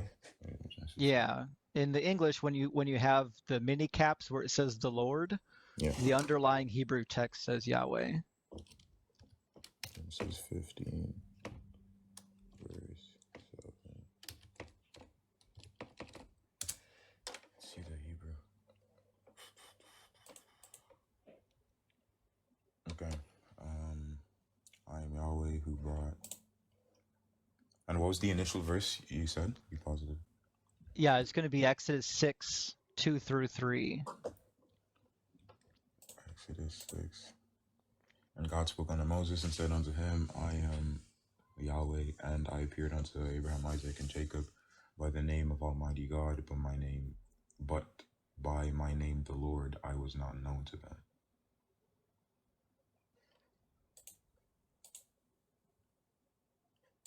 Genesis 15.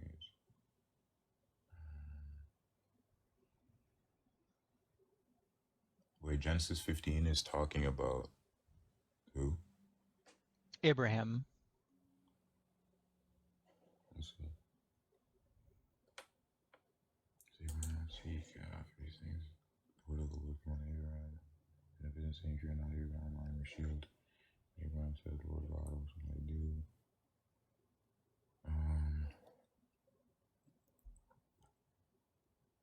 Yeah, I could pose that this is like the different persons within the Trinity. Oh, you definitely don't want to say that with Danny here. Okay. Yeah, I've like spoken to Because Danny. Yahweh is not the name of the Trinity or of Jesus. Yahweh is the name of the God of Abraham, Isaac, and Jacob. And he's just simply saying that before this current time period, your forefathers knew me as God Almighty, which was El Shaddai. Okay, so if I was to oppose that, what would the objection be? If you were how would you oppose it? Sorry, go ahead, Danny.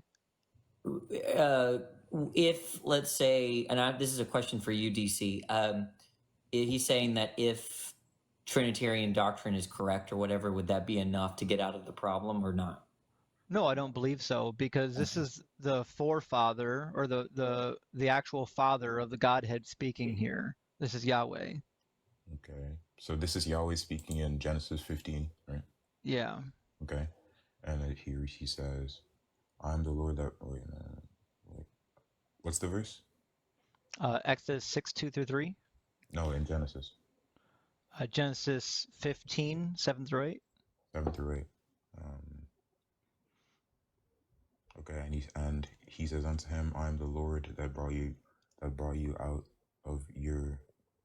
Yeah, in Genesis, I'm pretty sure I could posit that it's referring to the Trinity in this. Because if I look at Exodus, it's not. It says, I am the Lord. That's Yahweh. Yahweh is a very specific figure. Yeah, because in Genesis 15:1 it reads, after these things, the word of the Lord came unto Abram in a vision, and I'll hold to the position that the word of the Lord would be Jesus, right? No. No. The word of the Lord is referring to his speech. God spoke to this person. So the word of the Lord came unto Abraham? The word of the Lord spoke to Abraham? Yes. Okay, so utterance can speech. Wait, I was actually talking about this. So wait, speech can say something. In this particular case, the answer would be yes, but that's not supported by the text that we're reading. Okay. So in Genesis 15:1, when it reads, "The word of the Lord came unto Abraham in a vision," though It came to. yeah, it came to him in a vision. So the Yeah. words just came to him visually. Words came to Yeah. him visually. No, that's how it happens. Whenever the word of the Lord comes to somebody, it says the words Hadabar or Hadabarim just means the speech of somebody came to somebody else. We have the same thing referring to physical people. The words of such and such king went out to so and so. In the vision, like he was able to see utterance. He was able to see No, speech. that's not my claim. No. No, that's what it says. It says the word of the Lord came unto Abraham in a vision. It says to Abraham. It says unto Abraham. I'm reading. Well, I don't know why your translation says unto, but it means the same thing. It means to. Yeah, exactly. So the word of the Lord came to him in a vision. So was he able to see these? Like these are like empirical things. He was able to see the No, words. he heard the words in a vision.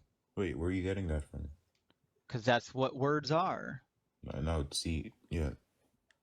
That's not what I believe. See, you're positing like what you think in it. I'll hold to No, that's what words mean. When it talks about somebody's words, it's referring to words. I'll hold to the position that the word of the Lord is Jesus, and when he's saying that he came unto Abraham, like I don't understand how utterance can be seen with his eyes or whatever.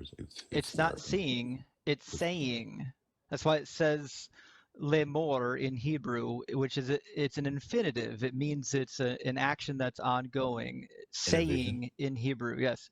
It literally says that it came to Abraham. El in Hebrew means to Abraham in a vision, saying le amor. What does a vision mean? Is this what do you hold it as? Clearly a dream. No, like what's the definition of a vision? A vision in the Old Testament is almost always a dream. No, like what's the definition of vision? Like I just told you in the Old Testament, a vision is typically a dream. What's the accepted dictionary definition of vision?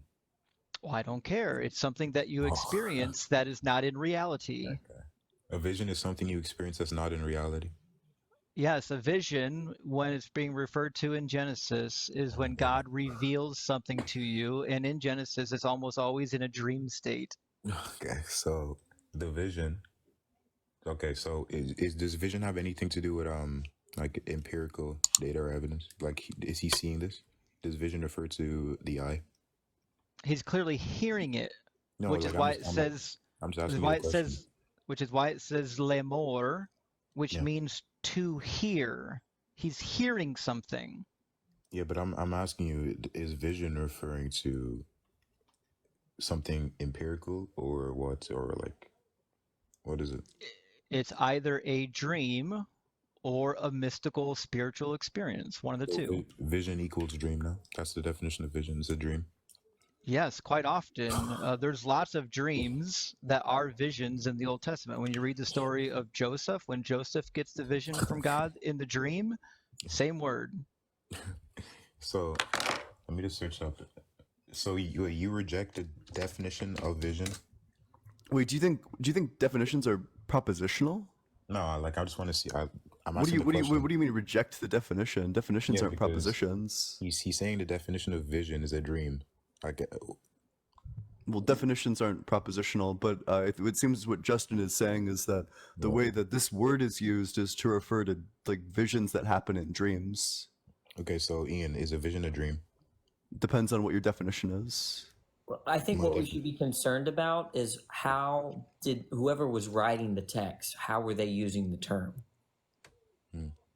So and DC wants to say that typically when Old Testament writers use that term to mean dream, I think that's the idea. Okay, so what you're saying is that every time a vision is being referred to, it's talking about a dream. No, I didn't say that. I'm saying the Hebrew word makzeh refers to a spiritual experience. 15:3. 1 second. Let me get it up.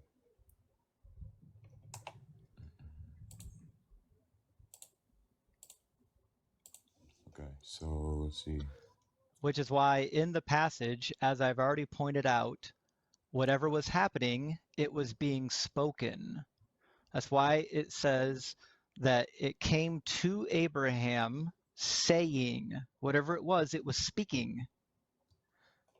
Okay, so what's the word for vision? In this particular instance, it's makzeh. How do you spell that? I mean, do you know Hebrew, or do you want me to give you the English transliteration? No, like I have it in front of me. I just want to make sure we're looking at the same thing. Do you want the Hebrew? Yeah, the transliteration. Okay, so you're probably going to have an M, and then a CH, and then a Z, and then an H. Let me just make sure. Damn, that's one hell of a word. So I know. Well, there's no vowel. There's no vowels in Hebrew. You have to supply the vowels. It's a little cumbersome. Interesting. So did you just like freestyle the vowels? Well, they did for a long time until the Masoretic scribes came around about 200 to 300 CE, and the Masoretic scribes said, no, we know what the vowels are supposed to be, because the vowels are important. They changed the meaning of the words. So they actually added the vowels to the Hebrew texts about 200 to 300 years after Jesus. Okay. I have a question, because if you're holding to the definition of vision means dream, in this exact word, like I just went to like the Strong's conclusion. I didn't, so I'll just try this again. A makzeh is a spiritual experience. Yeah, I'm holding to that. I'm holding that. That's what you're saying. Okay. And in that spiritual experience, somebody spoke to Abraham. Yeah, but I disagree that when it says vision, it's referring to a dream, because that same word is used in a different area. And I never said that when God spoke to Abraham, it had to be in a dream. I'm just saying that when it's used, that's not what I'm disagreeing when it's with. used, it often refers to a dreamlike or ecstatic state. It's irrelevant if he was asleep when it happened or if he was awake when it happened. The question is what actually happened. And what actually happened was God spoke to Abraham. That's not what I'm posing here. I'm asking you the question, right? That let me go back to the Hebrew word. The word for vision here is mahazeheh, right? Close enough. Mahazeh or something.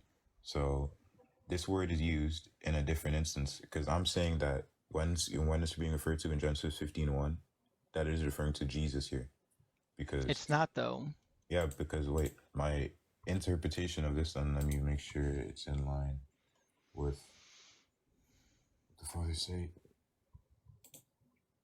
Yeah, so when it says yeah, perfect. So when it says introducing the Trinity to this only makes your problem worse, because it literally says that Yahweh appeared to Abraham in a vision, saying.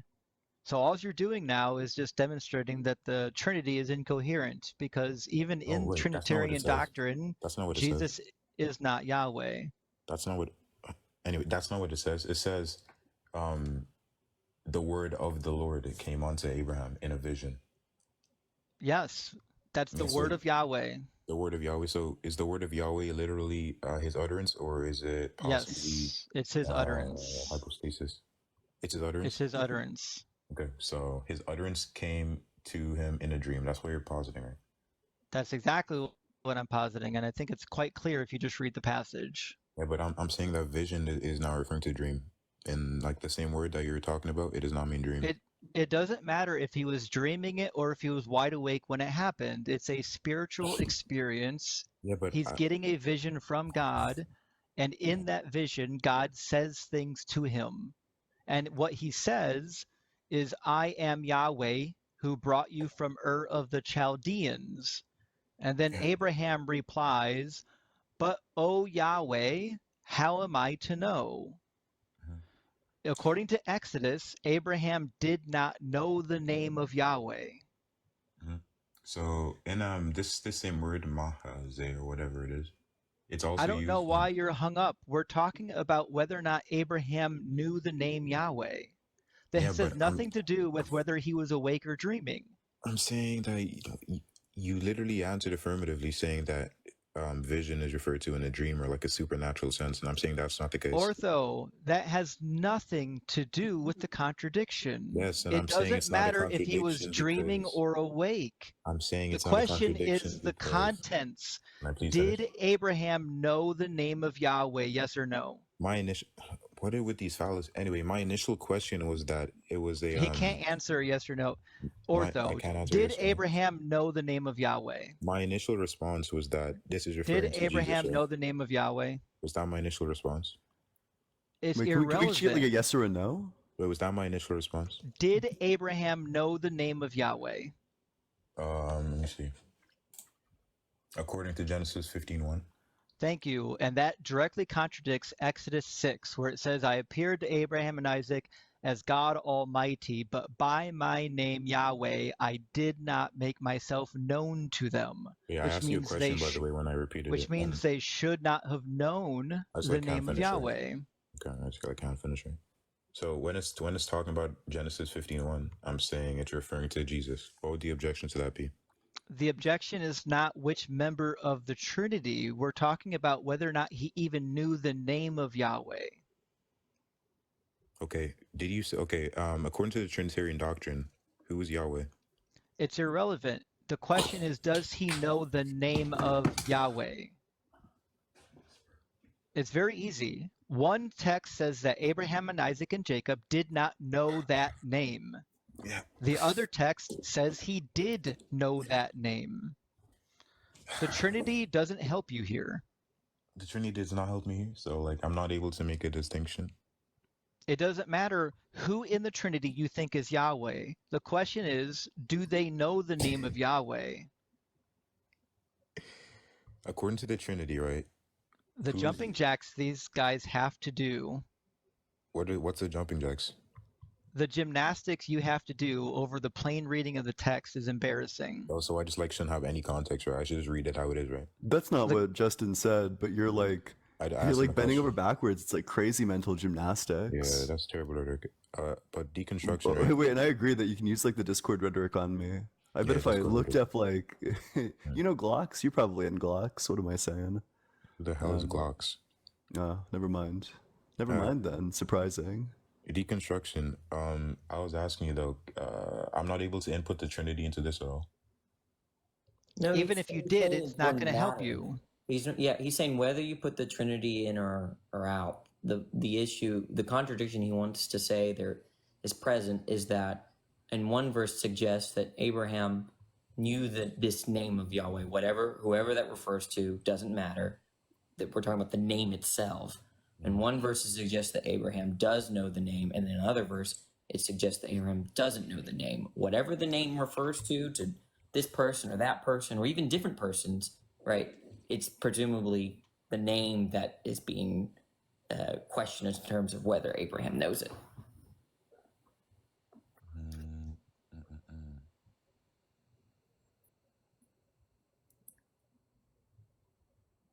One second.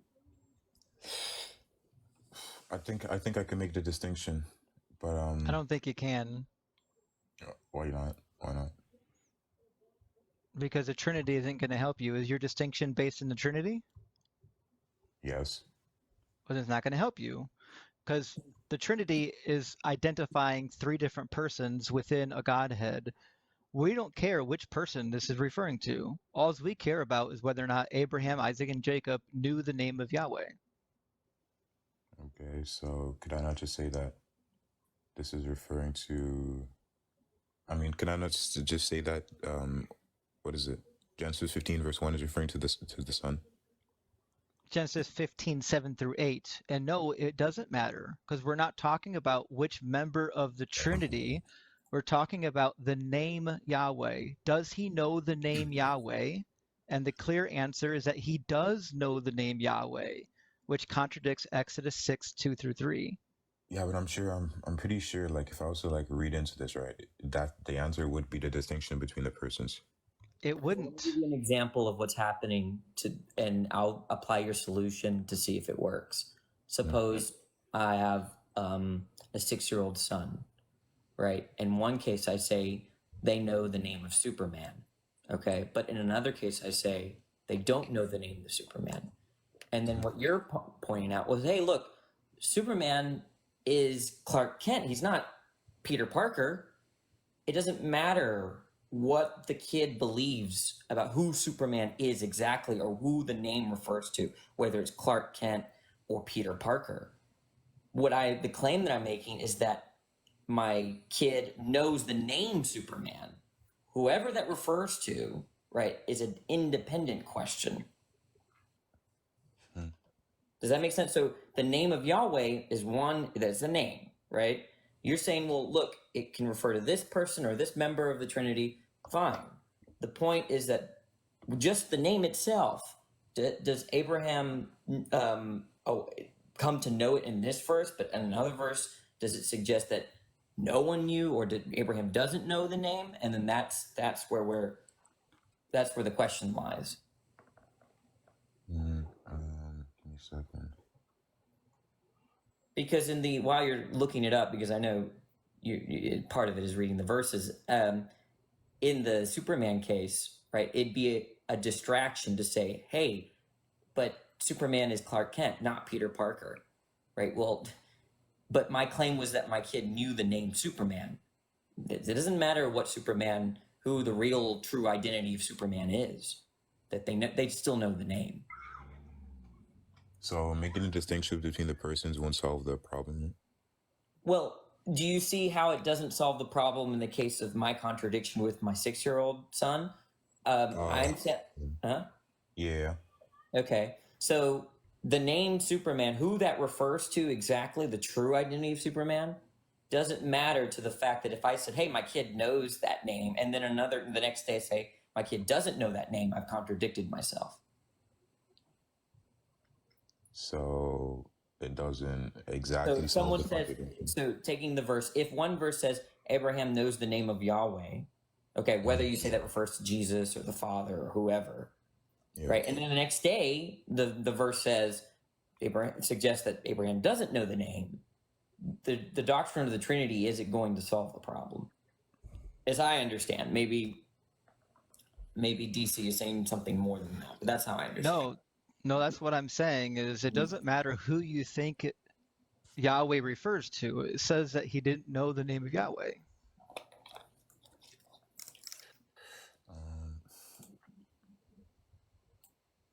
That's the objection I'll pose to it. I guess I don't know. Yeah, that's the objection I'll pose to it. I would be referring to the Trinity, but the exact response, I'm not sure. Maybe I want to understand you. Why do you think? Maybe I'm missing what you're saying, Ortho. Mm-hmm. Why do you think the Trinity solves the issue? I'm just wondering.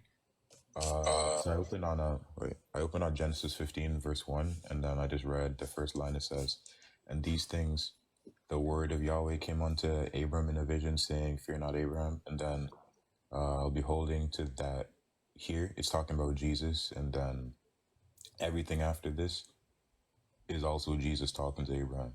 Okay, but in that verse, does it say that Abraham was made aware of the name of Yahweh? I am the Lord. Yes. Okay, so we have that truth.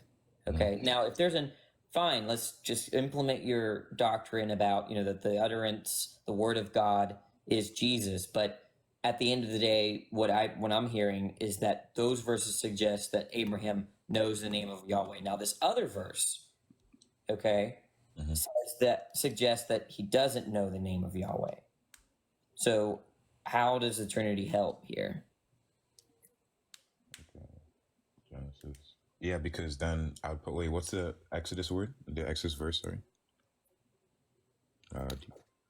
It's Exodus 6, 2 through 3. 2 through 3. God understand the Lord.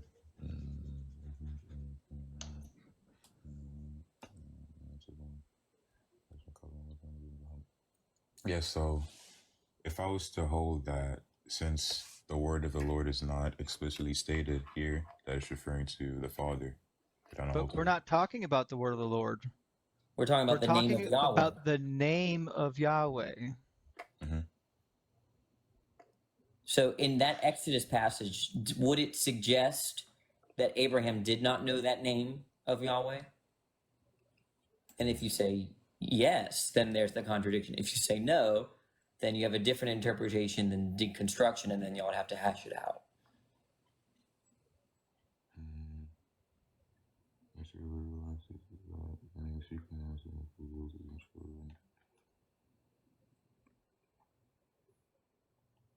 Wait, in the Hebrew, is it Yahweh or Adonai being used?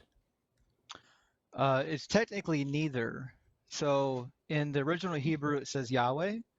In the Masoretic Hebrew, some of them say Yahweh, some of them say Jehovah, but Jehovah is a combination of Adonai and Yahweh, and they put it in the Masoretic text as a way of protecting the divine name, just like in our English Bibles, it says the Lord.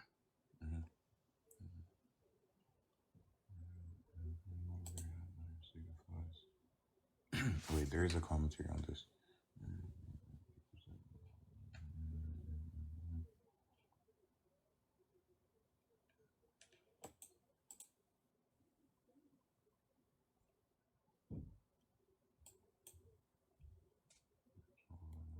That's okay.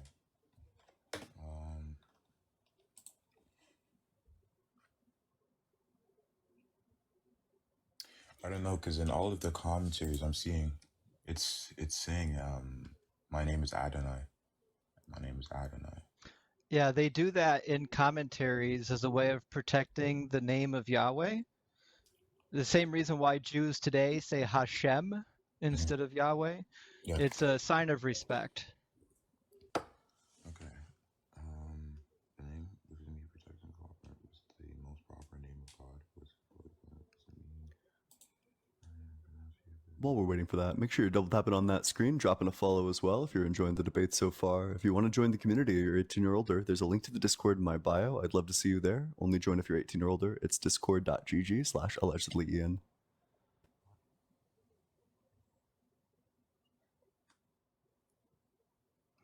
It's if you want to support the stream, Venmo's allegedly-ian. Cash App is just allegedly Ian. Both are in my bio. Appreciate any and all support. Keep on double tapping on that screen though. Let's get all the way up to 250k likes. Oh yeah, we're doing we do reading groups in my Discord. So this week we're doing a reading on presuppositional apologetics and how to deal with people who run presuppositional apologetics. So if you're interested in joining the reading group, I would love to see you there. It's just gonna be a really good time. And I'm really excited for it. But we meet every Saturday at 7 p.m. We had a group, like a little reading philosophy group, just this last Saturday where we covered like basic philosophy terms and concepts. Ortho, do you have anything? Do you have a response yet? Or are you still working? I can keep yapping if you're still figuring something out. And it might be that kind of issue where you have to get back to us. But I don't know. I mean, you'd have at least get back to DC because I don't know anything about this. Yeah, I probably will. I'm not familiar with this. Okay. Well, I'm probably if that's the end of the conversation, then do you got anything else? No, not really. I'm probably gonna do school. Well, appreciate you coming on up here. Of course, man. God bless. Yeah. Damn, what a slog. Huge W, Justin, by the way, and big W, Danny, as well.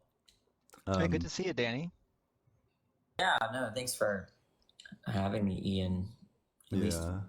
I'm probably ending stream soon, so I didn't know if either of you were going live. I won't be, but it was good joining you. Thanks for having me. Yeah, of course. Yeah, I probably won't go live either, but you have, you started streaming when? You stream for how long? I streamed for like 5 hours. It's, first we started with the lesbian topic with Sam, but then we got banned you know, because they hate the lesbian topic. TikTok hates the lesbian topic. And then started again on this topic because I won the appeal. And then I'm pretty sure Dean is live on Matt's account, unless of Yeah, I course saw that. Matt is pulling like 6K viewers on his own, which is like, you know, totally possible. He would deserve it, of course, but that would be an anomaly if that were the case. So I'll send you all over to Dean, who's live on Matt's account, rockin.librarian. But I love all of you. Thanks so much for coming on out here. Make sure you're dropping a follow if See you, you Ian. never see you later, Danny. Bye, DC. Yeah, great to talk to you. Yeah, both of you should come up on the future. I'd love to have y'all on here. Yeah, I'll definitely be around, man. Keep cooking. Okay. Yeah, appreciate it. Appreciate it. Yeah, if you want to, again, if you want to join the community, if you want to join like the little reading group, it happens 7 p.m. every single week on Saturday. I'd love to see you there. It's discord.gg/allegedly.ian. I notify you every time I go live. I hang out in the live. I'm very active in it. I talk all the time in my Discord. If you want to join the Discord, discord.gg/allegedly.ian. You do got to be 18 or older, but I would love to see each and every one of you there. It's a cool little place. I notify you every time I go live. Active. It's friendly. All the people are really nice. But other than that, love all of you. Make sure you're dropping a follow. I hope to see you all there, and I'll see you all later. All right, bye-bye. See you in